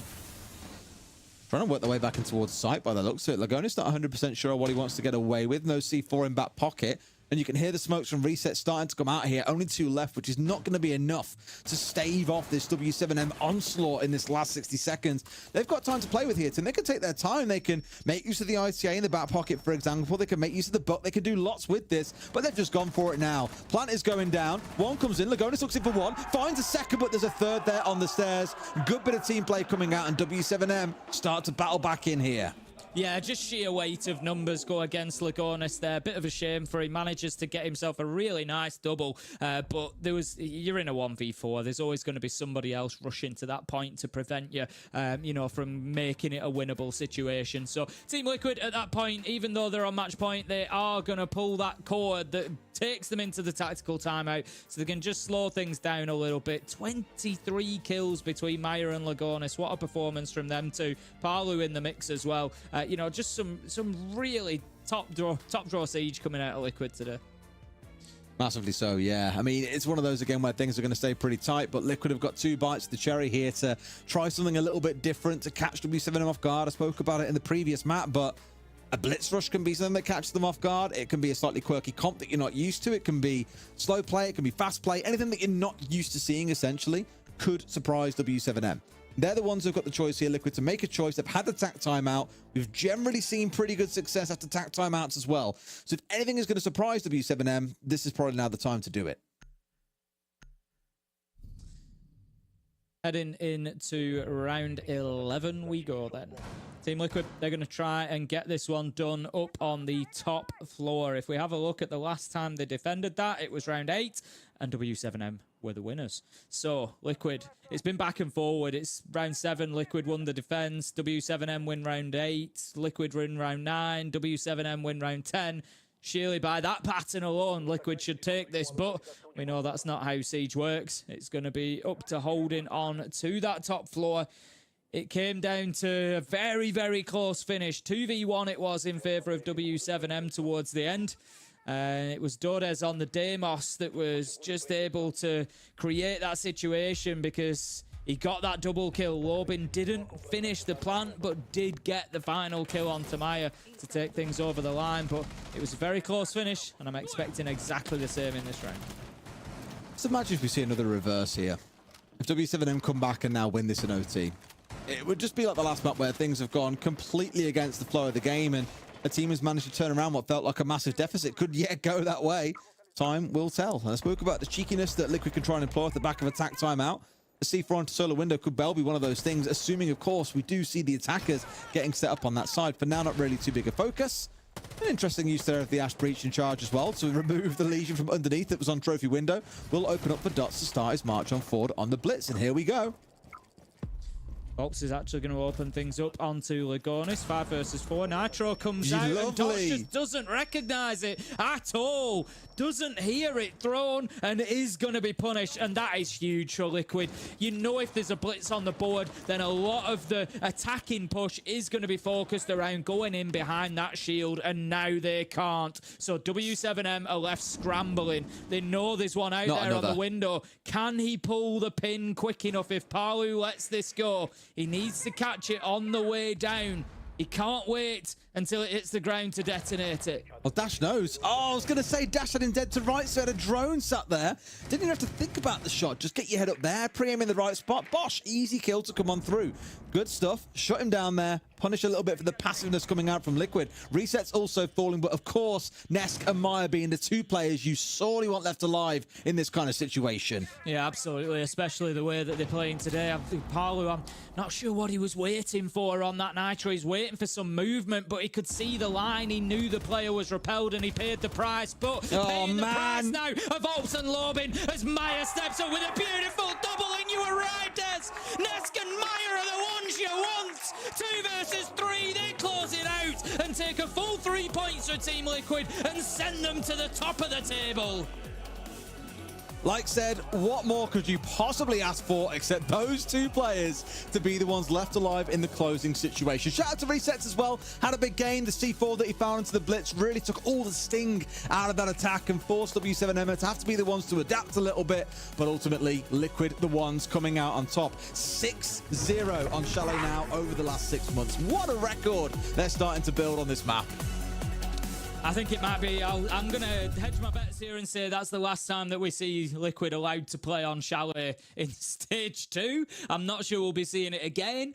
You know, absolutely brilliant stuff from them. W7M played their part. Don't get me wrong. They had some good rounds there along the way. You know, Maya and Nesk particularly. Resets, like you say, had his moments. Just really being the difference makers today. But yeah, Maya 100%. Absolutely clearing today. We've got to give a shout out to Lagonis, to be fair, as well, because I feel without absolutely. that one round, that does not go the way that it does. We find ourselves drawn up at 5 and 5. It's going all the way to 12, potentially into overtime if he doesn't close out what feels like an impossible round. Here's a few highlights there for you to feast your eyes on while we talk over this a little bit more.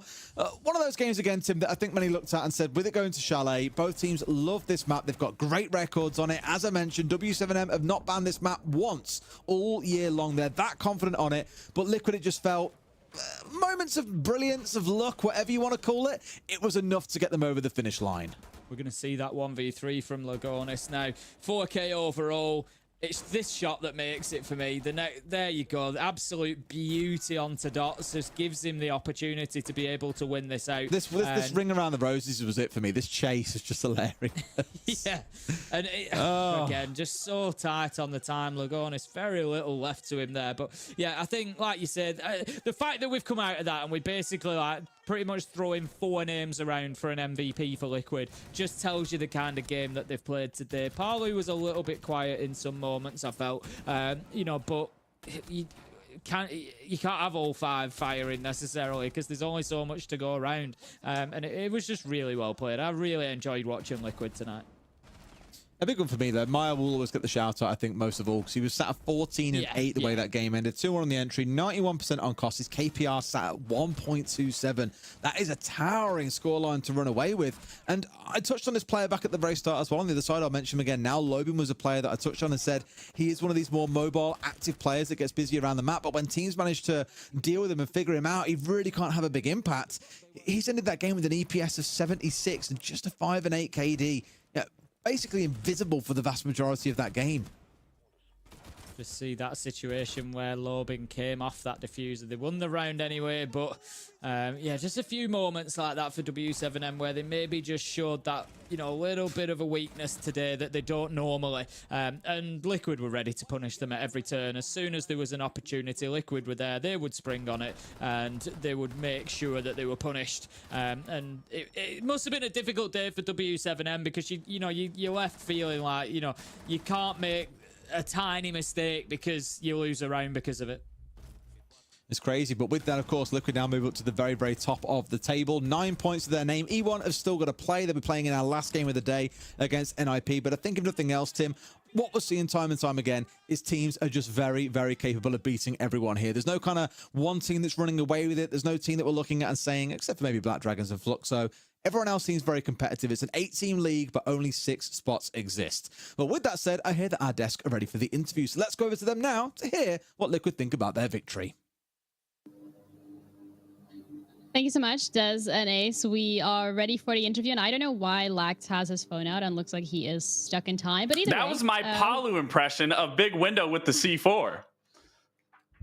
Well, you can also just wait until we actually jump into the interview with Palu. So please do it again. Just do it again. Okay, Palu.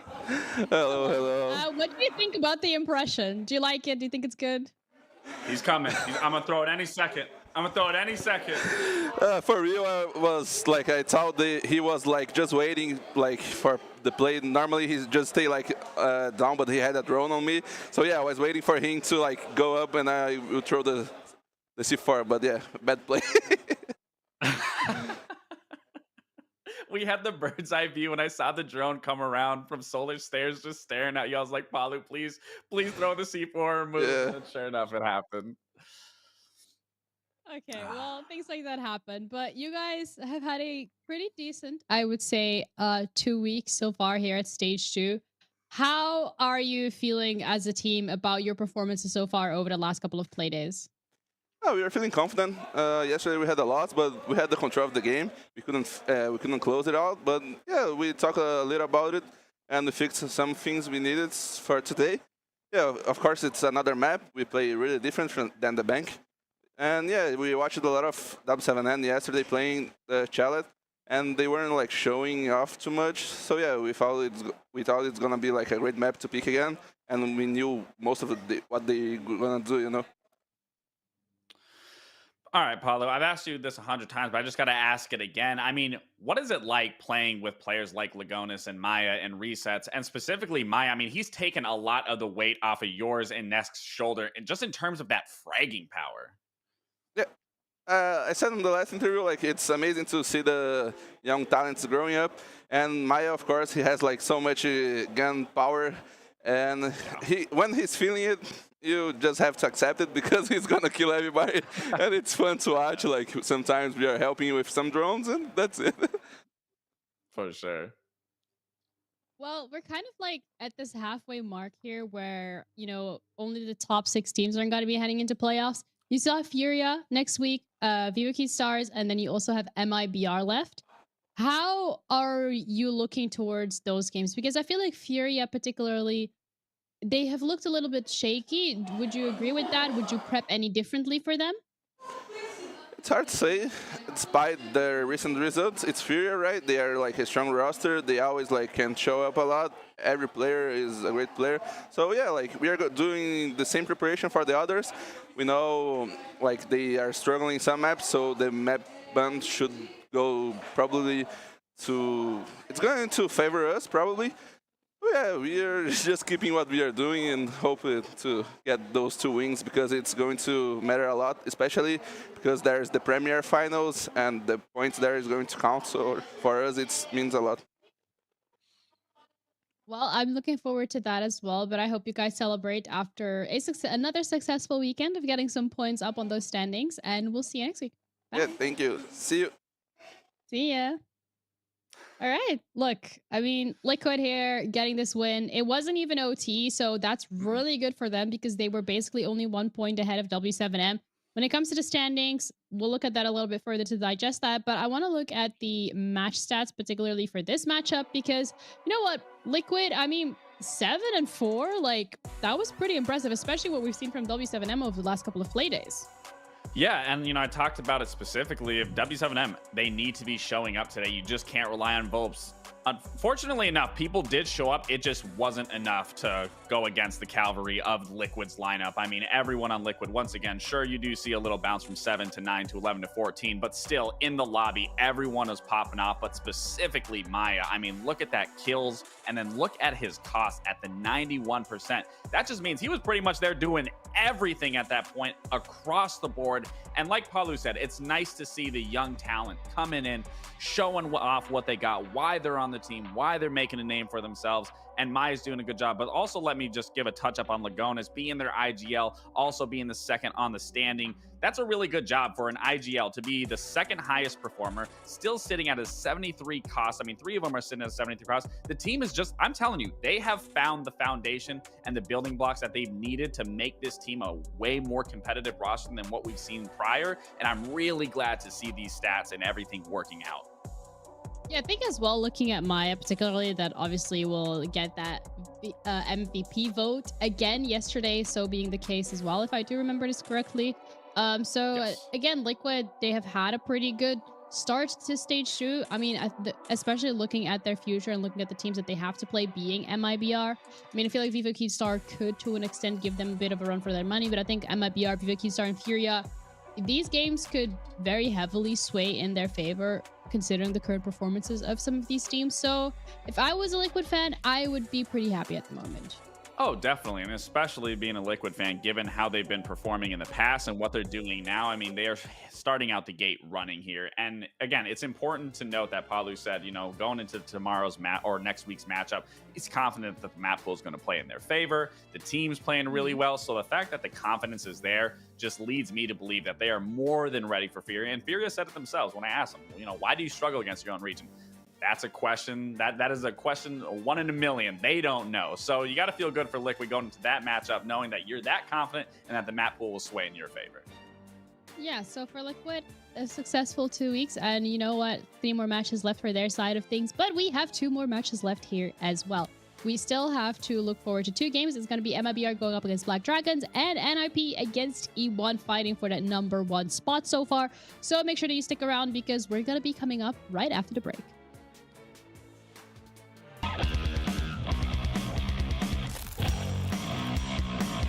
Pelas costas, hein?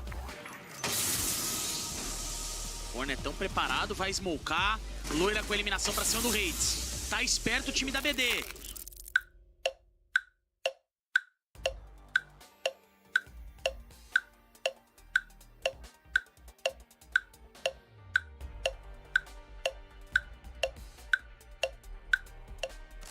Tá tentando counterar essa execução. O Esk tá esperando pra jogar, vem no alçapão, tentando marcar, posicionamento perfeito, Dafodil consegue garantir, vai vir o drop agora, olha a bala, consegue deitar, Loira na marcação, tem jogador dando cover, Loira chega, triple kill dele, Hornetão no plant, o Stamp vai marcando, a bala do Loira pega, é 3v1 agora, recarregando, Stamp é o último jogador vivo, ele tenta buscar e cai! Ace do Loira! Jogo!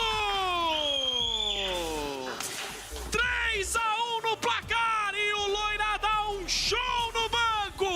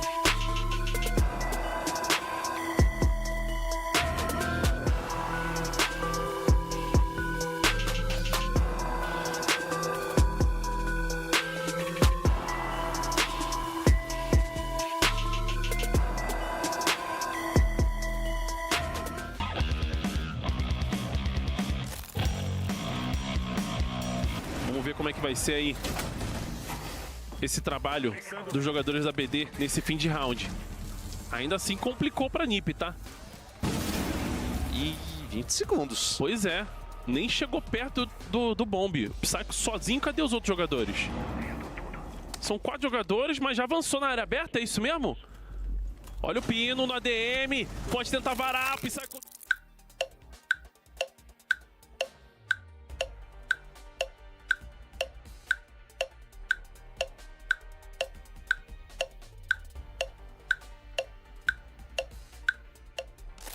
Consegue eliminar, mas o Nuzg e o Wesk vão diminuindo aquela vantagem numérica que existia para Black Dragons, para Ninjas e Pijamas, na verdade, com 4 segundinhos. Eles vão tentar avançar para tudo. O Wesk sozinho. Meu Deus do céu, retalha! Nos últimos milésimos de segundos, o Wesk sobrevive!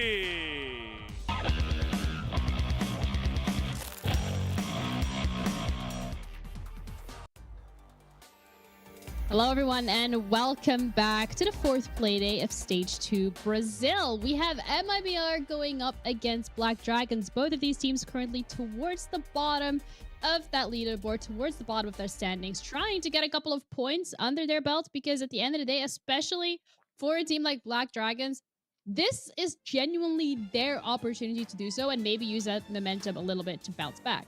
Yeah, we touched upon this on the desk yesterday. I mean, Black Dragons are either going to find their first victory here, or at least get a point, or they're going to keep digging themselves deeper and deeper where they just won't be able to get it out, and they're going to find themselves in a qualifier to try to make Manchester. I mean, yeah, and if Montreal. you guys are wondering, Montreal, that's the right city. I mean, Manchester was last time, and they weren't there either.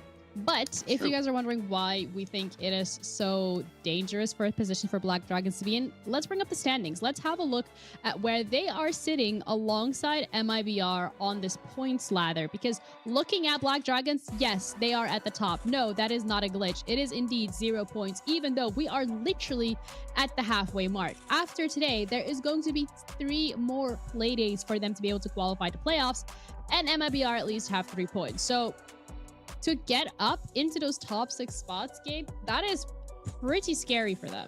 It is, and if you look at this upside down, Black Dragons is in the best spot possible. So there, you know, if you look at it from that way, great. But no, realistically, they have to be getting points here today. There is no excuses that can be made as to why they can't even get a single point at this point. And today will be the day that I think is the closest chance of getting it. I already said this in the beginning of the day, but if they can't find a win here, like I said, I really don't see any good luck coming from this match than going into these later matches.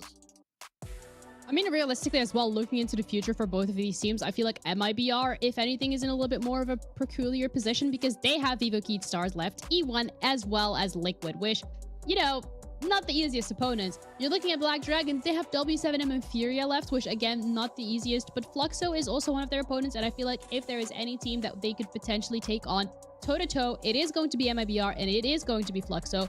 Question remains if that is going to be enough for this team to actually put themselves into those top 6 spots. Again, playoffs are on the line and that's where everybody wants to be, but let's just dive into this matchup particularly, because as much as we are looking at both of these teams and both of these organizations and saying, okay, well, they really need to ramp things up, they really need to get points, so is the case for a lot of these players. I feel like when we're looking at both of these teams, we've seen glimpses of what individuals can do, but I haven't been convinced yet by either one of these that, yes, they can close out games convincingly.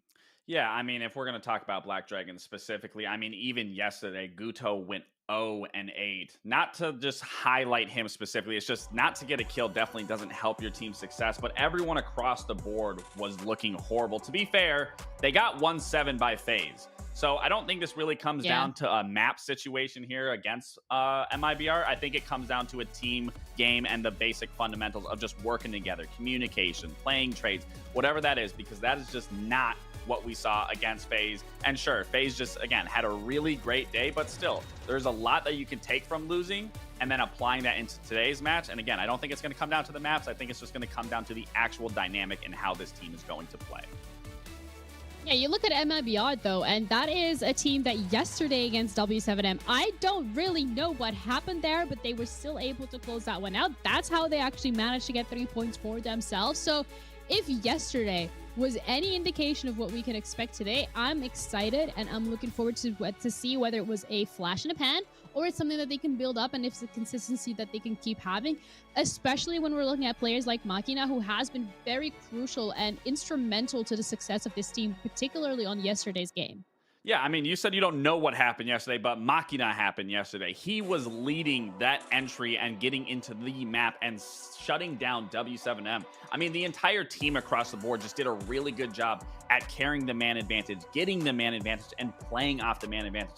Yesterday was a true display of team dynamic and fundamentals being issued throughout an entire match. And again, going into this matchup, that is exactly where Black Dragons just couldn't do that, even on the slowest form possible, where, I mean, MIBR looked perfect. And we had W7M on the desk saying that they should win that matchup. W7M was more prepared.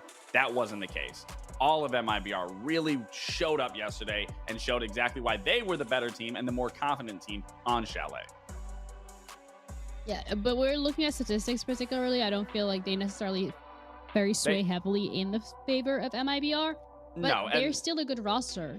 Yeah, and these, honestly, like these two stats right here don't even showcase what happened yesterday. Because again, what happened yesterday, there was zero performance from Black Dragons where everyone across the board, and Yikits on MIBR was performing phenomenally across the board. So when you're looking at these two, sure, you might see like Ask, you know, has a lot more kills, this and that. But again, if you were watching the games yesterday, these were night and day difference matchups and night and day difference results.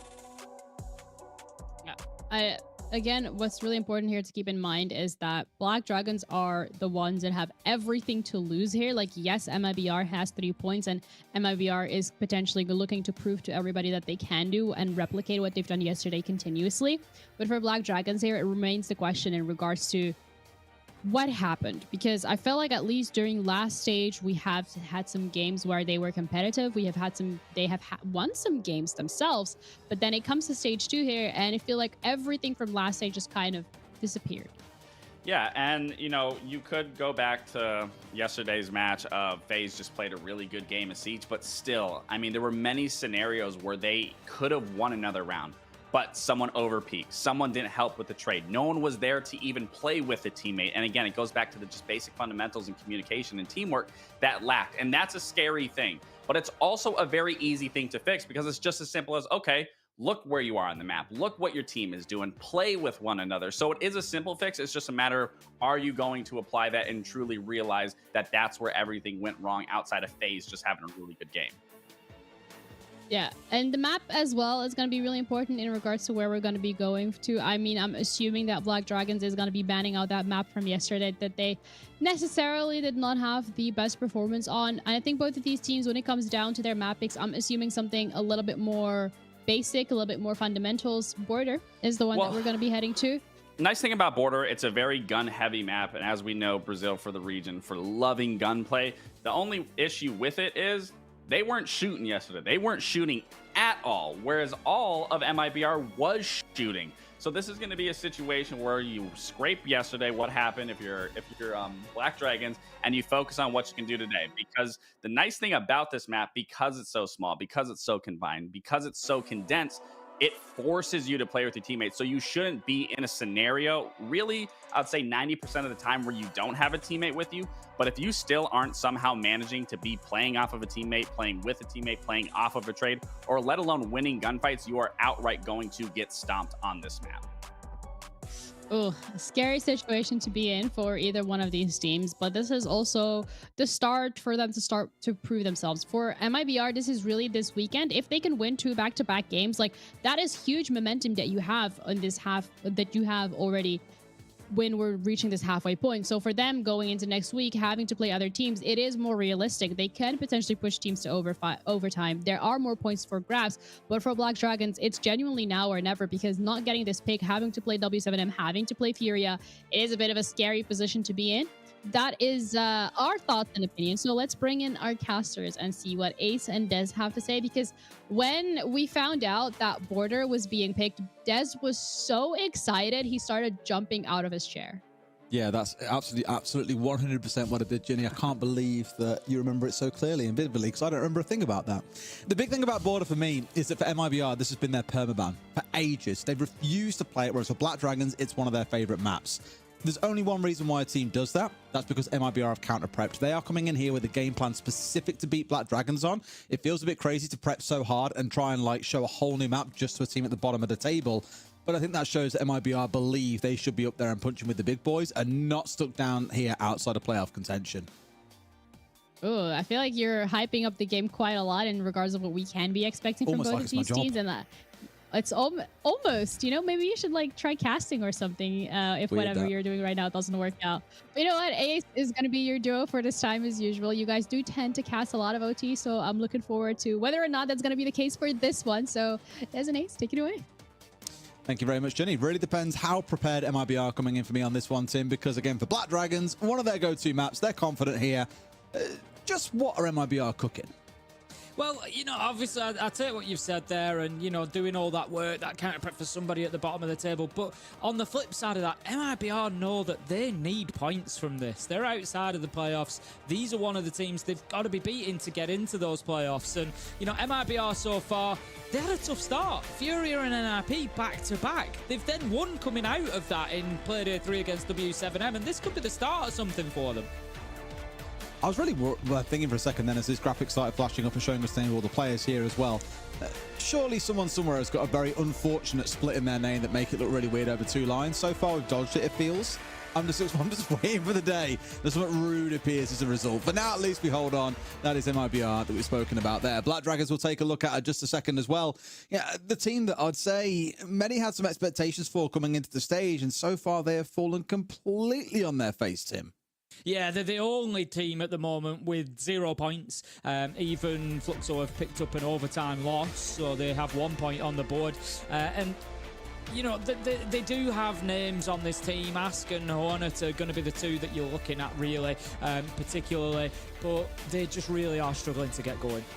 I think that's the big one for me, is even with Hornet being the known player that he is, this stage, 22 to 26, negative on entry, just simply has not made himself a known quantity on this team. In fact, looking back over the last couple of stages overall, Guto is only positive by +1. Ask, as you say, is the player that's up there, but everyone else really is not quite given the kind of numbers that they used to have. Loira, I think, sorely being missed as it currently stands from this team, but let's see what both of these teams had to say coming into this matchup.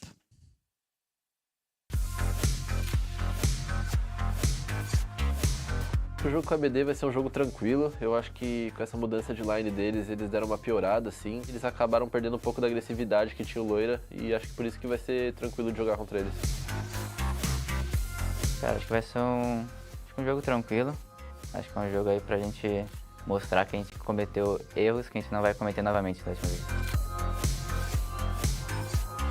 Eu acho que tem que ficar de olho no Hornetão mesmo. Ele é um jogador muito bom, já joguei com ele, sei do potencial dele. Mas quando ele não entende nada que tá pegando, fica tranquilo de jogar.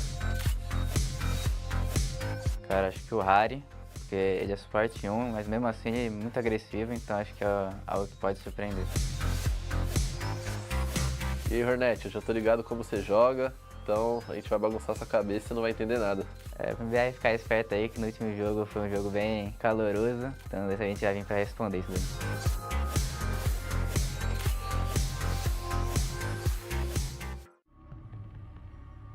I love how both teams have come out saying, oh, it's going to be a calm game, like it's chill. And we're going to board on one of the most known aggressive maps in the current pool, Tim. Well, this is it. You've got no choice. Like Laxing said, it's such a small map. You're always going to be in sort of 2v2 situations. You're never really going to be in a position where you don't have a teammate to play off. So yeah, it just creates this super aggressive style whereby defenders try and keep attackers completely out of the map. If attackers do get established inside of the map, then generally that's going to be an attacker 1 round. So yeah, it's absolutely anybody's. Could be a real bloodbath. For me, at the very least, I do expect to see MIBR coming out on top. Like, I know Black Dragons, of course, themselves feeling quite confident coming into this one. But we've touched on, and you heard the guys of MIBR speaking about this in that video a second ago. Without Loira on side, These guys have lost a lot of aggression. Yes, they've got Hornetau on side, and there's no doubt a lot of belief in him, but the numbers just aren't backing that up so far. We'll see those as we get into this, though. Here, of course, the bans come flying on through. Blitz taken off the board. I think someone will be very, very grateful to see that change coming on in. But the current battle in the ban phase is you ban Monty or you ban Blitz. Very rarely are both banned away, meaning there is always guaranteed to be a shield on side. On a map like Border, do you want a Monty? Yes, certainly not going to complain when you do have it on side. Tim, I know he's a bit of a slower operator, and generally Border is quite a fast-paced map overall, but I think just having someone to really spearhead your way through things like Office or in towards Main Breach, for example, you just have so much that you can work with that Monty, and I do expect we'll see him throughout this game at some stage or another. Yeah, I'd have thought so. I'm just looking through the player statistics for Black Dragons at the moment, and you know, when we look at our EPS rating, where 100 is an average performance, and that's based on the performances across the league. So 100 sort of denotes that you've had an average performance. You've only got Ask at the minute, who is above 100. He's only at 105, but he's the only one that's sort of slightly above average. Apart from that, the other four all down there below 100, and they just really need to get firing. It is as simple as that. Nuxka, I'm looking, he's the bottom rated player at the minute. He's had 7 kills, and I know that for every player it's not all about kills. You've got, you know, varying roles, you've got hard breaching, you've got planting, you've got other things that people are doing, but in 3 whole player days, 7 kills, I'm sorry, in this day and age of Siege, it's just not enough. It's not. Well, let's see if we can have a change of fortunes in this game, because my God, do both teams need it. Currently sat down at the bottom, outside of playoff contention. Whoever walks away with the lion's share of points today will feel they've still got a chance to fight it. The one who loses may well feel that their time could already be up, as we're nearly halfway through the stage overall. Let's focus on this round and see how things are currently playing out on the attacking side of things. Quite mobile overall, I'd say. That Finker and the Lion on side just scream a collective execute, with the Nomad trying to lock things down. So a slow start to the round, but I think much later on you will 100% see that pace really look to pick up. Nothing like the Ying on side, of course, because it's banned away, so I'll have to find it more coming down to gunfights and an overwhelming amount of utility.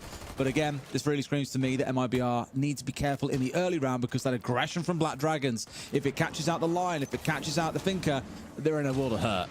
Yeah, MIBR are fully aware of Hornet's position there, and you can see him just trying to use his utility, but he just overstayed his welcome there. It's as simple as that. And Makina manages to find the kill onto him. Ask also taken down at the same time, leaves us now in a 5v3. Like you said, that aggressive start to Border, just having those flashpoint moments where kills rain in, and all of a sudden MIBR 5 versus 3 on the attack. They can take the foot off the gas here. They can just sit back a little bit. They can get the drones out again. There's a minute 30 left on the clock. They can be sure of things like Bullet, sure of the shots onto Nuxka. That's not going to help him find any more kills as he goes out of round 1 without any. 5 versus 2 now, and MIBR, they are looking like they're cruising towards a round 1 win.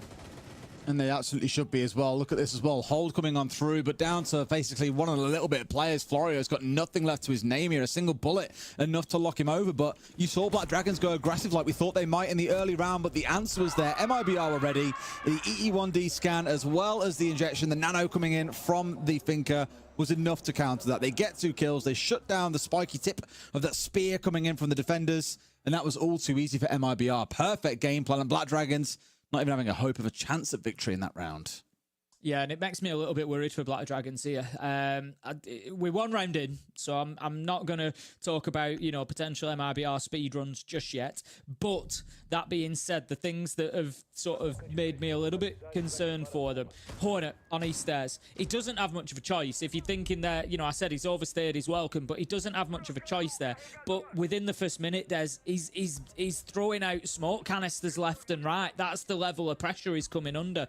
He can't leave that position, really, because he's just going to give up East Stairs. And like I said, you need to keep the attackers out of the map defensively. You need to keep them out for as long as you can. So he knows he can't just give that position up, because if he does, where can he go?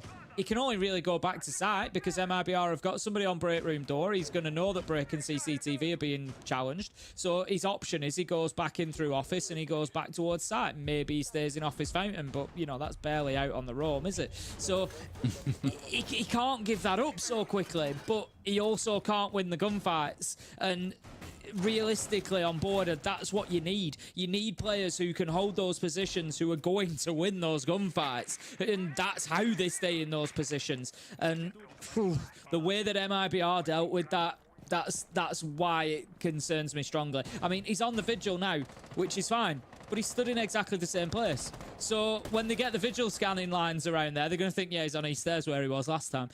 Yeah. I feel like it's a little bit easy for MIBR at the minute. Just a little bit. Of course, that can change massively. Black Dragons can, of course, have attack timeout. They can rebalance things going into the second round. Lots can change in a very, very short space of time.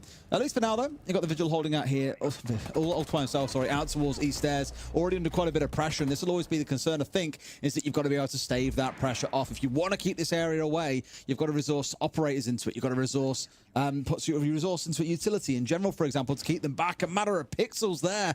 Could have seen Hornet just plowing one of those Boss G rounds into the boot, whoever it was outside. But now keeping themselves up. But at least this time around it's looking better, I'd say, for the side of Black Dragons. They are keeping MIBR at bay, but at what cost will that come in the next 20 seconds? It has been better from them, and it's like Waxing said, you have to work as a team on Border. You have to be in contact with each other. Hornet's in that position because he had some backup from Catwalk this time, so they weren't able to nade him, weren't able to force him into that bad position. So from Black Dragons, yes, it's good. They've recognised maybe what went wrong last time. They managed to get themselves a kill. Why have they got the kill? Because Hornet comes to support his man who's being hunted underneath. It's all about team play on Border and affecting each other's gunfights. Absolutely that. Well, here we go. The gunfights start coming on through, and shock horror. It's MIBR are cleaning house right now. Ask at least finds a couple back for himself. A nice spin onto Machina. Balances things out into a 2v2, but Bullet's got his number. Has got him counted down and out, and Hornet's got nothing to say. Bullet collects the last two. MIBR, as I said earlier on, Tim, have probably got a bit of a game plan coming into this map, and so far that game plan looks excellent. Yeah, definitely. It looks like they're reading Black Dragons like a book at the minute. I will say it was a better round two from Black Dragons. I'm less worried for them after round two as I was round one. Like I said, they just played that a little bit better. The support of Hornet on East Stairs, and then he uses his position to rotate and help the player underneath. You know, very much more trying to impact on each other's situations and areas that you're trying to hold. So it was definitely better from them. But ultimately, like I said in the first round, it is largely on Border going to come down to who wins gunfights, who's hitting the better shots, who's got the better aim is going to be a factor here. And again, MIBR have won out on that. Bullet, we know his ability, we know how good he is, you know, and he's going to continue hitting shots all day like that if you let him. That's the problem. I mean, it's not just him as well, of course, who started out strong. You know, Machina had a couple, yes, shut down in that last round. And on the other side, Ask got a couple in the last round, but that's really all they found across the first two rounds. I do expect if they lose this next round, which, given what the first two rounds have shown, is to be expected, we'll see that attack timeout coming on through, because for a map that Black Dragons, at least historically, have had amongst, I tell you what, in a time gone by, that was a team kill coming out to start things off. That was, like, dangerously close. I bet there's players out there that started playing after that change was made, and would be astounded if we told them that people were regularly team killed in the prep phase because you could hurt your own players. You could be opening up a rotate and just blast somebody with a shotgun as they were running past. Despite that change, my reputation on Siege at the minute is still disruptive, because apparently my friendly fire rate is like double the average, and I'm just like, this feels like slander. Me. I've played with it's rubbish. It's absolute rubbish, Tim. It doesn't happen that often. Okay, I'll take your word for it. Well, here we start with these stairs push. Similar sort of vibe. There's been a lot of battle around this part of the map. Not too surprising, to be fair. Should be a pokes out there. Oh, shoot the booty. No, okay, C4 to confirm. No problem at all. It'll do the job. 2 kills for Black Dragons. Dream start to the round for them. Of course, I've got to be mindful that Bullet is still alive here and can still do a hell of a lot of work, but even he knows the pressure is starting to mount. Right sort of idea. Hornet taking a little bit of chip damage, but MIBR have now got to really try and stabilize this round, because as it stands, Black Dragons, as long as they don't do anything too stupid, Tim, should comfortably walk away as the winners. Yeah, definitely. It's been a great start for them, and like I said, and I keep saying, that is what they need. Get out there, get aggressive, win the gunfights at the boundaries, and that's exactly what they've done. They've taken those two, and now MIBR are struggling to get themselves established in the map, and they're struggling to do that because they're 3 versus 5, and because border's so small that as soon as you go on in, you're facing up to people, and now you're facing up to 2 at once every time you go on in. So, you know, this is great for Black Dragons. I think Hornet thought that Bullet was looking at him then, but he wasn't. Natural reaction kicking in, but he goes back and he gets his man. So that leaves us 5 versus 2, and this one should definitely now be a Black Dragons round. Really good from them, really good challengers, and they might even just make this flawless. What a turnaround that would be, hey? Maybe saving off on that tack timeout that we thought could come through if they saw this round going against them, because this one has been extremely dominant. That early round aggression really set them up for victory, and sure enough, 2-1. Not like it's a wholly unexpected result to have as well, by the way, where the attackers come out on top. Border one of those maps where more often than not, you do expect to see attackers coming out at 4-2. You know, 3-3 being considered arguably a bad scoreline for the attackers overall. Let's see what round 4 will bring us then. We're going to have... No, I think Nusker actually picked up... you know, it's only fair that I mention as we go. You know, I picked out that he was the bottom-rated player as we start, but I think he picked up 2 kills in that round. So that leaves him in a situation. Yes, he did. So he's 2-2 at the minute. Coming into it, like I said, 7 kills over 3 play days. So, you know, getting himself set up into 2 and 3 rounds is a great start for him, and it's probably just a bit of a confidence thing there as well. Just, you know, needs to get himself established and get rolling, and hopefully, you know, it'll be today that he does that. We never like to see players, you know, that are struggling or not getting involved to the degree that they're capable of. So hopefully we will see that continue rolling. But MIBR, they are going to be attacking this time onto ventilation and workshop, so there's going to be a lot of attention towards that top floor once again. I'll let you in on a little secret. There will always be a lot of attention towards top floor on border. It doesn't matter which site we're playing on, so you can keep your eye out for that every single time. MIBR are going to go in. They're just going to try to get control of different areas of top floor, generally speaking, I would expect. This time they're going to want Armory and Archives particularly. If they can get themselves into bathroom, this is actually really nice. They've got in there and claimed that ground really, really quickly. There's no verticals above them, and they can just sort of... The Sledge can sit there now and wait, and then he's going to put a hole in that wall later in the round when everybody's panicking a bit and defenders are moving around, and he could well get himself an absolute field day going on from there. I think he realises the ceiling opened up above him, that they may have the idea that someone has come pushing in pretty quickly, but as you say, could also look to just wait here or make a move a little bit sooner, cause a little bit of chaos here, make the march begin for the rest of his team and really be the spearhead. Gomez, the one who's really in a commanding position to make that happen. For now, though, elsewhere around the map, it's moving in from the opposite side of things. It's coming in from the west side and looking to put pressure in towards server rather than towards bathroom itself. So, a bit of a mix going on, but good pinch of pressure coming in from both. There's no real attention being paid, at least right now, to that top floor, which, as you said, Tim, is often a big part. And as I say it, a couple of players have now started moving up there.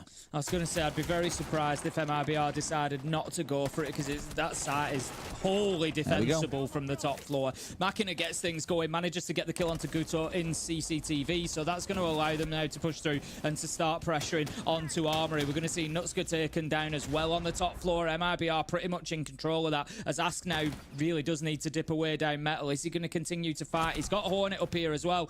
There you go, he loses his life. This is why I said he probably needed to dip away, because there's too much control for MIBR. And at this point now, Hornet, he needs to get himself out of there, but he's not letting go. Florio manages to find Makina. If Hornet can find another, then maybe this round is salvageable, but it's going to be tough.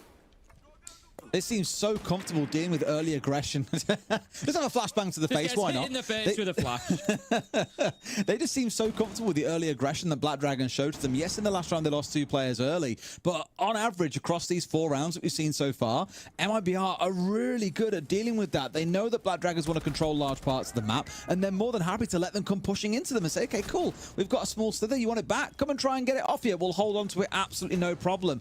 Hornet, again, that sort of savior player that we spoke about, that had big shoes to fill, has got to step up here and go absolutely massive. 3 players to finish off with the diffuser going down. This one feels like it might be over, Tim.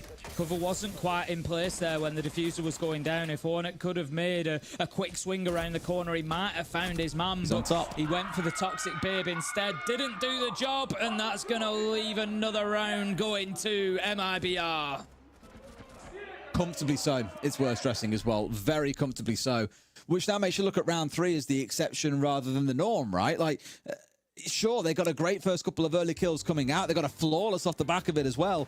But otherwise, MIBR have looked basically impeccable. Unsurprisingly, Black Dragons calling that tack time out. They know that this is going a little bit faster than maybe they hoped for. The landslide is really starting to pick up a little bit of momentum here, and they've got to get something out of this first half. As confident as you might be going into the second, if you're down 5-1, I spoke about it in previous games, it means that only what we have to see is MIBR come out twice with something a little bit special, maybe a little bit cheesy, sitting behind that Monty, and before you know it, the game is over, and you have lost that map that for the longest time was one of MIBR's worst maps, yet one of your best, and you've still lost it to them. Yeah, it's going to be a big blow for Black Dragons, I think, going forward. If we, have a look at what they've done so far coming into today, they've lost to E1, who are sat top of the table. They've lost to Liquid, who are Liquid. They've lost to FaZe. They've had tough games so far. But realistically, now Black Dragons need to be looking at the teams around them. They need to be looking at Fluxo, MIBR, W7M even, and looking at those teams and saying, everybody who's outside of that playoff area are teams that we need to be taking points from. They're the ones that we're fighting against. I'm going to be honest with you. Black Dragons are not fighting against FaZe. They're not fighting against NIP because they're not going to be challenging them for second or third place in this stage, realistically. Losing the first 3 games is pretty much going to dictate that they're not getting up towards the top of the table.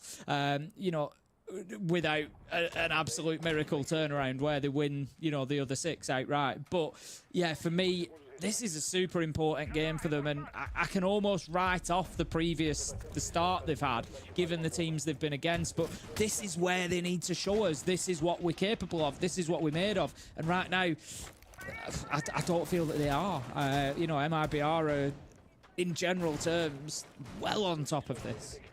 There's a game coming next weekend that I think will be really interesting, and that's Black Dragons against Fluxo, because Fluxo started to build a little bit in confidence on Wager. Of course, we saw them play earlier against Furia. It wasn't the result they wanted. They lost 7-4, but there was promise in that game that I still think says to me they will do better this stage than they did last. Who are you going to do better against? Black Dragons are that easy target for them right now, so I'm very excited to see how that game goes on Sunday. A lot may come from it, and it may well spell the beginning, or not even the beginning, maybe the end of the end for Black Dragons and their hope of getting into the playoffs, let alone the major in Montreal. Gutto just taking quite a lot of damage there on the Malusi, and I think they've really been trying to sort of pressure this CCTV area, and he's got a little bit of support there, but MIBR are fully aware of it. They've actually, I think, just dipped away from those challenges for the time being. They've decided, I don't know, maybe they want a little bit more intel. Maybe they've just decided that they don't really need that area of the map, so they're going to work their way in elsewhere. But nearly halfway through the round, Black Dragons have at least held on to all of their manpower. It's 5 versus 5 still. However, the pressure is about to mount inside of Office. Is it enough, though? All they have to press on forward and just completely crush them off the back of it.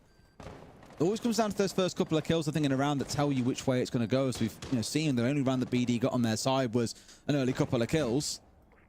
It's hoping here to find someone just getting a little bit too brave on a window, or someone peeking in a bit too aggressively.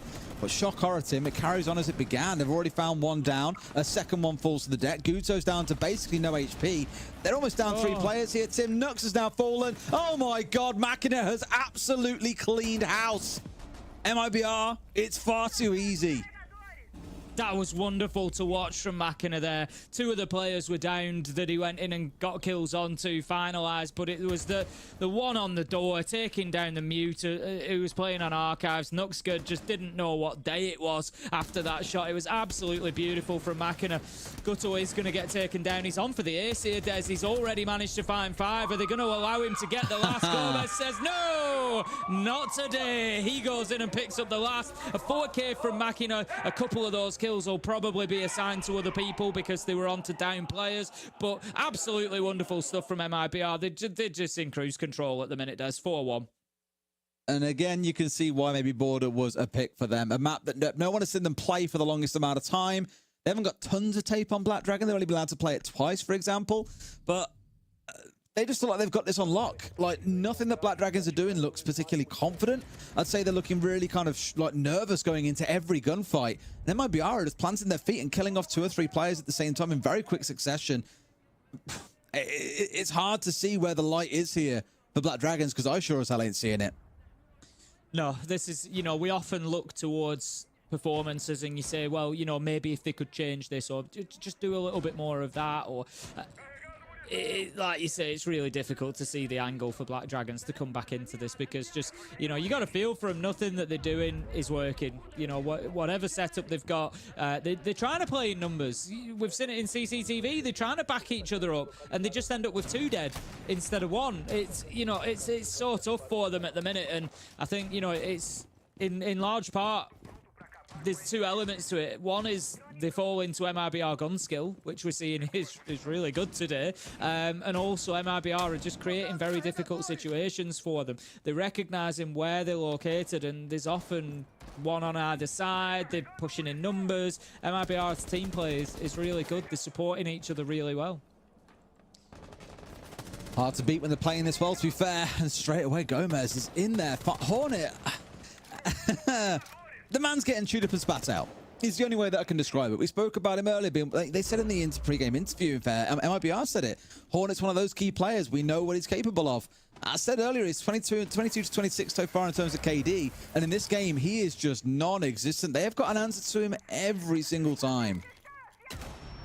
Just going to see the Nitro. They're holding on to it for the time being. Nuxka wants to get it out there, but has just left it too late. And the Tubarão is going to prevent detention being breached for now at least. And it just gives him a little bit of safety inside of customs. That much is true. But there's still plenty of time left on the clock for MIBR here. 1 minute 45 left to work with. And this is something else I feel like they've done well. They've rotated around problems. If they've gone, you know, we saw it with the Malusi playing on CCTV door last time with the little runouts and stuff. It was like, actually, this is getting a little bit difficult to challenge, so we're just going to move and do it from a different angle. And they still found the kill. You know, really, really good from MIBR on that front. What more is there to say? They are in full control of the game, and Black Dragons have got to find something. They're trying. It's not without want of trying is the battle, right? They're trying to fight back. They're not sitting back on site. The problem is they are being outplayed. Here you've got a fight going onto the double door. Gomez comes in behind you and gets a kill. At the very least, there is a trade. That's the first real bit of team play that I've seen come out of Black Dragons, though, that has netted a result for them. And even then, it's still a 1-for-1. Bullet elsewhere continues his death march towards the whole enemy team. They're falling apart every time they come anywhere near the man himself. Florio with it all to do, may well be able to get Nux up, but this round feels pretty cooked. Yeah, the problem is that they're kind of losing gunfights. We saw it up there in CCTV. They're losing gunfights when they've got the advantage, and they should win them. You know, he was sort of taking shots at Bullet before Bullet even realised he was being challenged, but they're still losing out on it. Rare manages to find Nux 1v1 now, but it's going to be Makina. You know that man's going to hit his shots after he's been playing so far, and that's going to be yet another round for MIBR. I said at the beginning it was too soon to speak about MIBR speedruns. It isn't anymore. That's what it's looking like. It's feeling like it's going that way for sure. Like, I know we're going to switch halves, and I'm always the first person to say 2 halves to a game of Siege, blah, blah, blah, blah, blah, blah, blah. It's a little bit different when a team isn't hitting shots. And to a degree, it's like, I don't want to say they're strictly being outplayed by MIBR. They are definitely being outplayed by them, but not by such a wide margin that it's like, oh, this will all completely switch when you go on to the other side. One team's absolutely smashing every shot they're taking. The other team is missing the vast majority of them, not playing as a team, is getting bullied around by the other. That's the kind of stuff that is not easily going to change when you swap halves. 5-1 to MIBR. They do go onto the more, well, less favorable side of defense. We'll see if Black Dragons can get anything done on the attack. Will Black Dragons be able to get anything done on the attack? That is the question. I'm not too sure. I'm not convinced, I'll be honest. I think at the point where MIBR are setting themselves up in positions with utility and inviting Black Dragons on into challenge, I think Black Dragons are going to find that very difficult to break down given the way things are at the moment. We'll take it around at a time. We're in the same position. Let's not forget FaZe were there earlier. FaZe, I'm going to have to say, are a slightly better outfit than Black Dragons are this stage. So, you know, I think the ask between the two things is certainly bigger, but Black Dragons, they've just got to take it around at a time here. Just go in, try and get yourself an opener, try and get anything going that you can. I'm really doubtful they'll be able to. However, I've been way more surprised than this before, admittedly. If this were to turn around, I'd still say I've been shot probably more in Siege previously. See how things step forward? So, I mean, I argue that turnaround on Lair earlier, I think, is a perfect example of the unexpected coming to light, right? It can happen here. Just, we're a little bit cynical. Naturally, we're British. It's the way that we are. Forgive us. Here we go, though, with the set coming on 4. Black Dragon starting to square up, and they've got no idea, no support coming in there. They thought the smoke would be enough to cover off East Stairs, and it certainly wasn't. 2 kills going over to the way of BD. MIBR find at least 1 back, and it's only the IQ they've found. You couldn't really ask for a better start at Argue until Bullet then puts Guto into the dust. Not too bad to equalize things out at a 3v3 with still 2 minutes to play. Yeah, it was really nice from Black Dragons, the way that they dealt with that, pushing the window, pushing East Stairs at the same time. You know, they left MIBR in a lose-lose situation. It was really good from them. But the problem is they've got then bodies falling elsewhere, and you've got Bullet just doing Bullet things. And, you know, despite that good work, despite that solid start, you still only find yourself 3v3, and you've got to push onto site. Yeah, you know, you've lost your book, which could be some important utility. You could use that underneath potentially to move players out of power spots. So now, 1 minute 10 left to go. MIBR are sitting in behind their defenses a little bit more, and you just know that they're going to get emboldened to take peaks, but Nugs manages to win one onto Machina, and that could be an important fight. They close out the round, and Black Dragons, they get the first of many that they're going to need. Yeah, great initial push, I think, onto East Stairs, and a lot of boldness being shown. That's one thing that I will not take away from them in that first half, is they were always up for a fight. They didn't shy away because they'd lost a couple of rounds. They didn't get too scared in the aggression they wanted to show around the map. Yeah, they might have looked scared in the actual gunfights themselves, but they were always willing to challenge. And that's exactly what they did. The one thing that I would always question at MIBR's side there is the smoke when he chucked it down to East Stairs. Thought, cool, there's no way they push forward. There's every chance someone pushes through smoke there and hails about 30 points of damage, but gets a freebie onto the player who's too busy looking at the window above waiting room. So a little bit of a misstep on their side. I think not really a strong enough or committed hold towards East Stairs cost them. But Black Dragons are the ones who take it over the finish line. They get the kills they need, and they still try and keep things competitive. 5-2 now to MIBR. Yeah, better stuff from Black Dragons, as we would expect on the attack of Border. You know, is it going to be the difference maker? I'm still not convinced. I know that MIBR have gone 5-1 on arguably the easier side of things on the attacking side, but I'll be honest. I think MIBR will be able to find a site that they can lock down. They're going to try ventilation and workshop this time around. Big presence upstairs, as we can see. Rare's just going to be opening up an awful lot here. He's got part of Armory Wall open. He's opened up the feet holes in CCTV. He's just trying to make it as difficult as possible for them to be able to play over that side. A lot of reinforcements up on the top floor as well. It is going to leave them a little bit light down on site, potentially. But there's not too many that are needed. It is going to leave, for example, bathroom wall soft. So much like MIBR did, there may be an opportunity for Black Dragons to get in there and apply some pressure to site should it come to that. But I think MIBR are going to be putting maybe all their eggs in the upstairs basket here. Indeed, they might. At least for now, no one has fallen down too soon, so no massive wanton aggression coming out from the defenders of MIBR. Sort of happy to give a little bit of room to Black Dragons getting set up at the very, very start of things, giving them over East Stairs as well, which I think is not necessarily a bad choice here. Yeah, bearing in mind your site is the other end of the map and downstairs, I certainly don't fault it. But good read from Ask. Expected to swing on 90. It did come on through. Unfortunate not to find the entry here. The knock just keeping herself off the cams, not only with the Hell Presence Reduction device, but also by shooting them out as well. That will be helpful for the teammates and mean that they're all able to move around the map a little bit more freely. So we're going to have triple wall into office getting opened up pretty soon. And as expected, this entire fight is going to come down to top floor. We can see that MIBR have got themselves stacked in numbers. There's only one remaining downstairs. So that is how confident they are in those vertical holes, in those angles, to be able to hold on to site. Black Dragons knowing that they need to clear it out. Now just waiting, but in comes the util, starting to rain over the top as well as they start their march on 4. Maybe not ideal to flash your own player, though, as Hornet sits there basically full white screen and gives a freebie over to Bullet. Turns it into a second, and the flash is late. They do finally get a kill, but Tim, it cost them 2 players to get that. They've managed to start to balance things out a little bit here, down to a 2 versus 3, but now down to a 1. That was just absolute calamity from Black Dragons. Flashing themselves, failing to flash the player they were swinging onto, and it cost them 2 players in the process. Yeah, combination of errors there, basic team play stuff.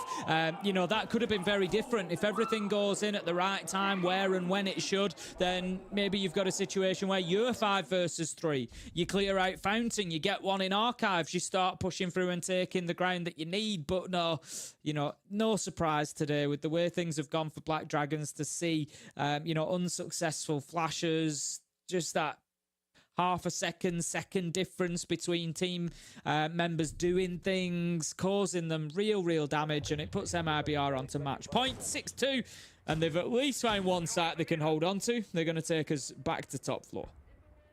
You know what I have really enjoyed throughout the night? I always keep Twitch chat on the right-hand side for a couple of reasons. One, I get to see the stream like a short replay 3 seconds after we see it, which is great, but also get to see what people think about the game. And the best part of tonight has been the up and down roller coaster emotions, all the way back to the phase game, for example, of people being convinced their team was going to win, that they put points onto, and then you see them throw around and it's like, so we're selling, I guess. And people just go into absolute emotional turmoil about it. It's hilarious.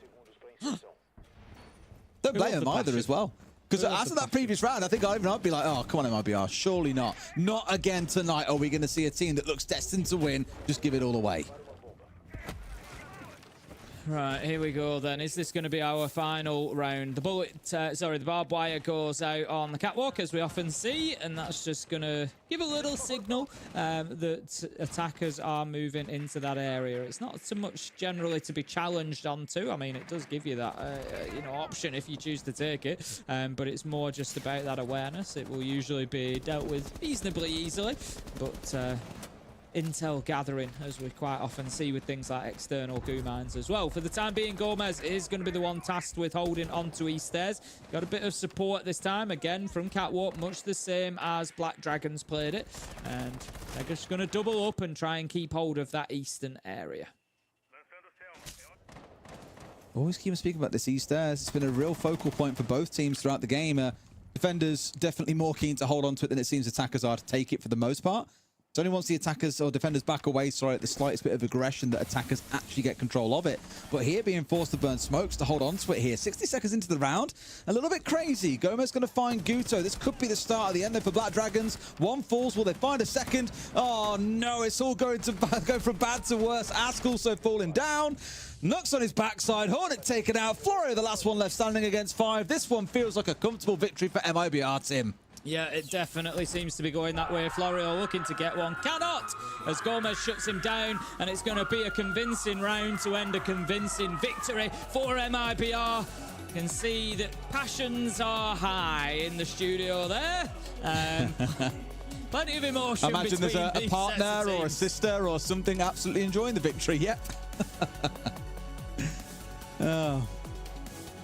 As we can see, though, MIBR very comfortable in victory there. O jogo com a BD vai ser coming jogo into it, I tranquilo. think, we kind of expected it, but it was a tough one. A tough one for Black Dragons today. That was a great slight production slip up there to show that VT at the very start of it. I think this is going to be a calm game. I'd say it was pretty calm, even though it was going into border and both sides believed it was going to be calm. I was like, there's no way this turns out to be a calm game, but didn't really feel like MIBR had to get out of second gear, did it, Tim? No, they've definitely got more in the tank. Like you said, I think realistically they read into, and it was something that they actually said in that video at the beginning. They understood how Black Dragons wanted to play. They absolutely nailed the map choice. They knew it was going to be border. A usual ban for them. They've obviously prepped that this week. They've been ready for that, and they've smashed it out of the park. It gets them 3 points, exactly what they needed from a team that's arguably was going to be fighting for similar spaces to them. I don't think that's the case now. But yeah, great result for MIBR. What could be really interesting is that was a map right down at the bottom of their map pool. That and Labs, 2 maps they just hate. Clubhouse you could throw in the mix as well. With Border now looking where it currently does, that could be a map that joins their pool and suddenly starts to widen things up and makes things really interesting for them. Highlights here as they play out, but I feel like hopefully this is the start of something good for MIBR. I was looking back earlier at their results, for example. They've beaten W7M, they lost to NIP, certainly not a hard team to beat, and lost very narrowly to Furia as well, who has been open a bit up and down, but they're still the reigning world champions. The problem is in this game, at least in this league, there are no easy games, I think, outside of maybe Fluxo, who again are starting to look a little bit better, but they've had a few of the hard games out the way. This is the time now where MIBR have really got to press on if they want to be in playoffs or in that top 2. Yeah, I'd agree. You talk about easy games there. I don't think Fluxo are that. I think, if anything, Black Dragons are. Looking at that matchup that's coming between the two of them, if Black Dragons play how they did today, I fully expect Fluxo to win it. Fluxo have, been pushing teams at least and have looked like they're kind of doing the right things, but, Black Dragons, they just weren't at the races today, and they haven't been so far. It was a tough watch. It was. I mean, all that really means, though, is that, of course, as you say, for Black Dragons, they still stay down there at the very bottom. Feels like a horrible spot to be in, and I don't mean to keep on ragging on Fluxo and saying this, but to be a team that only got 1 point last stage, for you to currently sit below them is painful. And they'll probably start asking themselves, at what point does it begin to get better? You played against E1, who, yes, look fantastic right now, but you'd hope for a result against them. You played against Liquid, lost quite comfortably to them. Played against FaZe, got absolutely rolled by them yesterday, and then got rolled by MIBR today. So the question that now comes to BD is, where do your wins come from? Who are you riding on potentially beating? You know, Fluxo may be a consideration, but as you said, Tim, hardly a free win. I'm looking maybe to like end of the stage against Keydstars, and even they've looked pretty good. So I don't see where they get a win this stage if things carry on as they are. I really don't. No, I'd agree with you. You know, like you say, you mentioned people like Keydstars. I expect Keydstars to be fighting for a playoff spot, and I don't think that's going to be something, you know, that Black Dragons are going to be challenging. I just don't think that they're going to be at that level unless things change. Can they change? Of course they can. They've got some great players there, but there's definitely a lot of work to be done. A lot of work to be done. A lot of questions to ask, I'm sure, as well. And I'm sure Laxing and Ginny are standing by here with loads of stuff they want to talk about. So let's throw over to them now. Thank you so much, guys. Des and Ace, another formidable game that you two have covered. But really, Lax, is there a lot that we want to talk about? I feel like Des and Ace kind of like hit all the big points already on the head in regards of BD being in a very terrible position for them to be in. MIBR just absolutely stomping every team this weekend. No idea where that came from. Yeah, I mean, I love what MIBR is doing. It's working. It's looking great. But as for Black Dragons, I mean, oh, sorry about that. I was muted. I was going to say, I love what MIBR is doing. They're looking great. But as for Black Dragons, it just... you got smoked on Consulate on a map that is very defender favor. You couldn't get it done there. Great. You wipe it. Go to Border. It's a very gun-heavy map. You got to play with a teammate, and we found them in different scenarios where they were by themselves. They shouldn't have been by themselves. They couldn't win gunfights. So I don't really know what to say at this point, because these are just basic things that as a pro team and at this level, you should just have an understanding. Yeah, it's a concerning situation to be in. And I think if we're looking at the match stats, particularly, it's only going to further highlight the situation and the direness, really, of it. When it's a 7-2 for the side of MIBR, absolute hats off to MIBR. I feel like the last 2 days, they have really put in a lot of work, and we can really tell that they've taken away learnings from last stage. They've taken away learnings from last week, particularly as well. But it's Black Dragons right now that I'm worried about. Yeah, I mean, again, MIBR, kudos to them. You know, we said that this was going to be a good matchup. This was going to be Black Dragon's chance. We were all wrong. This was MIBR's game from start to finish. The way that they started, the way that they finished, they just did it flawlessly. And they played Border exactly how Border should be played. And for Black Dragons, for that to be one of their favorite maps, and to just play it like that, why is that one of your favorite maps? Because this game definitely would not display that in any way, shape, or form. Yeah, I think back to the drawing board in that regards, or maybe finding out what is not necessarily hitting the mark when it comes to Black Dragons. Okay. No aim, no communication, no strats, no fail safes, just not playing. You know what? That reminds me of the copy pasta where it's like, oh, they're a great team. They just have to work on awareness, aim, communication, whatever. But either way, I don't want to hammer it too far home for Black Dragons. They still have 3 more play days left where they could potentially, you know, make a bit of a difference. But MIBR here are really the ones that are taking this away. And Bullet, particularly when it came to that KD, I mean, I would give him the MVP.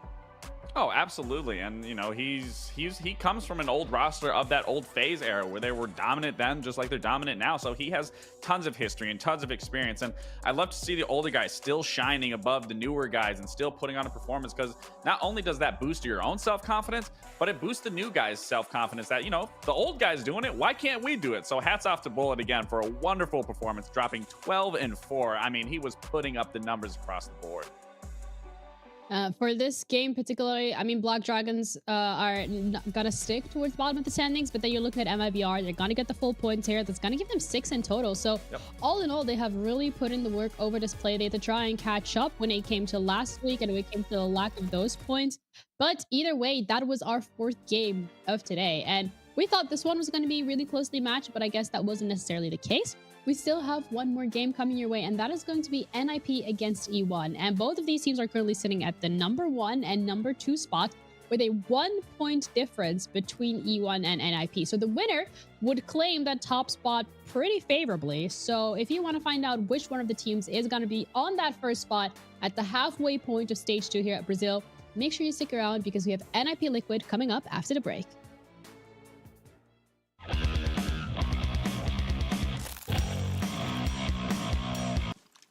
Marcação acontecendo. Raps vem pra cima, bang lançada, viu o jogador, consegue punir. O jogador tá cego, olha a abertura.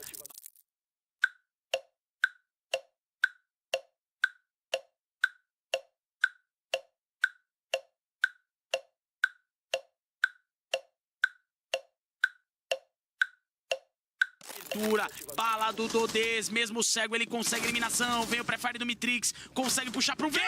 Isso, Mitrix! Não é só careca que tá em dia, a mira também tá! Que balaço do homem! Tá brilhando!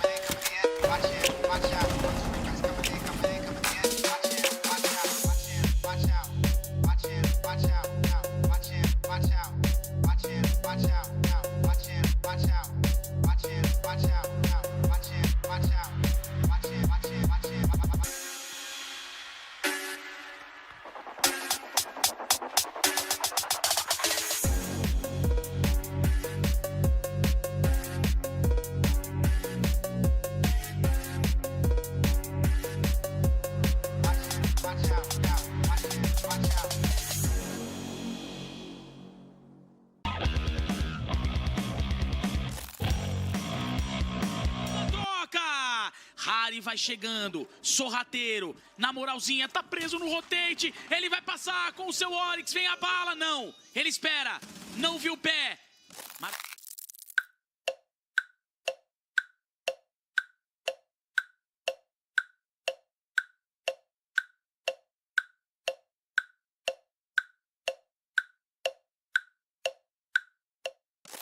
Marcou. Espera. Na calma. O Harry tem que jogar na boa agora. Vamos ver se ele consegue mais um clutch. O jogador vai tentando estreifar para buscar a informação dele. Harry consegue dar bala. Derruba o Lukid. Agora falta o Raps. Vamos ver o Harry. Subiu. Pra caçada. Meu Deus. O Raps tá de costas. Não é possível. O Harry espera. Ele estreifa. O Raps ouviu. Que isso? Olha o nome dele! Que isso, Ari?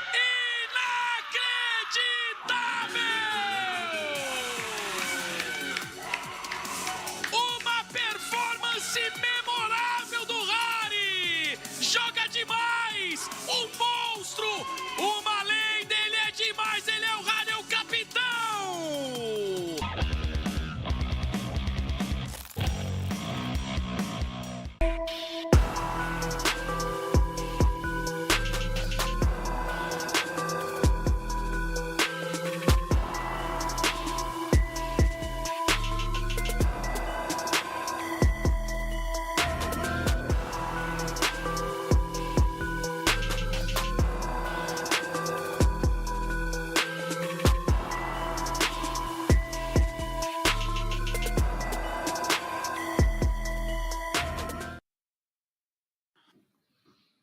Welcome back, everyone, to the final game of the Sports Playday, Stage 2 of Brazil. We are looking at yet another gorgeous city from the region, and we have a pretty good game coming up as well. NIP E1, the match of the day. The match that we highlighted and hyped up earlier today as well, Lax, in regards to both of these teams standing neck on neck, not only on that first place, but also to the success that they've both had so far in this stage.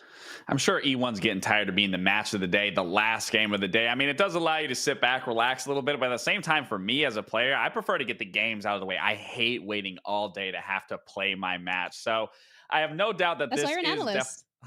I have no doubt that this is going to be quite the matchup, especially because both these teams, I don't think really have truly been tested by the upper echelon of teams. Because if you look at E1, they beat Black Dragons, they beat Keed Stars. Not to take anything away from Keed Stars specifically, but then you look at NIP, they played MIBR, they played Fluxo. Both these teams either beat or lost to Liquid, but other than that, they haven't truly been tested outside of that. So I'm curious to really see what these two are going to bring towards one another. Yeah, this is definitely those teams that are kind of like, if we were looking at stage 1, they were, so to say, the gatekeepers of being able to enter into those playoffs or not enter playoffs. But this time around, they're finding themselves ahead of the competition. It could be because of their schedule, but also because of their performances over the last couple of days. And that is further highlighted by the fact that 7 points for NYP and for E1. Now, if we do the maths real quick, which I know usually we don't do a live broadcast because I'm not that good at it, but if this is a clean game from NIP, they are going to get 10 points. They'll be in 1. If it is E1, they'll get 10 points. That will be 11. So either way, both of these teams, if they get a clean win, are able to solidify themselves in that top 1 position, which currently Liquid has. But again, that is a huge testament to how they've been performing, but also a really nice cushion to have because we only have 3 playdays left for this group stage. Only 3 playdays before you are locked in or not for playoffs. So being able to sit at that top 1 spot, I mean, you're chilling at that point. Oh, absolutely. And you put yourselves further in playoffs where you pretty much, I'm almost positive, you just have to play one game. And then if you win that, then it pretty much solidifies you that spot going to Montreal. So, I mean, both these teams obviously want it, but in both situations, both teams are still, like you said, sitting very pretty and pretty comfortable overall. Also, when it comes to both of these teams, I would like to start off with the head-to-head in regards to the individual players that we have touched upon time and time again, and the players that have been doing really well. I think for the head-to-head particularly, I mean, we talked about Fantasy a lot earlier today, but for NIP this time around, we're going to pick Pino, and he's going to be going up against Flashtree. And although when we're looking at the stats, it isn't necessarily heavily favored for Pino, he is still a great player. Absolutely. I mean, it's the old head versus the new head here, but Pino has tons of history, and that's what truly accelerates him as a player because he has experience, and that's just something that you absolutely cannot teach. And even in yesterday's game, he was the highest impact player for NIP, dropping 11-5, +6 overall. But then you look at Flashy, the new head. This guy, I mean, he makes magic. this is a new team. Again, this is a new team for me that I've been loving getting to get to know, get to watch the players. And Flash Street truly has been a remarkable player. He is the Swiss Army knife of this team. You can put him in any scenario, on any op, and he will get the job done. He knows how to play this game at such a high level, and his mechanics are next to none.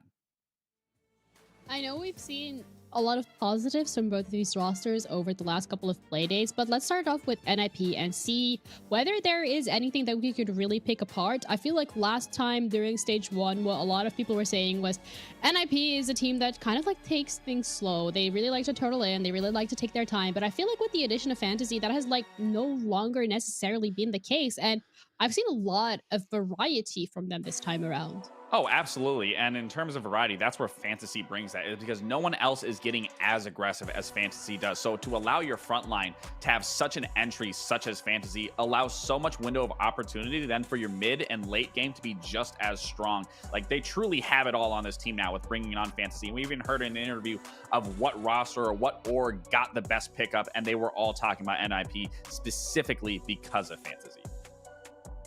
Yeah, and another roster, I mean, the one that we're also going to have to pick apart here is going to be E1. And when it came to E1 particularly, we had a lot of questions on what we can be expecting from them this time around in Stage 2. I feel like Stage 1 was not necessarily a fluke. It was pretty decent for the roster that they've had. They've made changes. They're coming in now. And I feel like at this point, the question really is for E1, what is their limit? The sky is the limit. That's the best way to put it for this team. They all pop off at any given moment. The players that I specifically like to watch, we talked about earlier, Flash Ray, he is a phenomenal player. But even Paris, STK, Live, like, these players go crazy in the lobby. Vecito didn't have the best performance as of yesterday, but it doesn't take anything away from what his capabilities are. He's still a phenomenal player. He still can get it done. But again, if I was to look at two players that have really impressed me throughout these games so far, definitely Flash Street and Paris. Yeah, and let's look at the top 10s when it comes to EPS, particularly starting off with that. And I feel like something that's going to really stand out here is that NIP is in the lead here with Fantasy. It's something we've touched upon earlier today, but we thought we'd bring it back again because you're looking at Fantasy sitting at number 1. The only other E1 member who is on this is going to be Flash Street, and that is at number 9 after Hades.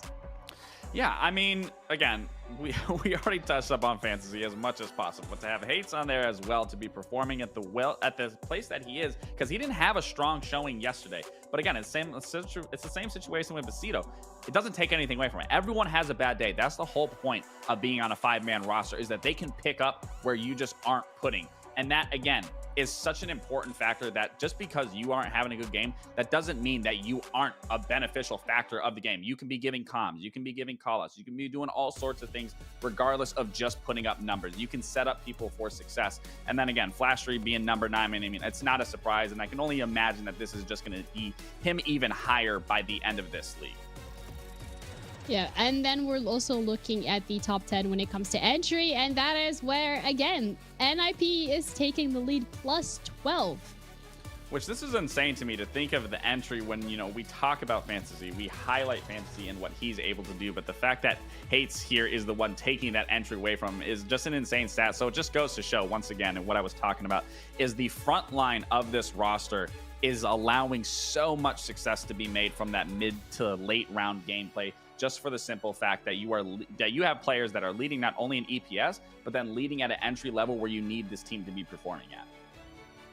Yeah, and I think at the end of the day, like, yes, we have an E1 player in top 2 as well, but a further testament to how both of these teams have been very dominant, not just as a roster, but also individually. So I'm excited to see how this one is going to play out, but more importantly, I also want to have a little bit of the discussion in regards to the maps, particularly where both of these teams feel comfortable and what we can be expecting, because I feel like both of these teams have shown us that they very much have those fundamentals down. So do you want to spice things up a little bit? Do you want to take them to a map that might make things a little bit more complicated for your opponent? I think you want to avoid the maps that you guys either won against Liquid or lost to Liquid. So I'm expecting a club or a bank to be banned here, and then maybe try to favor one of the maps that they did recently just win against one of their previous teams. But again, we got to see what these map bans look like. I don't think they're going to want to make either team feel too comfortable, but again, maybe they will.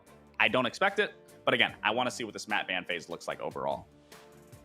Well, I guess we're gonna have to wait and see, but let's have a look at the map veto particularly because that is going to kind of give it away in that regards is where we're gonna be going. I'm looking so far, Club's taken out, Chalet's taken out, so It's gonna Border gone to Lair. Okay, second one of today. So yeah, I mean, it's not, like I said, it's not a surprise to me. They're going to get rid of the maps that they had success on against Liquid, but also that they lost Liquid. And now, I mean, this is going to be the second time we're going to see Lair. None of these teams, we haven't seen it yet from either of these teams. It's hard to predict who's really going to come out on top here. But I think this is a great battleground to really test both teams' fundamentals on this map because, again, we have no intel of what this looks like on either side.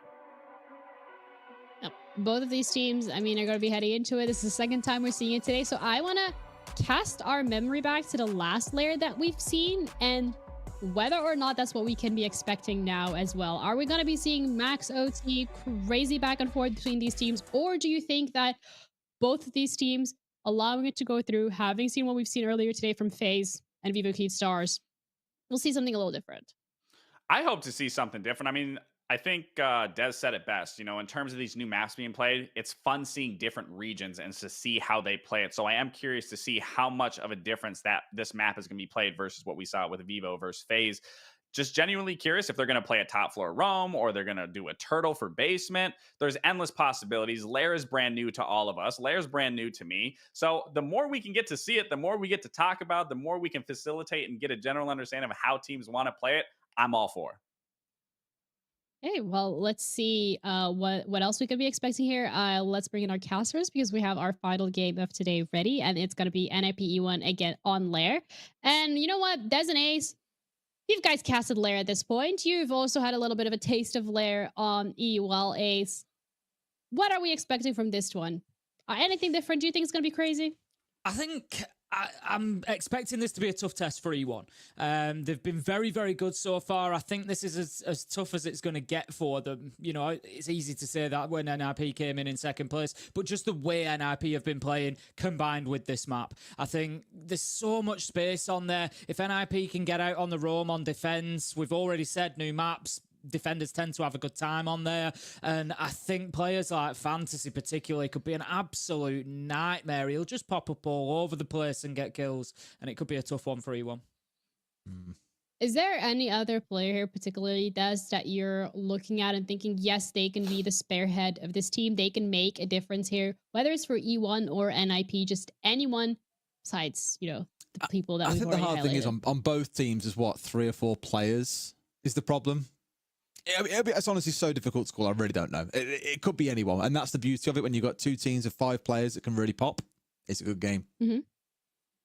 Lax, I see you're like nodding in agreement, thinking as well in regards of the players that we're going to be having to keep our eyes out for this game particularly. I think as well with a map like Lair, IGLing really comes into play a little bit more than usually on standard maps because I feel like you have to kind of like really keep an eye out how all the pieces are moving together. Yeah, I mean, it's a confusing map, even for me, and I don't even play it, but just how big it is, and how many different rooms there are, how many different layers there is to the map. You really, as the IGL, you really got to be putting your players in the right position and moving at the right time, because we saw in different scenarios, some teams did go for a flank, sometimes they didn't clear a certain side, and they went to the other side of the map. So again, it's really going to be heavily impactful that the IGLs can truly understand this map at the professional level and at this T1 level, and like I said, to truly facilitate around and have it work best in their favor. Yeah. It seems like there are certain expectations that we can have from this map or from these players, but at the end of the day, right, as Ace and Des, this is Brazil. Anything can happen. Any team can come out to play. Yesterday, we saw the day of the underdogs.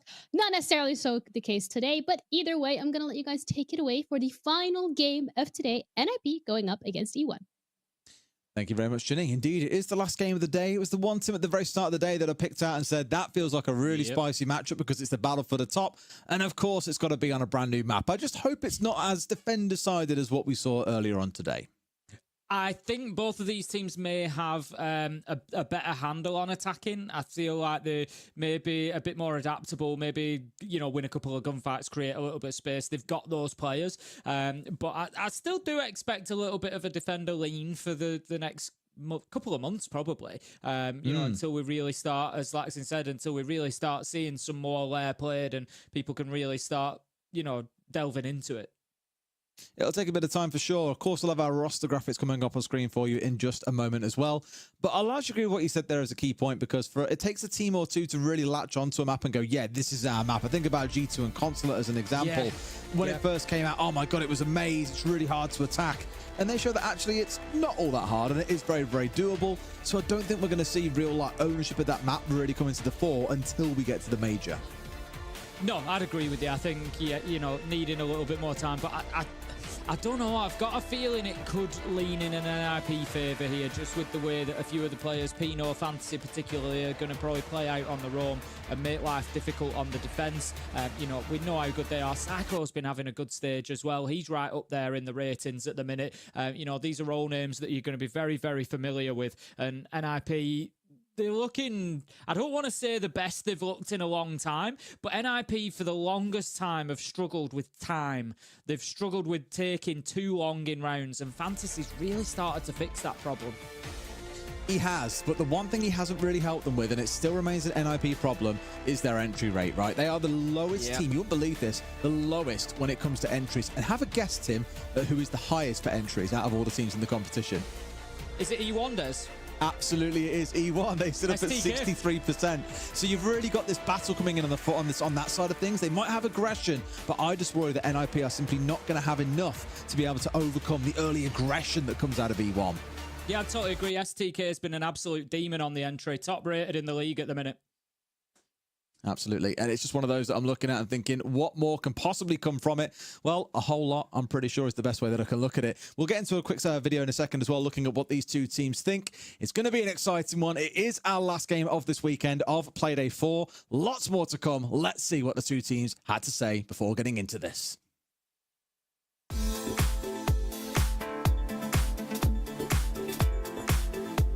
Cara, é um time que joga bem rápido, tenta sempre fazer umas jogadinhas para surpreender também. É um time bem agressivo. Acho que a gente está preparado, acho que com certeza a gente é favorito. Cara, eu acho que a NiP é um time que tá pegando bastante confiança. A entrada do Fantão lá, eu acho que ele mudou muito o estilo de jogo dos caras e o Hades tá sendo muito impactante individualmente. Mas é um time que a gente entende como funciona, então acho que a gente tá bem confortável para jogar contra eles também. Tem que prestar bastante atenção no Stroker. Ele gosta de fazer umas jogadas mais agressivas, ele gosta de assumir uns riscos a mais. Se a gente conseguir neutralizar ele, provavelmente a partida toma um rumo muito favorável pra gente. O Dogão vai ficar na minha coleira, ele já perdeu pra mim acho que umas 2 ou 3 vezes desde que eu saí lá da Fúria. Então ele já sabe que tá virando meu pato, né? Stroker, o Condes te conhece muito, fala que você é irmão dele. A gente tá contando com toda a sabedoria do Zapeiro pra poder parar você. Aí, Fantão, tu já foi colocado na coleira umas 2 ou 3 vezes, mano. 4ª, 5ª vez, não tem problema, vai ser colocado de novo.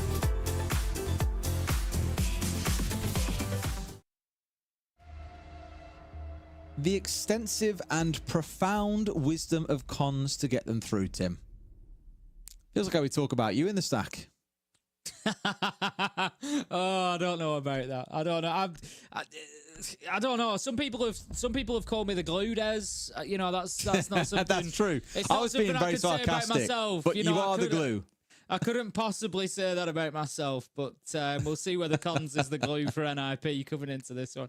A lot of talk about Fantasy there through that video that we've just seen from E1.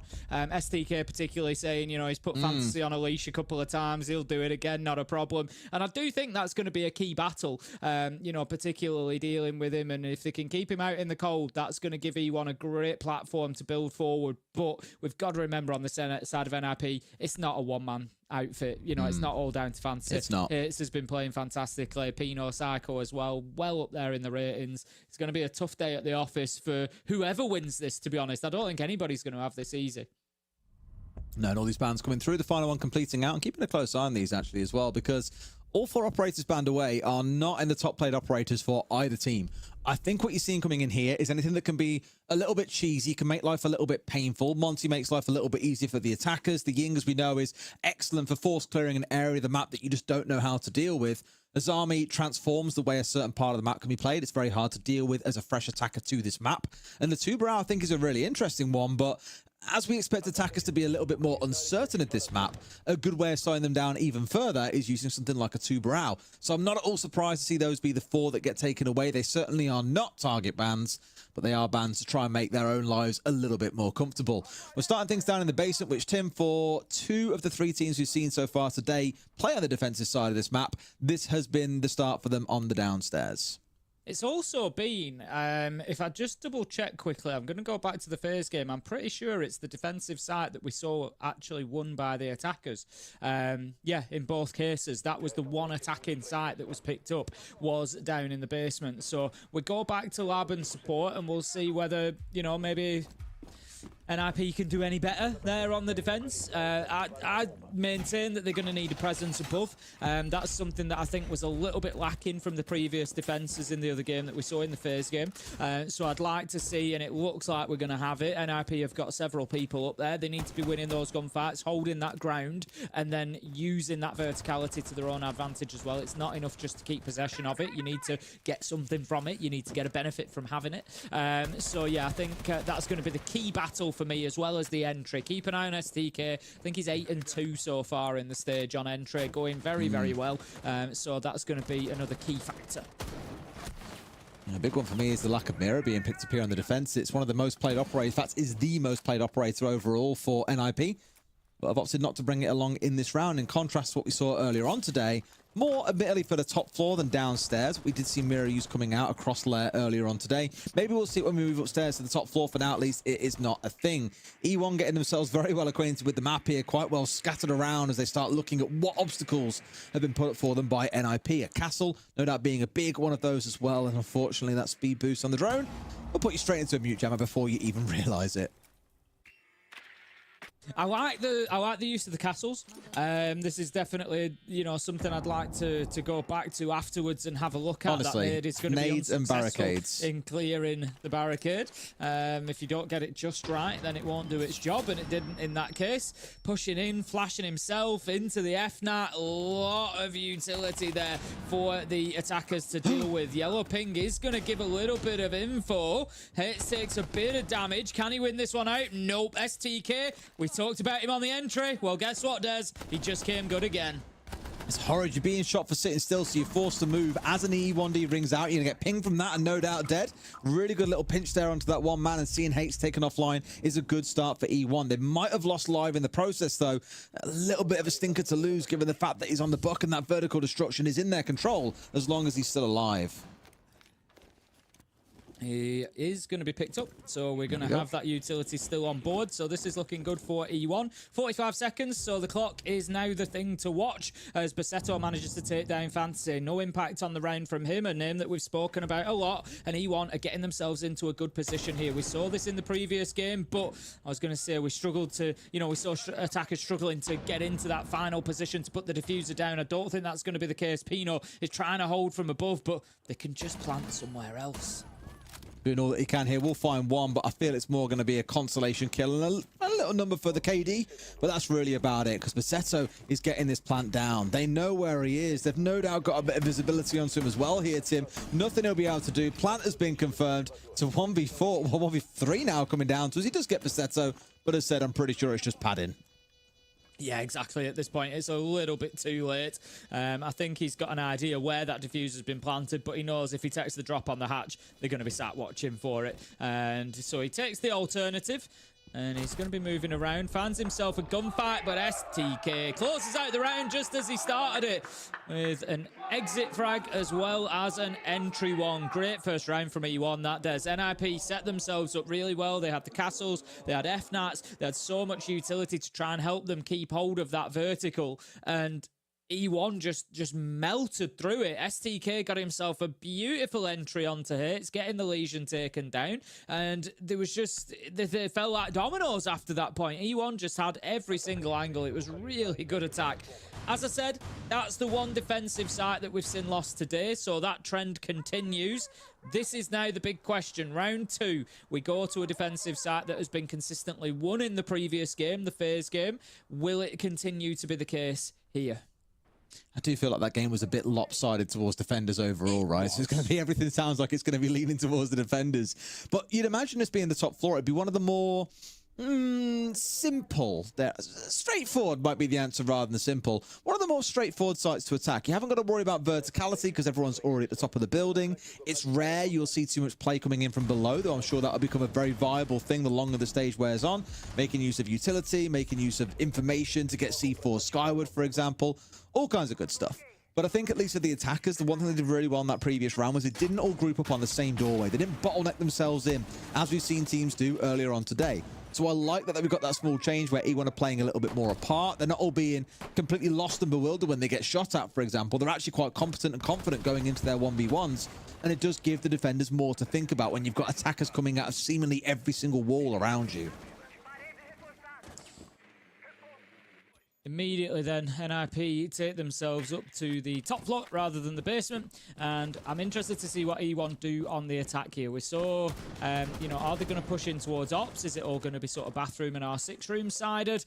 Are they going to split it and go multiple directions? Are they going to use the external breach? For the time being, it looks like they're trying to put a bit of pressure in towards Ops, but the problem is that they've got a buck in there. Psycho, sorry, not a buck, clash. I don't know where buck came from. We've got a clash in there.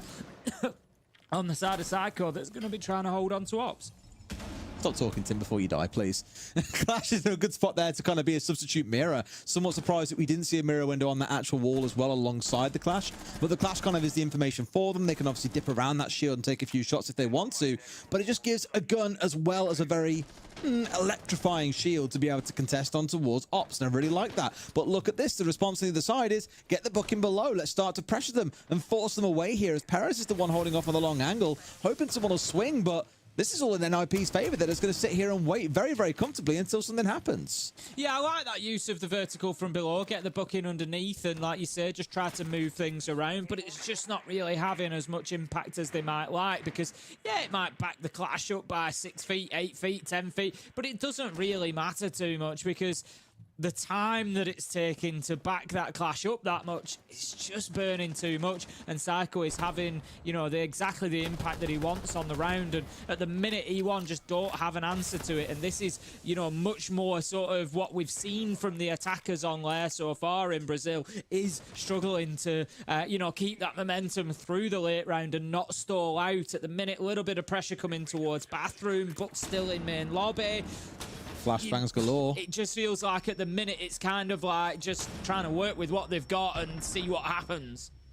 Look at that, just charges straight up and through the smoke. I spoke about this on the last map. 30 points of damage taken. He's in a 1v1 against the Clash and has won. What on earth is going on there? And like that, Live has found a triple. This round spun on its head, and Cons, with all that wisdom, has got to win this one out. He's found a 3. Can he get the last down to a 1v1 to determine the close of this round? 15 seconds to play. Right sort of idea. Sees his man alive, hits a 4K to win the round for E1. Tim, they've taken 2 attacks in a row. What a reverse to the Lair that we saw earlier. Live knew exactly what was going on with that last man in the 1v1 there, takes Cons down. But as you said there, I think E1, the difference that we've seen, when we saw FaZe earlier on and they were attacking, we kept having this stall out. We kept having this situation where in the last 40 seconds, nothing much was happening from the attackers. However, E1 have reacted very differently. They found themselves in that situation where it was, oh, we haven't been able to get into Ops. We're not really established in bathroom yet. You know, where are we going to go from here? And Live just took the, you know, he just took the bull by the horns and he said, right, okay, this is what we're going to do. I'm going to walk up through this smoke. I'm going to walk up main lobby. That's going to take the attention of the Clash, and I'm going to get a couple of kills. And it was that reaction rather than allowing the stall out to continue. It was like, well, you know what? We're going to have to do something. And I like that from E1. It was just a bit of aggression at the end of the round, some real gun skill to go in there and get the kills, and it was great stuff from them. Ooh, I love it when you see 2 different flavors of a map in a given day. We said earlier on, very defender-sided. Right now, it's 2 very good attacks. Admittedly, a close one in the second round. The first one, not as close as maybe some would like, but it's been a dream start. NIP onto that 3rd site are not going to repeat one of those 2 sites, which maybe suggests that either they're not 100% convinced themselves which site might be the best one to play, or they want to stick to the rotation. Clearly, neither the first or the second, that would be the basement or the top floor, are strong enough for them to say that it's worth avoiding a 3rd 1-4. Mirror now staying on side with them again, so sticking towards that same sort of lineup, but on the other side, going pretty hard in towards things like the Thatcher and the Thermite here to guarantee those walls get opened up. E1 impressed me with how quickly they work on everything. We've got a mirror window smashed. We've got EMPs going off. They're going to suffer to a bandit trick there as they don't have... It's very difficult, even if that second EMP comes in there. It's the bandit juggling now, you know, very, very doable in terms of, especially with things like the exothermics, getting them cleared off the wall. And it's really well played. Great defense there from Cons, and it's the kind of moment that I feel NIP needed. Yeah, really wanted to try and get that. I think it was the CT bout wall opened up that goes in towards bunks off the back of that too. That gets opened up. It does start to really expose site one hell of a lot because you get this triple wall on the other side that is soft. You spray through that and you can basically control the vast majority of meeting itself. And that does start to execute for what could be an execute. That being kept closed now makes life a little bit of a headache for them. A lot more work to do. They've kind of got to go the long way round to even start looking at site. Yeah, they're just going to check the back of that wall, and now they know that there's no bandit there. Cons is elsewhere, so they are going to get this one open. But like you say, that's limited now, E1. They haven't got everything that they wanted for this attack. Perez, however, does find the bandit. Pino's there for one of his own onto live. That's going to give us a 4 versus 4, but E1 have got that breach into sight now. NIP are going to be very, very dependent on this top floor pressure that they've got. Starting to build up at least a bit. Problem is it still stays as a 4 versus 4, and we saw how much E1 could get done in the last round with a few flashbangs, a little bit of utility. They managed to push their way through smokes and everything else that NIP could throw at them and get the close on the round. Lashley's got the right idea too, because he can see everything that's going on here. He hears the gunshots coming through. He knows it's not far away, and a plant is going down in a 4v4. Is this being seen by NIP? I don't think it is, Tim.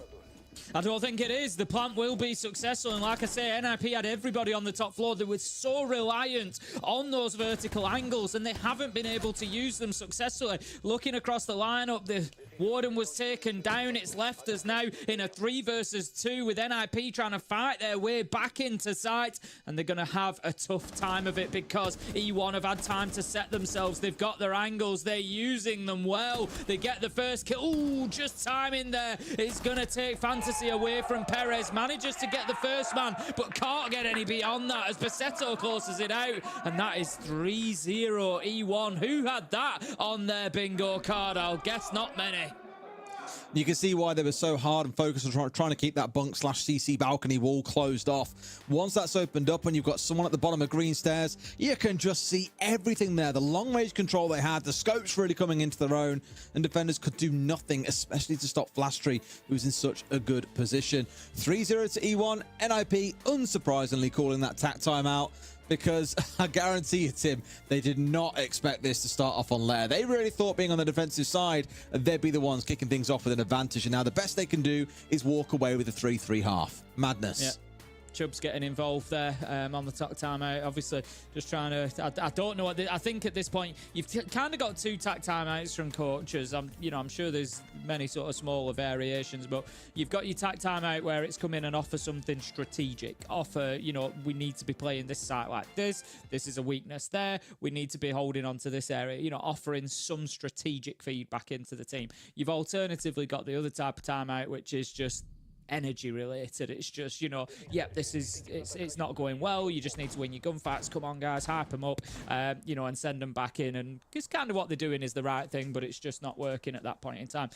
So I'm not sure what that will have been. I think Chubbs will have been interjecting something strategic, I would have thought, given that they're 3-0 down. It hasn't really been close, to them having that successful defense in 2 of the 3 rounds. And I just think NIP there, all their eggs were in the basket of holding top floor with all these vertical holes down into sight. Like they had it locked down, but they didn't. E1 found the space, they found the gap, and that's something that E1 have done well so far. And honestly, I'm feeling at the minute like E1 are just better prepared for Lair. E1 seem to have a really good understanding of this map so far. They do, and this is always the danger part, is like a team can feel prepared coming in, but how prepared are you compared to your opponents? There's no sort of benchmark for what max level preparation really looks like. And at least so far, E1 are the ones that look in far more composed than NIP. Maybe that changes after that attack timeout and we do see a good second quarter from them. But you'll forgive me if I'm a little bit cynical about that being the difference.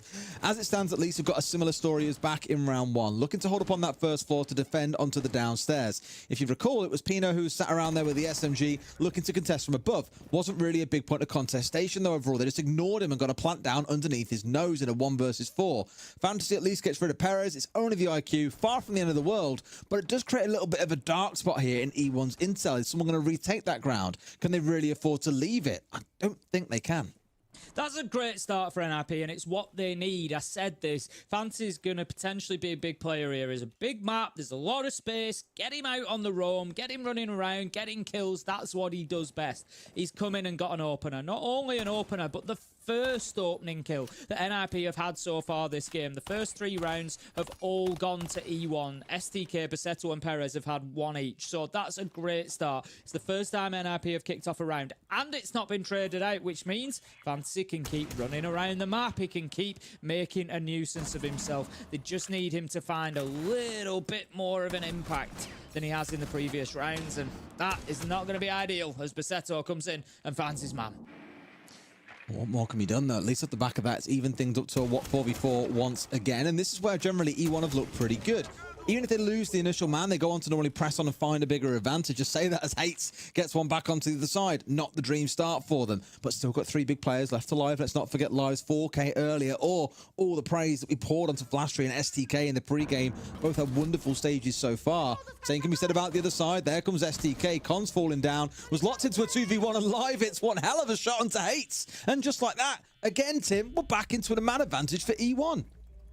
Live's having an unreal game, isn't he? Honestly, he should just start shooting through barricades. I'm sure he just start shooting through barricades. He'll catch something. He's been absolutely unreal. It's been, fantastic to watch so far. But yeah, once again, E1, even after losing that opening kill, they managed to turn things around. They've got they've got everything in their favor now. And I'm just thinking about that side switch. And yes, STK and Live have been going really well so far. Flashtree's been quiet, but then you wonder, is he going to come online in the second half when they're on defense? He manages to pick up Pino. That's a trade for STK. 1 versus 2 for Psycho with only 20 health now, so 1 bullet is likely to do it. But Flashtree, he can't find anything as Psycho slams him, but it's Live. He's there once again to close it out. E1 4-0.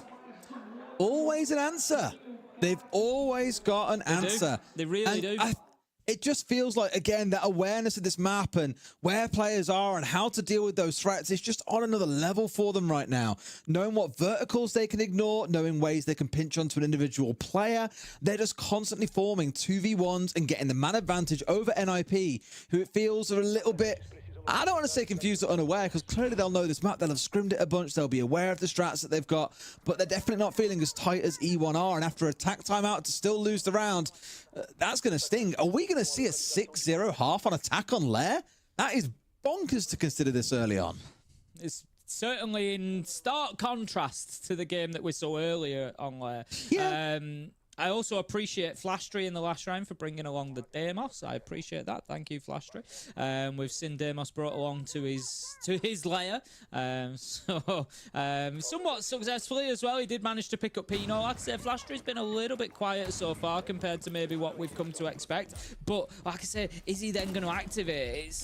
This is what you want, really. You want your players that are going to, if you've got STK and Live that are going great on entry and smashing everybody on attack, and then you switch and Flashtree comes online and just goes crazy. That's exactly what you want as a team, because it's just upping that reliability on multiple players rather than one. Hits is going to kick things off with a kill onto Basetto. NIP were able to get the opener last time, but they weren't able to get the round.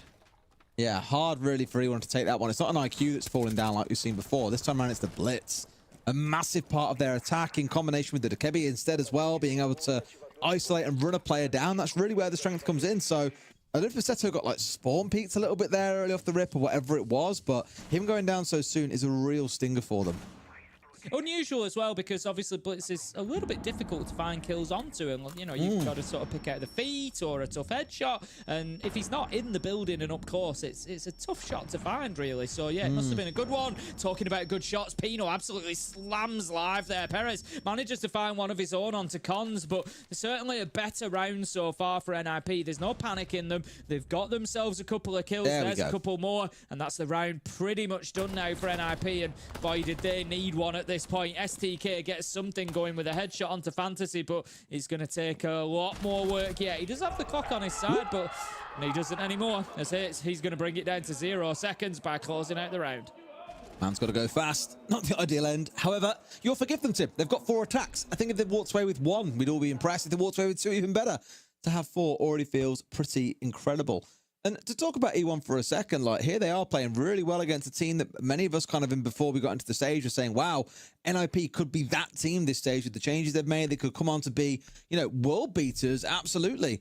And here at E1, a team that I think many kind of looked at the major and were like, oh, how the hell have these guys made that? They didn't deserve to be there. They're not one of the big 4 or 5 known teams from Brazil. Yet the fact is they did make it to Manchester. And here they are at the top of the group, still undefeated. And as things continue, if they carry on as they are now, they remain undefeated. The only team to be so coming into this week, and the only team leaving it still undefeated.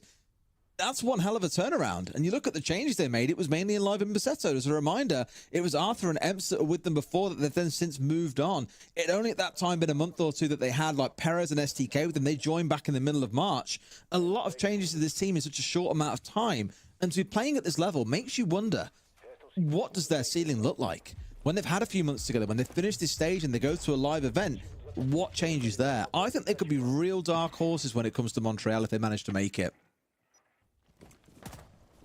Well, they will continue pushing to try to do so. I would agree with you. I think, you know, they've had that bit of experience as well nowadays. They've been to Manchester. It didn't go well for them, but they've had that experience. And I think, you know, that can be forgiven at anybody's first event like that. So, yeah, absolutely. I'd quite like to see them make it now and see, you know, what they can deliver against international teams, you know, without that potential problem, you know, without that sort of first major nerves kind of thing. So, yeah, it would be good to see them, but lots of work for them to do in the stage yet before they get there. They've certainly put a marker down. I would almost, you know, already I would almost say that they're going to be looking at a playoff place. I would be very surprised if they drop out of the top 6 with the way that they've played so far, the points that they've got, and, you know, teams that they've yet got to play. I think E1 should be looking good for one of those spots, but it just depends how far up the pecking order they manage to find themselves. All right, let's see how they go from here. No early deaths, no one being caught out on the rip, on the spawn, for example, so things certainly not looking too bad. Admittedly, there's no blitz to lose in this situation, and none of these operators look particularly crucial enough that losing them would be a massive stinger, except for maybe the ace on side being the only hard breach that they've got. They have got a couple of tin openers and a shot coming through there. They get the down as well. Great find from Psycho. Down goes the opposite man here as well, the striker falling by the wayside. NIP really need to get themselves this round and bring it back to a 2-4 before they go onto the attack. I mean, the thing is with new maps, you really do never know until you load into each game. It could well be that NIP come back with a really strong attacking half, and, you know, yes, we have a massively defender-sided layer earlier on in the night, and then we have a massively attacker-sided. You know, it really does depend sort of matchup to matchup, really, on newer maps, but as time goes on, we will, of course, narrow down which side favours this one. But for the time being, E1 are going to be looking for a final successful attack. They've got the vertical work going. They need to be careful because there is still 2 players for NIP up on the ground floor, just trying to hold on to above. So that's something that they need to be aware of. But it looks like they're ready to potentially push in towards site and try and get a kill or 2 here as well. Utility is being expended. And try as they might, we are down those to the last 30 seconds, Tim, and as we know, that leads to a bit of an unholy squeeze in the final few seconds. See if they can still manage to pull this one off. We've got to deal with things like the smoke coming on through. realizing they can't easily get in without being able to vault over this in the first place. They've got to use another Selma to get rid of the tiniest slither of a wall. And here we go, live from above, finds one. Again, great use of the verticals. Have they got the cover here, though, for this plant going down? Yes, they do. Look at it. STK is on Overwatch for anyone who dares try and push on through. Here they go. The rounding comes on through, and they will find one, but need to pick up the next couple. STK still standing for now. Pino collects him too, but the problem is, Tim, the verticals are working against them, and they haven't sent anyone upstairs to go and contest. No, that's the big one. They really need to clear Live out of this position because he's just going to keep himself safe. He's got the perfect view to be able to take the diffuser down, dumps a little bit of utility in. Let's just keep making it difficult. He needs to hold on for 14 seconds. He's a little bit paranoid about being pushed from above because he knows how powerful his position is, but they haven't sent anybody up there to get it. He's the perfect operator to be able to create the views that he needs. He finds one man. Can he find the second? Yes, he can. Live closes it out. A beautiful final attack coming in from E1, just going to show you don't need all the kills. All you need is enough space and that vertical control to get the diffuser down. Really well played. They forced NIP back into the other side because they knew that they could get it down behind that hard surface, behind that desk, and then the safety was there for them, and it was just beautiful. STK on the solo cover as well against 3 players. Really good stuff. And it's one of those, again, where I don't want to so much like judge NIP for this. It is a new map and there's still a lot to learn. But think about Clubhouse, for example, when a default execute goes down inside of Arsenal. Immediately, you've got 2, if not 3 players flooding up main stairs, looking to get control of kitchen because they know that that is so crucial for them.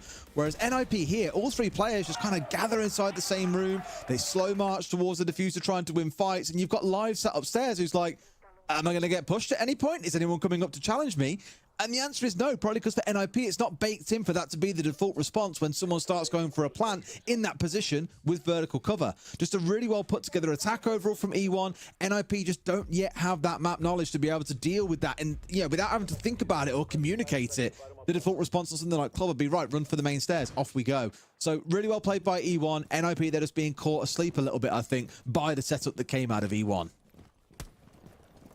We have our switch of sides then. We will see how things progress over the next round or two.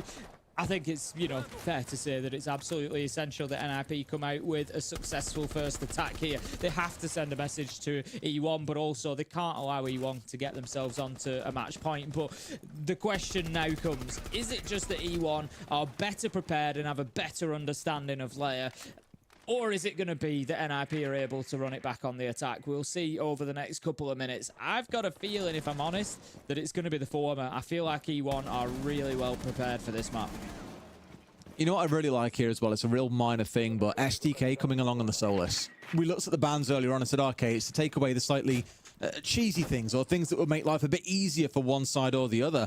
The Solus plays into that effect massively as well. Look, we've got 2 minutes left and already 6 drones are dead. Only 1 is actually out in the field. That's NIP working this map blind. They've not got a Dekebi to help them. There's no Lion on side either. There's a number of things working against, and that is a great shot, though, from Hates. Expected aggression, found the aggression, but gave it back doubly so in return. Perez offline, Warden taken away. A great first kill. Yeah, really nice. And that's the entry battles continuing to side with NIP. They've had the last 4 successfully. Unfortunately, they're not able generally to turn them into rounds. So this is where they need to show a difference. Bandit tricking is going to come out again. Won't be able to catch both sides completely, but... Oh, has he? I saw the animation go off, but I don't think it actually opened, no. No, there was a shot onto one of the Selmas. I don't know why he shot out the Selma, but he was able to get both of the bandit batteries down because he started like immediately as well. One way or another, that's not good for NIP. The wall stays closed, only 1 Selma left on side. That means they are in trouble. Flash Streak and the Fine Fantasy as well. And even with the buck working in from below now to try and open this wall up. And sure enough, EMPs, vertical players there. Good bit of map knowledge being shown by Hates there to get into the right position pretty quickly to help get this wall opened up. But that has been their focus, Tim. We're down to 45 seconds on the clock. They've spent so much time doing battle with Basetto on the bandit here that could be the round ender for them. Yeah, and all they've really done is get the breach open into sight. It doesn't create all the space they need. It doesn't allow them to just walk in and put the diffuser down. There's more work that needs to be done. Dear. STK, Passetto managed to get one apiece, and things are looking bad for NIP right now. Man. They spent all that time on a breach that they're not even using. Des Flashstray, he manages to get his second in the round. If you remember, I said maybe he comes online on defense, and he has started to do that. Pino shuts him down, but with 10 seconds, it's unlikely that he finds two more. He's going to have to try and put this diffuser down. STK's on the Solis. He can see where it's happening, and Passetto finds the Nitro. A great defense from E1, and NIP wasted so much time on a breach they didn't even end up using. It's crazy, isn't it? It's almost like they're trying to put all the focus on masks and say, yeah, we're going to execute here. And then are kind of forcing themselves to rotate away later on. But 2.5 minutes for one wall, crazy amount of time. And the thing that I love is it really tells you a lot when the last hope that a team have got is to funnel their last two players in through a single doorway. It's a bottleneck. It's Death Alley. You go in through there and someone's holding that angle or has a C4 in hand, you're absolutely screwed. There's no kind of wide angle you can take from it. Like this, look, Flashstray there absolutely domed him. Yes, Pino got a couple of kills after through a little bit of skill. It's beautiful to see. But either way, that is not the ideal strategical end or tactical end for a round for NIP. They were forced to make an unforced error and just stuck into a really unfortunate position, I think. E1 again looking incredibly comfortable, and they're about to 7-1 NIP. That is not the outcome that I expected from this game. No, absolutely not. And, you know, to continue being critical of NIP there, again, it just looks like a bit of a lack of understanding of the map. Maybe I'm wrong, but it's just it's a standard thing. If there's a bandit playing on that wall and you want to breach it, you got to send somebody underneath. Bandit tricking is completely possible, even against an ace, a thermite, anything. Even with a Thatcher on the board, bandit tricking is pretty easy these days, and you know, very, very viable. And you just send it. They knew that it needed doing. It was the immediate response, but you can't have it in that order. Oh, we've lost two Selmas. Hates, can you go underneath and open the floor? No, Hates, go underneath and open the floor so that we don't lose any Selmas. You know, and you save yourself so much time. Everything's just happened in the wrong order there. It was too reactive and not proactive enough. And it's going to continue being that way, it feels too. I mean, 5 rounds in a row is a tall order for any team, especially in a spot when you're against the top team in the league in E1. No one would have foresaw that being a line that we'd say at the very start of this stage, but that is what reality has given us. And they've fully deserved it as well. E1 have looked fantastic throughout the entire stage, and that's set to continue. Cons now on the blitz at the very least want something to happen, but Hates, well, Live has got his number. And to be fair, speaking about Live for a second, him and Passetto, I was a little bit doubtful about them at the start of the stage, but my God, are they starting to put some work in. Live's done great, and we're going to see Perez manage to pick up Fantasy there. 3 versus 4 as Pino keeps something going. The blitz is coming in, and right now, NIP need to be reliant on this blitz, but he's at half health now. He's at no health. Flashstray picks him up, and as I said, Flashstray's done great on defense. 4 versus 1. E1 are cruising to a surprise 7-1 win, and it's not the win that's the surprise, it's the score, it's the nature of it. Pino, he's got half health. Wow. He's going to be closed out by Live, who well deserves that final kill. He's had a fantastic game, and E1, what a result. Take a bow. You've just absolutely smashed NIP to pieces. 7-1, a great layer from them. Add that to the map pool, boys, because I'm pretty sure no one is going to be playing E1 on this map anytime soon. They haven't got to hide it away. They haven't got to pretend to ban it themselves. Both teams coming into this game, to be fair, in their first 3 games, had banned it twice and let the opponent ban it away from them once. But again, I don't think E1 are going to have to fear banning that anymore. Teams will look at that and just think, holy shit, nobody wants to be playing them there after what they did to NIP last week. Yep, so true, because they're just on defense, on attack. They looked electric. It's obviously their understanding of the map is good. They've got it dialed in. They're going to be the ones, I dare say, that people are going to be looking towards. That's the sort of game that they're going to be looking and saying, what did E1 do? How are E1 holding that? How are E1 taking that area? And yeah, definitely a lot to be learned from them there. I'm already wanting the replay for that game, honestly, to go and dig into a lot of those attacks, because some of their setups were absolutely phenomenal and 100% worth studying more, because there'll be a lot of teams, as you say, that I think will really flounder and struggle on this map, and they'll learn so much from looking at how successful they were in that first half. yeah, 100%. It's like I said, there's elements there, I think, of NIP making mistakes. I picked up on the hits one, not clearing the bandit out behind the wall. It's just, you know, it's such a standard. It's I would put that up there with, you know, like clearing CCTV wall on Clubhouse. You know, if there's a bandit on that wall, you've got to do something about it from underneath. It's just a standard thing. So yeah, I think NIP may be a little off the pace on layer to this point. It's not to say they can't get up to speed with it, but yeah, E1 definitely hit the ground running. Fantastic from them. And again, it's the roundedness of the players that's starting to come to the fore, because coming into the game, it was all about Flashy, right? He was that guy. He was him, the one that we were all just like, yeah, he's dragging his team through. SDK and Perez also done well. Live and Basetto were kind of warming into things a little bit. Both were negative, done okay overall though. Entries, they were neutral, for example, but have played their part. And also Basetto, being a support player, got a whole ton of plants down as well. I think 9 throughout the stage. He could have been actually top dog for it. Yeah, he is by quite some margin coming in. He was highest. Second place was Dots with 5, which shows you just how much work he's doing, even if it isn't being shown in the kills, for example. But to then have this rounded out in a performance today where I think Live and Basetto especially have really made themselves known alongside the other 3 players, just goes to show the sort of stuff I said all night. It is a team game, a team performance, and they've all had a brilliant showing tonight. Playing like that, I don't see how any team in this competition beats them.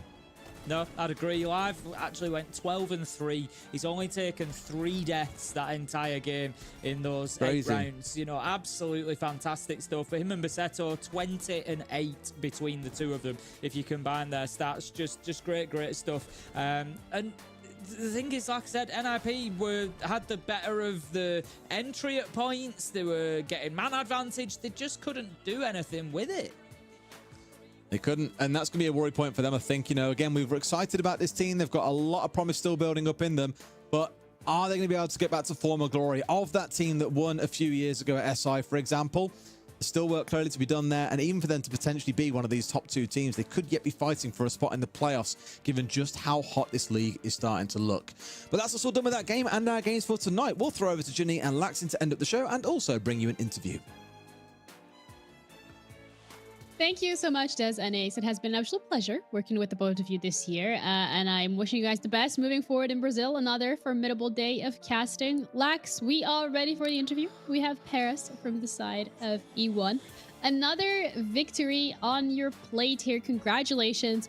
With this win, you guys are solidifying yourselves as some of the top dogs in Brazil. How does that feel for you? How does that feel for the team?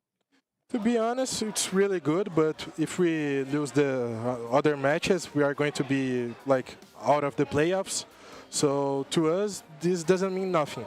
We're just going to continue like being focused for the entire tournament. Question for you. So you guys went to Manchester, got knocked out very early on. Let's say theoretically you guys make it all the way to Montreal. What are the expectations that you guys are going to be looking for if you end up at Montreal? To be honest, we at least one game. It's going to be better. For sure. Yeah. But I think we know that this team is better than the other one. So we know that we are capable of going to the playoffs, maybe go to the top 4, top 2, maybe win. So I think we could do it. Absolutely. I love the confidence. You guys have had a really good journey so far. Coming into next week, however, there are obviously, you still have to play Fluxo, you still have to play MIBR, and MIBR has been a bit up and down in terms of the performance. This week they've been really good. Fluxo, however, not so much. How are you going to be prepping for next week? The same way that this week. We're not going to change our way to prepare for another team or our focus. We're going to do the same thing. It's working, so that's it. It's not broke, don't fix it. Yeah. Exactly. Perfect. Well, thank you so much for the time for Thank the you. interview, and congratulations on another win, another successful weekend. We will see you around. Thank you, guys. See you next week. See ya. See ya. Ooh, see you next week. He is already saying that he's going to be winning and they're going to get an interview, okay? That's what I'm taking away from that. But either way, I mean, let's bring up these match stats, particularly because I think we were selling this match, Lax, as one of the most equal matchups, probably the match of the day, the match where the teams are going to go head to head, toe to toe, give each other as much pressure as they possibly can, only for it to end in a 7-1. Yeah, I mean, it definitely. This is why I said earlier, I can't predict who's winning, who's showing up, who's going to do whatever. But what I did talk about in the beginning of the team graphic was Basetto. We didn't see a lot from him. And as the casters touched up, he got phenomenal plants off today. He's probably leading the league right now in plants. And even right now, he's second on the standing. So it just goes to show, once again, just because you aren't performing at the top, doesn't mean you can't bring that into the next game. And that's exactly what Basetto and Live did here today. They were leading the charge. We talked about players like Paris. We talked about players like Flash Ray. Those are the two that you need to be looking at because they're going to be leading the charge. They took a step back today. They let Basetto, they let Liv, or I don't want to say they let them, but Basetto and Liv stepped up. SDK sticking in the middle like he has been. I mean, again, an all well-rounded roster. You don't get a 7-1 just solely due to one player popping off. You get that because everyone showed up, everyone played their role, and it was such an integral piece for this 7-1. Yeah, I think as well, really to highlight here is Pino, particularly from the side of NIP. I feel like it didn't necessarily have a terrible game individually, but it was just the team, I guess, not really sticking together in regards to what we're used to. That's kind of like what we thought we were going to be seeing from NIP. And again, this was their biggest setback of the stage as of yet. So for them, this is really that taking this as a moment of learning, a learning opportunity, taking a moment to see what went wrong and what they can be improving for the next week. Because again, we still have 3 more play days. But for E1, looking at every single individual player, you're absolutely right. They have really had a great performance, but it's Life that is the one to be coming out on top as the MVP because, I mean, 171 EPS, not bad.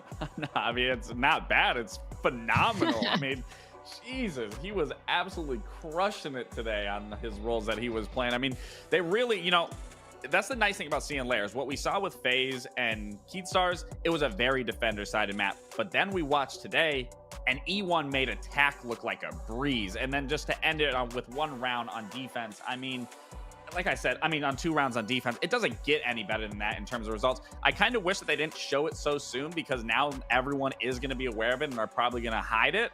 But going forward, I mean, it's still strong that you can add a new map into your already strong map pool and find success. I mean, you got to feel good. And Paris said it, that this iteration of this roster is better than the last. So, I mean, I am excited to see where they can end up by the end of these standings. I have no doubt they're going to be in playoffs given where they're currently sitting right now. And then to see what they look like in Montreal.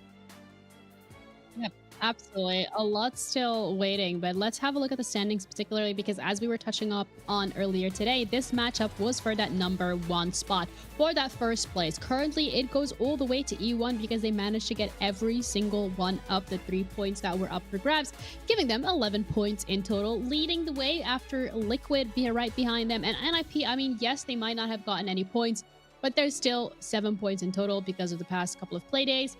Casting our eyes more towards that lower side here of the standings. I mean, Black Dragons on 0.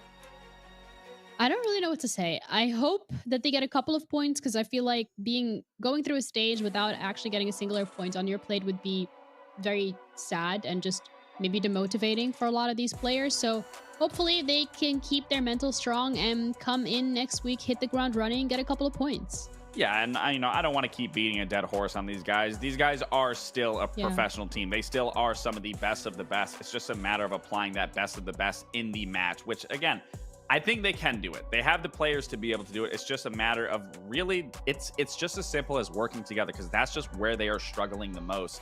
And sometimes those things can be the hardest things to improve on because you really have to do it in the game and acknowledge it. But again, I am confident that we will see them boost up and propel their points. How far that goes, that I can't say.